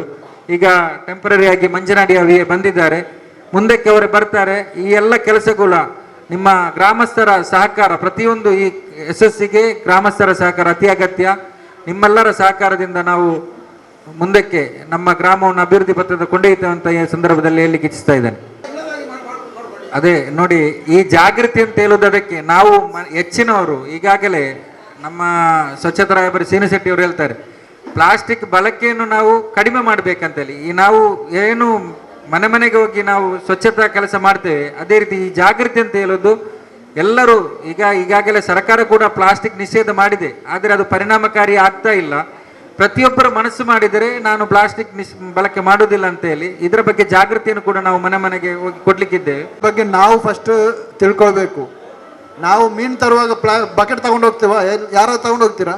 ಹೆಂಗ ಕರೆಂಟ್ ದಿವಸ ಪಾತ ಇರತ್ತಜಿ ಹೆಂಗ್ ಈ ತರ ಲೈನ್ ಮಣ್ಣಾಕಲು ಪಾಡ್ದೇರು ಬಾರಿ ಅಡ್ಡ ಲೈನ್ ಮಣ್ಣಾಕಲು ಕೆಲಸ ಬಲ್ಪೇರು ಹೆಂಗ್ ಕಾಲ್ ಮಲ್ತ ಬೆಟ್ಟಿಗೆ ದೆಪ್ಪೇರು ದುಡ್ಡು ಮಾಕಿ ಇಜ್ಜಕಲಿಗೆ ದುಂಬುದ ಲೈನ್ ಮಣ್ಣಾಕಲು ಬಯ್ಯದ ಬೊಟ್ಟು ಫೋನ್ ಮಲ್ತಾನೆ ಹೆಂಗ್ ಬರೀರ ಹಾಪಿ ದುಡ್ಡು ಕೊರಕು ಮರ ಬಲವರ ಬೇಗ ಬರ್ಪೇರು ಮೇರ ಅಂಚತ್ತು ಓ ರಾತ್ರಿ ಆಡಲು ಹೆಂಗ್ ಕಾಲ್ ಮಲ್ತಂಡ ದೆಪ್ಪೇರು ಇಂಚಿನ ಪರಿಸ್ಥಿತಿ ಕಂಬದ ಕೆಲಸ ಹೆಂಗ್ ಅಂಚಿನ ಕರೆಂಟ್ ಮಗ ಕರೆಂಟ್ ಬಿಲ್ ಹೆಚ್ಚ ಬರ್ಪರಾಗ ಬಿಲ್ ದತ್ತು ತೂಯರಿ ನಿಖಿಲ್ ಹೆಂಚಿನ ಇಂಜ ಅಪಗ ಬಂಡೇರು ಅರ್ಧ ಕಿಲೋದ ಕರೆಂಟ್ ಇಂದು ಇಂಜ 2 ಕಿಲೋ ಬಾಪುಂಡು ಇಂಜನಿಗೆ ಚೇಂಜ್ ಮಲ್ಪಲೆ ಇಂಚಿನ ಪೂರ ಮಾಹಿತಿ ಕೊಡ್ತೀನಿ ಲೈನ್ ಮಣ್ಣಾಕಲಿ ಅವೇ ಲೈನ್ ಮಣ್ಣಾಕಲಿ ಎಂಗ್ಲಿಗೆ ಇಪ್ಪಾಡು ಬಂದದ್ದು ನಂಗೆ 2 ಪಾತ್ರ ಬಂದಿದೆ ನೋಡಿ. ನಿಮಗೆ ಫೋಟೋ ಕಳಿಸಿದ್ದೇನೆ ನಾನು, ಅದರಲ್ಲಿ CC ಕ್ಯಾಮೆರಾ ಇಟ್ಟು ಬಿಡಿ. ಆ ಮೊರಲಕ್ಕೆ ಹೋಗುವ ಉಂಟಲ್ಲ ಅಲ್ಲಿ ಕಸ ಹಾಕ್ತಾರೆ, ನೀವು ಹೇಳಿದ್ರು ಅವ್ರು ಕೇಳುದಿಲ್ಲ. ನೀವು ಹೇಳಿದ್ರು ಅವ್ರಿಗೆ ಗಾಡಿ ಬರ್ತಾ ಉಂಟಲ್ಲ, ಗಾಡಿ ಕರೆಕ್ಟ್ ಬರ್ತಾ ಉಂಟು, ಅಲ್ಲಿ ಬಿಸಾಡಿ ರೋಗ ಬರ್ತದೆ ನೋಡಿ. ಒಂದು CC ಕ್ಯಾಮೆರಾ ಇಟ್ಟು ಬಿಡಿ, ಅಲ್ಲಿ CC ಕ್ಯಾಮೆರಾ ಒಂದು ಇಟ್ಟು ಬಿಡಿ. ನೀವು ಅದು ಆಗಲೇ ಡಿಸ್ಕಷನ್ ಆಯ್ತು. ಅಲ್ಲಲ್ಲ, ನಾವು ಹೇಳುದು ಸಮಸ್ಯೆ ಹೇಳ್ಬೇಕಲ್ಲ, ಅಲ್ಲಿ ಡಿಸ್ಕಷನ್ ಆಯ್ತು. ಕಸ ಘಟಕ ಗಾಡಿ ಬರ್ತಾ ಉಂಟು. ಅಲ್ಲ, ಉಪಾಧ್ಯಕ್ಷರು ಎಲ್ಲ ಹೇಳಿದ್ದಾರೆ, ಅಲ್ಲಿ ಎಲ್ಲೆಲ್ಲಿ ಕಸ ಬಿಸಾಕ್ತಾರೆ, ಅಲ್ಲಿ ಏನೆಲ್ಲ ವ್ಯವಸ್ಥೆ ಮಾಡ್ತಾ ಇದ್ದೇವೆ ಅಂತ ಉಪಾಧ್ಯಕ್ಷರು ಹೇಳಿದ್ದಾರೆ. ನಾವು ಗಮನಕ್ಕೆ ತರಬೇಕಲ್ಲ ಜಾಗವನ್ನು ಅವರಿಗೆ. ಗಮನಕ್ಕೆ ತಂದಿರುವುದಕ್ಕೆ ಅವ್ರು ಹೇಳಿರೋದು. ನಾನು ಒಂದು ಗಮನಕ್ಕೆ ತಂದದ್ದು ಅವರಿಗೆ. ಆಯ್ತು, ಅದು ಗೊತ್ತಿರ್ಲಿಕ್ಕಿಲ್ಲ ಅಂತ ಗಮನಕ್ಕೆ ತಂದದ್ದು ಅಷ್ಟೇ. 2 ಸಲ ಬೇಡ ಅಂತ ಅಷ್ಟೇ. ಅದಲ್ಲ, ಅವರಿಗೆ ಗೊತ್ತಿರ್ಲಿಕ್ಕಿಲ್ಲ ಅಂತ ಗಮನಕ್ಕೆ ತಂದದ್ದು ಜಾಗ. ಆಯ್ತು, ಅವ್ರು ಹೇಳಿದ್ದಾರೆ, ಇವರಿಗೆ ನಾನು ಹೇಳಿದ್ದೇನೆ. ಏನಿಲ್ಲ ಅಂತ ಹೇಳಿದ್ರೆ ಅಂತಿಮವಾಗಿ ಅಧ್ಯಕ್ಷರಿಂದ 2 ಮಾತು. ಇಲ್ಲಿ ನೀವು ಘನತ್ಯಾಜ್ಯ ಘಟಕ ಮಾಡ್ತೀರಾ ಅಂತ ಹೇಳಿ ಕಳೆದ 2 ವರ್ಷದ ಮುಂಚೆ ನೀವು ಹೇಳಿದ್ದೀರಿ. ಇನ್ನೂ ಅದಾಗಲಿಲ್ಲ. ಲಾಸ್ಟ್ ಟೈಮ್ ತಹಶೀಲ್ದಾರ್ ಅವರು ಕೂಡ ಬಂದರೂ ಕೂಡ ನೀವು ಅಲ್ಲಿ ಸ್ಥಳ ವೀಕ್ಷಣೆ ಕೂಡ ಮಾಡಿದ್ದೀರಿ, ಇನ್ನೂ ಕೂಡ ಆಗಲಿಲ್ಲ. ಪಂಚಾಯತಿಗೆ ಗಾಡಿ ಇದೆ ಆಲ್ರೆಡಿ, ಈ ಹೊರಗಡೆ ಯಾಕೆ ಕೊಡ್ತಾ ಇದ್ದೀರಿ? ನಮ್ಮ ತೆರಿಗೆ ಹಣವನ್ನು ಯಾಕೆ ನೋಡಿ, 2 ವರ್ಷದಿಂದ ಅದು ಸ್ಥಳ ಅಪ್ರೂವಲ್ ಆಗಿರಲಿಲ್ಲ. ಆ ನಂತರ ಮೊದಲಾದಂತಹ ಸ್ಥಳ ಅಲ್ಲಿ ಊರ ಗ್ರಾಮಸ್ಥರ ಒಬ್ಜೆಕ್ಷನ್ ಇತ್ತು. ಮೊದಲಾದ ಕಡೆಯಲ್ಲಿ ಇಲ್ಲಿ ಆಗ್ಬಾರ್ದು, ಇಲ್ಲಿ ಮಾಡಬಾರ್ದು ಅಂತೇಳಿ ನಮ್ಮ ಬೋಳ ಪರಿಸರದ ಜನರ ಆಬ್ಜೆಕ್ಷನ್ ಇರುವುದರಿಂದ ಅಲ್ಲಿ ನಾವು ಪ್ರತಿಭಟನೆ ಮಾಡ್ತೇವೆ, ಇಲ್ಲಿ ಮಾಡಬಾರ್ದು ಅಂತೇಳಿ ಅವರು ಆಬ್ಜೆಕ್ಷನ್ ಮಾಡಿದ್ರು. ಅದನ್ನು ನಾವು ಗಣನೆಗೆ ತೆಗೆದುಕೊಂಡು ಸಮಸ್ಯೆ ಬೇಡಲ್ಲ ಅಂತೇಳಿ ಬೇರೆ ಕಡೆ ನಾವು ಶಿಫ್ಟ್ ಮಾಡಿದೆವು. ಅಲ್ಲಿ ಕೂಡ ಬೇರೆ ಪ್ರೈವೇಟ್ ಲ್ಯಾಂಡ್ ಇರುವುದರಿಂದ ನೀವು ಅದನ್ನು ಅಸಮರ್ಪಕವಾಗಿ ಮಾಡಬಾರ್ದು, ಅವೈಜ್ಞಾನಿಕವಾಗಿ ಮಾಡಬಾರ್ದು, ಸರಿಯಾಗಿ ಮಾಡಬೇಕಂತೇಳಿ ಅವರ ಇದರ ಮೇಲೆ ನಾವು ಅದಕ್ಕೆ ಮತ್ತೆ ಅಪ್ರೂವಲ್ ಆಗಿ ಬರುವಾಗ ಲೇಟ್ ಆಯಿತು. ಈಗಾಗಲೇ ಟೆಂಡರ್ ಪ್ರಕ್ರಿಯೆ ಆಗಿರಲಿಲ್ಲ, ಟೆಂಡರ್ ಪ್ರಕ್ರಿಯೆ ಆಗಿದೆ. ಈಗ ಕಾಮಗಾರಿ ಕೂಡ ಚಾಲನೆ ಕೊಟ್ಟಿದೆ. ಒಂದು 3-4 ತಿಂಗಳೊಳಗಡೆ ಅದು ಫುಲ್ಲಾಗಿ ಕೆಲಸಕ್ಕೆ ಬರ್ತದೆ. ಆದರೂ ಕೂಡ ಈಗ ತ್ಯಾಜ್ಯ ಘಟಕ ನಮ್ಮದೇ ಪಂಚಾಯತ್ ಸ್ವಂತ ಆದರೂ ಕೂಡ ನಾವು ಈಗಾಗಲೇ ಟ್ಯಾಕ್ಸ್ ಇದನ್ನು ನಾವು ಕೊಡ್ತಾ ಇಲ್ಲ. ಪ್ರತಿಯೊಂದು ಮನೆಗೆ ನಾವು ಏನು ಚಾರ್ಜ್ ಹಾಕಿದ್ದೇವೆ. ನಾವು ತ್ಯಾಜ್ಯ ಘಟಕ ನಮ್ಮ ಸ್ವಂತವೇ ಆದರೂ ಕೂಡ ಪ್ರತಿಯೊಂದು ಮನೆಯವರು ಹಣವನ್ನು ಪಾವತಿ ಮಾಡಲೇಬೇಕು. ಯಾಕಂದರೆ ಡೀಸೆಲ್ ಬೇಕು, ಗಾಡಿ ಚಾಲನೆ ಮಾಡಲಿಕ್ಕೆ ಒಬ್ಬ ಡ್ರೈವರ್ ಬೇಕು, ಹೆಲ್ಪರ್ ಬೇಕು. ಮತ್ತು ಅಲ್ಲಿ ವಿಲೇವಾರಿ ಕಸವನ್ನು ನಾವು ಕೊಟ್ಟಂಥ ಪ್ರತಿಯೊಂದು ಮನೆಯವರು ಏನು ಕರೆಕ್ಟಾಗಿ ವಿಂಗಡಣೆ ಮಾಡಿ ಕೊಡೋದಿಲ್ಲ ಕಸವನ್ನು. ಅದು ಹಸಿ ಮತ್ತು ಒಣ ಕಸ ಮಿಕ್ಸ್ ಮಾಡಿ ಕೊಡ್ತಾರೆ. ಅದನ್ನು ವಿಂಗಡಣೆ ಮಾಡಲಿಕ್ಕೆ ಅಲ್ಲಿ ಕೆಲಸಕ್ಕೂ ಕೂಡ 4-5 ಸಿಬ್ಬಂದಿಗಳು ಬೇಕಾಗ್ತದೆ ಘಟಕದಲ್ಲಿ. ಅದು ಒಂದು ಘನತ್ಯಾಜ್ಯ ಘಟಕವನ್ನು ನಿರ್ವಹಣೆ ಮಾಡೋದು ಸುಲಭದ ಮಾತಲ್ಲ. ಅದು ನಾವು ನಮ್ಮ ನರಿಂಗಾನ ಪಂಚಾಯತಿಂದ ಉಜಿರೆ ಹಾಗೂ ಇನ್ನಿತರ 2-3 ಪಂಚಾಯತಿನ ಘಟಕಕ್ಕೆ ಈಗಾಗಲೇ ನಾವು ಭೇಟಿ ಕೊಟ್ಟಿದ್ದೇವೆ, ಪ್ರತಿಯೊಂದು ಸದಸ್ಯರು ಹಾಗೂ ಪಂಚಾಯತ್ ಸಿಬ್ಬಂದಿಗಳು. ಸಾಮಾನ್ಯ ಮಾತಲ್ಲ. ನೀವೇನು 100 ರೂಪಾಯಿ ಅಥವಾ 75 ರೂಪಾಯಿ ಏನಾದ್ರು ಕೊಡ್ಬೋದು, ಆದರೆ ಅದನ್ನು ನಿರ್ವಹಣೆ ಮಾಡಲಿಕ್ಕೆ ಬಹಳ ಕಷ್ಟವಾದಂಥ ಕೆಲಸ. ಆದರೂ ಕೂಡ ನೀವು ಈ ಹಣವನ್ನು ಕಡ್ಡಾಯವಾಗಿ ಕೊಡಬೇಕು. ಆ ಒಂದು ಲೆಕ್ಕದಲ್ಲಿ ಈಗ ನಾವು ಕೊಡುವುದು ಅಷ್ಟೇನು ದೊಡ್ಡ ಹಣ ಅಲ್ಲ. ಯಾಕೋ ನಾವೀಗ ಹೊರಗಿನವರಿಗೆ ಕೊಡುವುದು ದೊಡ್ಡ ಹಣ ಅಲ್ಲ, ಆದ್ರೂ ಕೂಡ ಇದು ಪರ್ಮನೆಂಟ್ ಅಲ್ಲ. ಯಾವಾಗ ಪಚ್ಚನಾಡಿ ಎಲ್ಲ ಇನ್ನಿತರ ಪ್ರದೇಶದಲ್ಲಿ ಏನೋ ಹೊರಗಿನ ಕಸ ತರಬಾರ್ದಂತೆಲ್ಲ ಅವರೇನಾದ್ರೂ ಬ್ಯಾನ್ ಮಾಡಿದ್ರೆ ನಮ್ಮ ಕಸ ಎಲ್ಲಿಗೂ ಕೂಡ ವಿಂಗಡಣೆ ಮಾಡ್ಲಿಕ್ಕೆ ಆಗುದಿಲ್ಲ. ಆದ್ದರಿಂದ ಗ್ರಾಮ ಮಟ್ಟದಲ್ಲಿ ವಿಂಗಡಣೆ ಆಗ್ಬೇಕಾದ್ರೆ ಘಟಕ 3 ತಿಂಗಳಲ್ಲಿ ಈಗಾಗಲೇ ಕಾಮಗಾರಿಗೆ ಚಾಲನೆ ಆಗಿದೆ. 3 ತಿಂಗಳಲ್ಲಿ ಘಟಕದ ಕಾಮಗಾರಿ ಪೂರ್ಣಗೊಳ್ಳುತ್ತದೆ. ಪ್ರತಿಯೊಂದು ಮನೆಯವರು ಹಣವನ್ನು ಪಾವತಿ ಮಾಡಲೇಬೇಕು. ಯಾಕಂದ್ರೆ ತಮ್ಮ ಮನೆಯ ತ್ಯಾಜ್ಯವನ್ನು ತಕೊಂಡು ಹೋಗ್ಲಿಕ್ಕೆ ಅದು 100 ರೂಪಾಯಿ ಅಂತೇಳಿ ನಾವು ಇಟ್ಟಿದ್ದೇವೆ. ಈಗಾಗಲೇ ನಾವು ಅದು ಕಡಿಮೆ ಮಾಡಲಿಕ್ಕೆ ಏನಾದರೂ ಅವಕಾಶ ಇದ್ರೆ ನಾವು ಖಂಡಿತ ಒಂದು 25 ರೂಪಾಯಿಗೆ ಕಡಿಮೆ ಮಾಡ್ತೇವೆ. ಇಲ್ಲ ಅಂದ್ರೆ 100 ರೂಪಾಯಿ ಕಡ್ಡಾಯ, ಪ್ರತಿಯೊಂದು ಮನೆಯವರಿಗೂ ಕೂಡ ನಾವು ಕಡ್ಡಾಯ ಮಾಡೇ ಮಾಡ್ತೇವೆ. ಅದು ಇಲ್ಲೊಂದು ಆಟೋ ಪಾರ್ಕ್ ಅಲ್ಲಿದೆ, ಇಲ್ಲೊಂದು ಸ್ಕೂಟರ್ ಪಾರ್ಕ್ ಇದೆ. ಅದು ಯಾವುದಕ್ಕೋಸ್ಕರ? ಅದರಲ್ಲಿ ಇನ್ಕಮ್ ಬರಲ್ವಾ? ಅದು ಅಲ್ಲಿ ಅವರಿಗೆ ತೊಂದರೆ ಆಗ್ತದೆ. ಮೊನ್ನೆ ಕೂಡ ಸಭೆಯನ್ನು ಮಾಡಿದ್ದೆವು. ಅಲ್ಲಿ ಬಿಲ್ಡಿಂಗಿಗೆ ತೊಂದರೆ ಆಗ್ತದೆ, ಬಸ್ ಸ್ಟ್ಯಾಂಡ್ ನಿಲ್ಲಿಸಬಾರ್ದು ಅಂತೇಳಿ, ಸ್ವಲ್ಪ ಈಚೆ ಕಡೆ ಪಾರ್ಕ್ ಮಾಡ್ಬೇಕಂತೇಳಿ ಆಟೋ ಚಾಲಕರ ಮತ್ತು ಮಾಲಕರ ಸಭೆಯನ್ನು ಕೂಡ ಮೊನ್ನೆ ನಾವು ಮಾಡಿದ್ದೆವು. ಅದು ಕೂಡ ಅವರು ಎಲ್ಲಿಯಾದರೂ ಅಲ್ಲಿ ನಿಲ್ಲಿಸುವುದಿಲ್ಲ ಅಂದ್ರೆ ನಾವು ಸಾರ್ವಜನಿಕ ನಮ್ಮ ಗ್ರಾಮದ ಆಟೋ ಪಾರ್ಕ್ ಅಂತೇಳಿ ನಾವು ಮಾಡಿದ್ದೇವೆ. ಅವರಿಗೆ ಅಲ್ಲಿ ಅನಾನುಕೂಲ ಆಗ್ತದೆ ಅಂತ ಹೇಳಿದ್ರು. ಈಗ ನಿಲ್ಲಿಸದಿದ್ರೆ ಆ ಕಾಮಗಾರಿ ಏನು ಅನುದಾನ ನಾವು ಸರ್ಕಾರದನ್ನು ವ್ಯರ್ಥ ಮಾಡ್ಲಿಕ್ಕೆ ಹೋಗುದಿಲ್ಲ, ಅದನ್ನು ಬೇರೆ ಏನಾದರೂ ಇನ್ನಿತರ ಮಾರ್ಕೆಟ್ ಅಥವಾ ಇನ್ನಿತರ ಕೆಲಸ ವ್ಯವಸ್ಥೆಗೆ ನಾವು ಕಲ್ಪಿಸ್ತೇವೆ ಅಂತೇಳಿ ಕಳೆದ ಸಭೆಯಲ್ಲಿ ನಾವು ತೀರ್ಮಾನ ಮಾಡಿದ್ದೇವೆ. ವೇದಿಕೆಯಲ್ಲಿ ಆಸೀನರಾದ ಉಪಾಧ್ಯಕ್ಷರೇ ಹಾಗೂ ಪಂಚಾಯತ್ ಅಭಿವೃದ್ಧಿಕಾರಿಯರೇ ಹಾಗೂ ಎಲ್ಲ ಸರ್ವ ಸದಸ್ಯರೇ ಹಾಗೂ ಎಲ್ಲ ಇಲಾಖಾ ಅಧಿಕಾರಿಯವರೇ ಹಾಗೂ ಆಶಾ ಕಾರ್ಯಕರ್ತರೇ, ಅಂಗನವಾಡಿ ಟೀಚರ್ಸ್ರವರೇ ಹಾಗೂ ಗ್ರಾಮಸ್ಥರೇ, ಗ್ರಾಮದ ಅಧ್ಯಕ್ಷರಾಗಿ 2.5 ವರ್ಷಗಳ ಕೆಲಸ ಮಾಡಲು ಒಳ್ಳೆಯ ರೀತಿಯಲ್ಲಿ ಸಹಕಾರವನ್ನು ನೀವು ನೀಡಿದ್ದೀರಿ. ಹಾಗೆಯೇ ನನ್ನ ಗ್ರಾಮದ ಹೆಚ್ಚಿನ ಅಭಿವೃದ್ಧಿಯನ್ನು ನಾವು ಕೂಡ ಇಲ್ಲಿ ಮಾಡಿದ್ದೇವೆ. ಗ್ರಾಮದ ಸಮಸ್ಯೆಯನ್ನು ತುಂಬ ಪರಿಹಾರ ಮಾಡಿದ್ದೇವೆ. ಇವತ್ತಿನ ಗ್ರಾಮ ಸಭೆಯಲ್ಲಿ ಸಮಸ್ಯೆಗಳು ತುಂಬ ಕಡಿಮೆಯಾದೇ ಕಾಣುತ್ತಿತ್ತು. ಏಕೆಂದರೆ ಕೇವಲ ಮೆಸ್ಕಾಂನದ್ದು ಮಾತ್ರ ಇತ್ತು. ಹಾಗೆಯೇ ನನ್ನ ಈ ಅಧ್ಯಕ್ಷ ಸ್ಥಾನಕ್ಕೆ ಗ್ರಾಮಸ್ಥರು ಹಾಗೂ ನಮ್ಮ ಎಲ್ಲ ಸದಸ್ಯರು ಕೂಡ ಯಾವುದೇ ಕಪ್ಪು ಚುಕ್ಕೆ ಬಾರದಂತೆ ಒಳ್ಳೆಯ ರೀತಿಯಲ್ಲಿ ಸಹಕಾರವನ್ನು ಕೊಟ್ಟಿದ್ದೀರಿ. ಹಾಗೆ ಇನ್ನು ಮುಂದೆ ಕೂಡ ನಾವು ಗ್ರಾಮದ ಸಮಸ್ಯೆಗಳು ತುಂಬ ಇವೆ. ಸಮಸ್ಯೆಗಳು ಗ್ರಾಮದಲ್ಲಿ ಮುಗಿಯುವುದಿಲ್ಲ. ನಮ್ಮ ಗ್ರಾಮದಲ್ಲಿ ಎಷ್ಟು ಪಂಚಾಯತ್ಗೆ ಅನುದಾನ ಬರ್ತೇವೋ ಅಷ್ಟು ರೀತಿಯಲ್ಲಿ ನಾವು ಎಲ್ಲ ಕೆಲಸ ಕಾರ್ಯಗಳನ್ನು ಇಷ್ಟರವರೆಗೆ ಮಾಡಿದ್ದೆವು. ಇನ್ನೂ ಕೂಡ ಗ್ರಾಮದ ಅಭಿವೃದ್ಧಿಗಾಗಿ ನಾನು ಶ್ರಮಿಸುತ್ತೇನೆ ಎಂದು ಹೇಳುತ್ತಾ ನನ್ನ ಮಾತನ್ನು ಮುಗಿಸುತ್ತೇನೆ. 2022-23ನೇ ಸಾಲಿನ ದ್ವಿತೀಯ ಹಂತದ ನರಿಂಗಾನ ಗ್ರಾಮ ಪಂಚಾಯತ್ನ ಗ್ರಾಮ ಸಭೆಯನ್ನು ನಡೆಸಿಕೊಟ್ಟಂತಹ ಗ್ರಾಮ ಪಂಚಾಯತ್ ಅಧ್ಯಕ್ಷರಿಗೆ ತುಂಬ ಹೃದಯದ ಧನ್ಯವಾದಗಳು. ಹಾಗೆಯೇ ಇಂದಿನ ಗ್ರಾಮ ಸಭೆಯ ಮಾರ್ಗದರ್ಶಿ ಅಧಿಕಾರಿಯಾಗಿ ಗ್ರಾಮ ಸಭೆಯನ್ನು ಯಶಸ್ವಿಯಾಗಿ ನಡೆಸಿಕೊಟ್ಟಂತಹ ನಮ್ಮ ಮಾರ್ಗದರ್ಶಿ ಅಧಿಕಾರಿಯವರಿಗೂ ತುಂಬ ಹೃದಯದ ಧನ್ಯವಾದಗಳು. ಹಾಗೆಯೇ ಉಪಸ್ಥಿತರಿರುವಂತಹ ಗ್ರಾಮ ಪಂಚಾಯತ್ನ ಸರ್ವ ಸದಸ್ಯರಿಗೂ ಕೂಡ ಪ್ರೀತಿಪೂರ್ವಕವಾದಂತಹ ಧನ್ಯವಾದಗಳು. ಹಾಗೆಯೇ ಈ ಗ್ರಾಮ ಸಭೆಯನ್ನು ಯಶಸ್ವಿಯಾಗಿ ನಡೆಸಲು ಸಹಕರಿಸಿದಂತಹ ಎಲ್ಲ ಇಲಾಖೆಗಳ ಅಧಿಕಾರಿ ವರ್ಗದವರೆಲ್ಲರಿಗೂ ಕೂಡ ತುಂಬ ಹೃದಯದ ಧನ್ಯವಾದಗಳು.